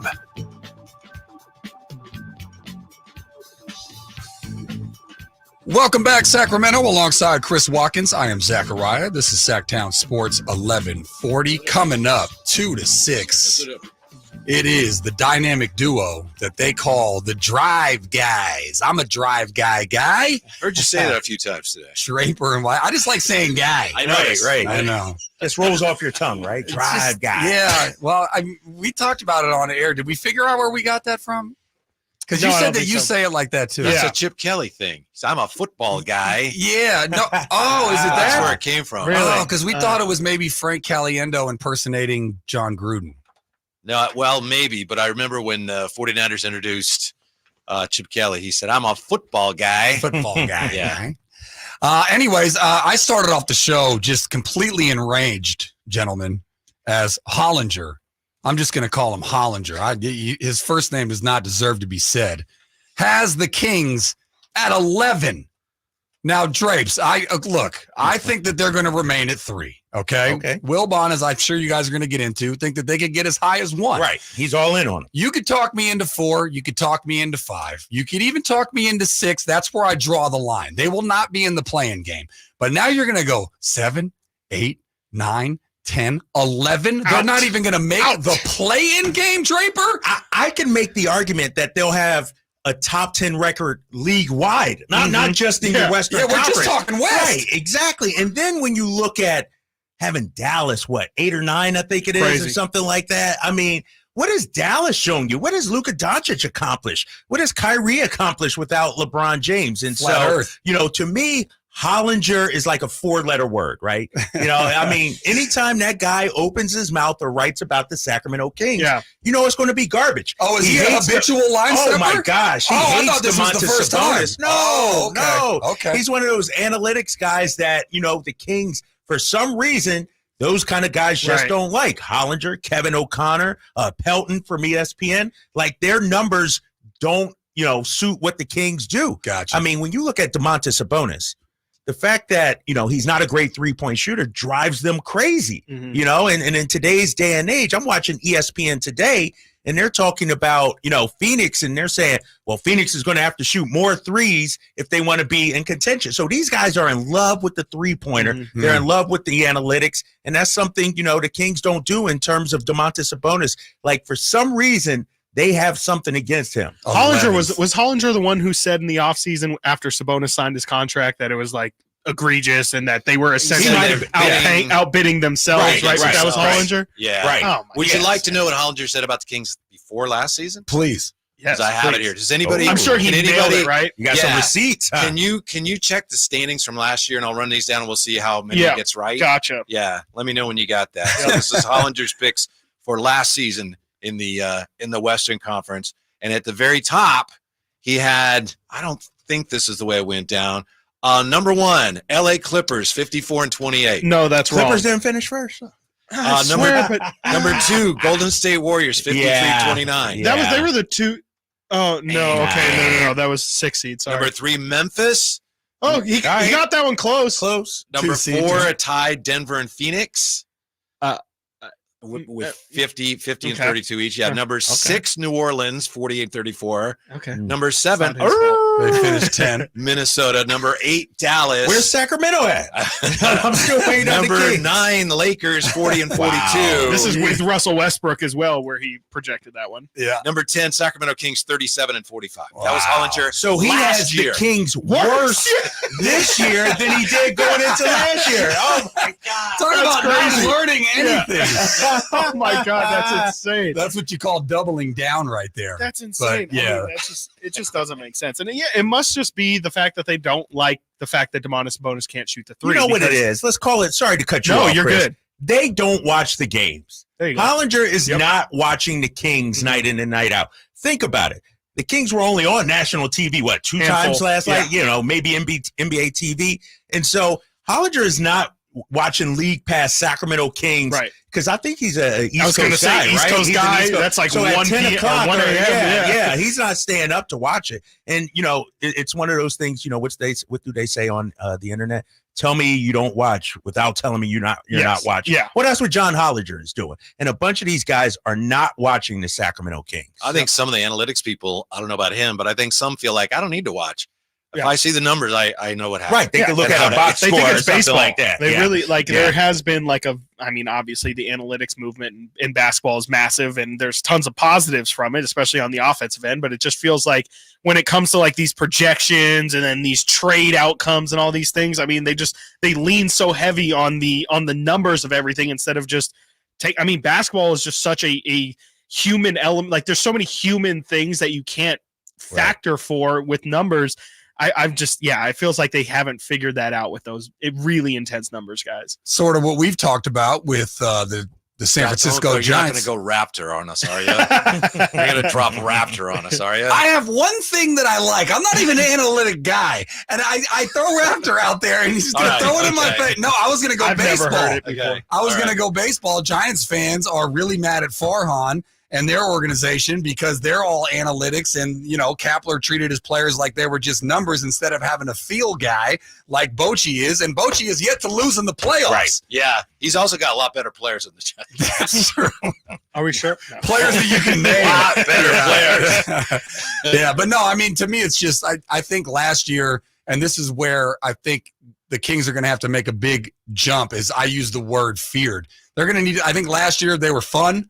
Everybody's second favorite team, light the beam or whatever, blah, blah, blah, blah. They finally broke the drought. But this year they're going to need to come in and make people fear them. And that's hard to do. I would never say this on the radio, but that's hard to do when you're not really a good defensive team. I'm not saying it's impossible, but it's tougher. Well, did you see that Mike Brown came out and said that only 2 spots in the starting rotation are guaranteed? Said that Fox earlier and today. Sabonis. Oh, he said that today. And he said starting lineup changes. There's a reason behind everything. He's playing mind games with these guys now. You're going to have to bring the defense if you're going to play for Mr. Brown. Right. Tell you what. He's trying to make it so Kevin Herter doesn't feel like he's singled out. Yeah, exactly. He really was. Right. Yeah, he's trying to tell me I'm sorry, you're getting off the bench. I don't think so. I definitely don't see how that possibly happened. That was Chris's first reaction. He's like, yeah, sure. Yeah. Murray's not starting. Uh-huh. Yeah. He knows what he's doing. Yeah. For sure. But so do we. Yeah, I mean, it's our job to kind of read through that, and it's like you said, it's just Mike Brown kind of trying to. I think that's him trying to massage Kevin Herter's thing and just say, "Oh no, I'm evaluating everything. Yeah, Everybody's position is up for grabs, and that's why when you're out there, you need to give your 100% because your job is always up for grabs." Yeah, but that has been the biggest thing that I've been keeping my eye on in the preseason is the 3-point shooting, because when you have a superstar like Fox who does not shoot great from 3. And obviously, Sasha's going to help in that area. And even Domas on Sunday, hit a couple. First shot. The first one was wide open. The second one, he was like, I'm feeling myself. Yeah. That one was not as wide open. He hit that one too. So if he can add that to his game, because he's kind of a guy where unless he hits the first couple, he's pretty hesitant to shoot the 3-point ball. But if he can add that to his repertoire, if you will, things will go up for the Kings. Yeah, it's just about getting it on film. I mean, that's going to be the interesting thing, because even last year we saw he was able to hit. I think he knocked down 36% of his threes technically last year. He didn't take a ton, but I think it's just important after what happened in that playoff series against Golden State. He's got to show just on tape the ability to knock down that shot, and the fact that you can't back off him. And he needs to build that confidence throughout this year of just knocking that shot down. He's got to be like Kyle Draper on the golf course. Oh, Kyle go Draper, for when it. he's between clubs, there's no, shit. Give me the 8-iron. That's what Domas has to do. Whatever I'm going to do, I'm going to do it. He's got to go for it. I wish I was that way, because I'm all in my head. Yeah, you're on the waffling. golf course. You're like, I'm overthinking everything on the golf course. I do But the same no, thing. to your point about Domas, and this is something we said yesterday, and I said it on the show with Katie. I don't care what you do. Just do it. Mm-hmm. Don't think about it. Yeah. Live with the results. If you want to shoot, shoot. If you want to dribble, dribble. If you want to pass, too many times during that playoffs, we saw him. It was like the hamster on the wheel. Yeah. We saw him trying to figure out, what should I do? How should I attack this? And by that time, it was too late. Yeah. All right, coming up next, the Drive guys, Whitey and Draper, will take you from 2 to 6 for Nate, for Chris Watkins. I'm Zachariah. We'll be back tomorrow. Same good time, same good channel. This is Sactown Sports, 1140. Can the Niners build off their NFC Championship appearance from last season? How will the quarterbacks perform throughout the year? Purdy back, knocking it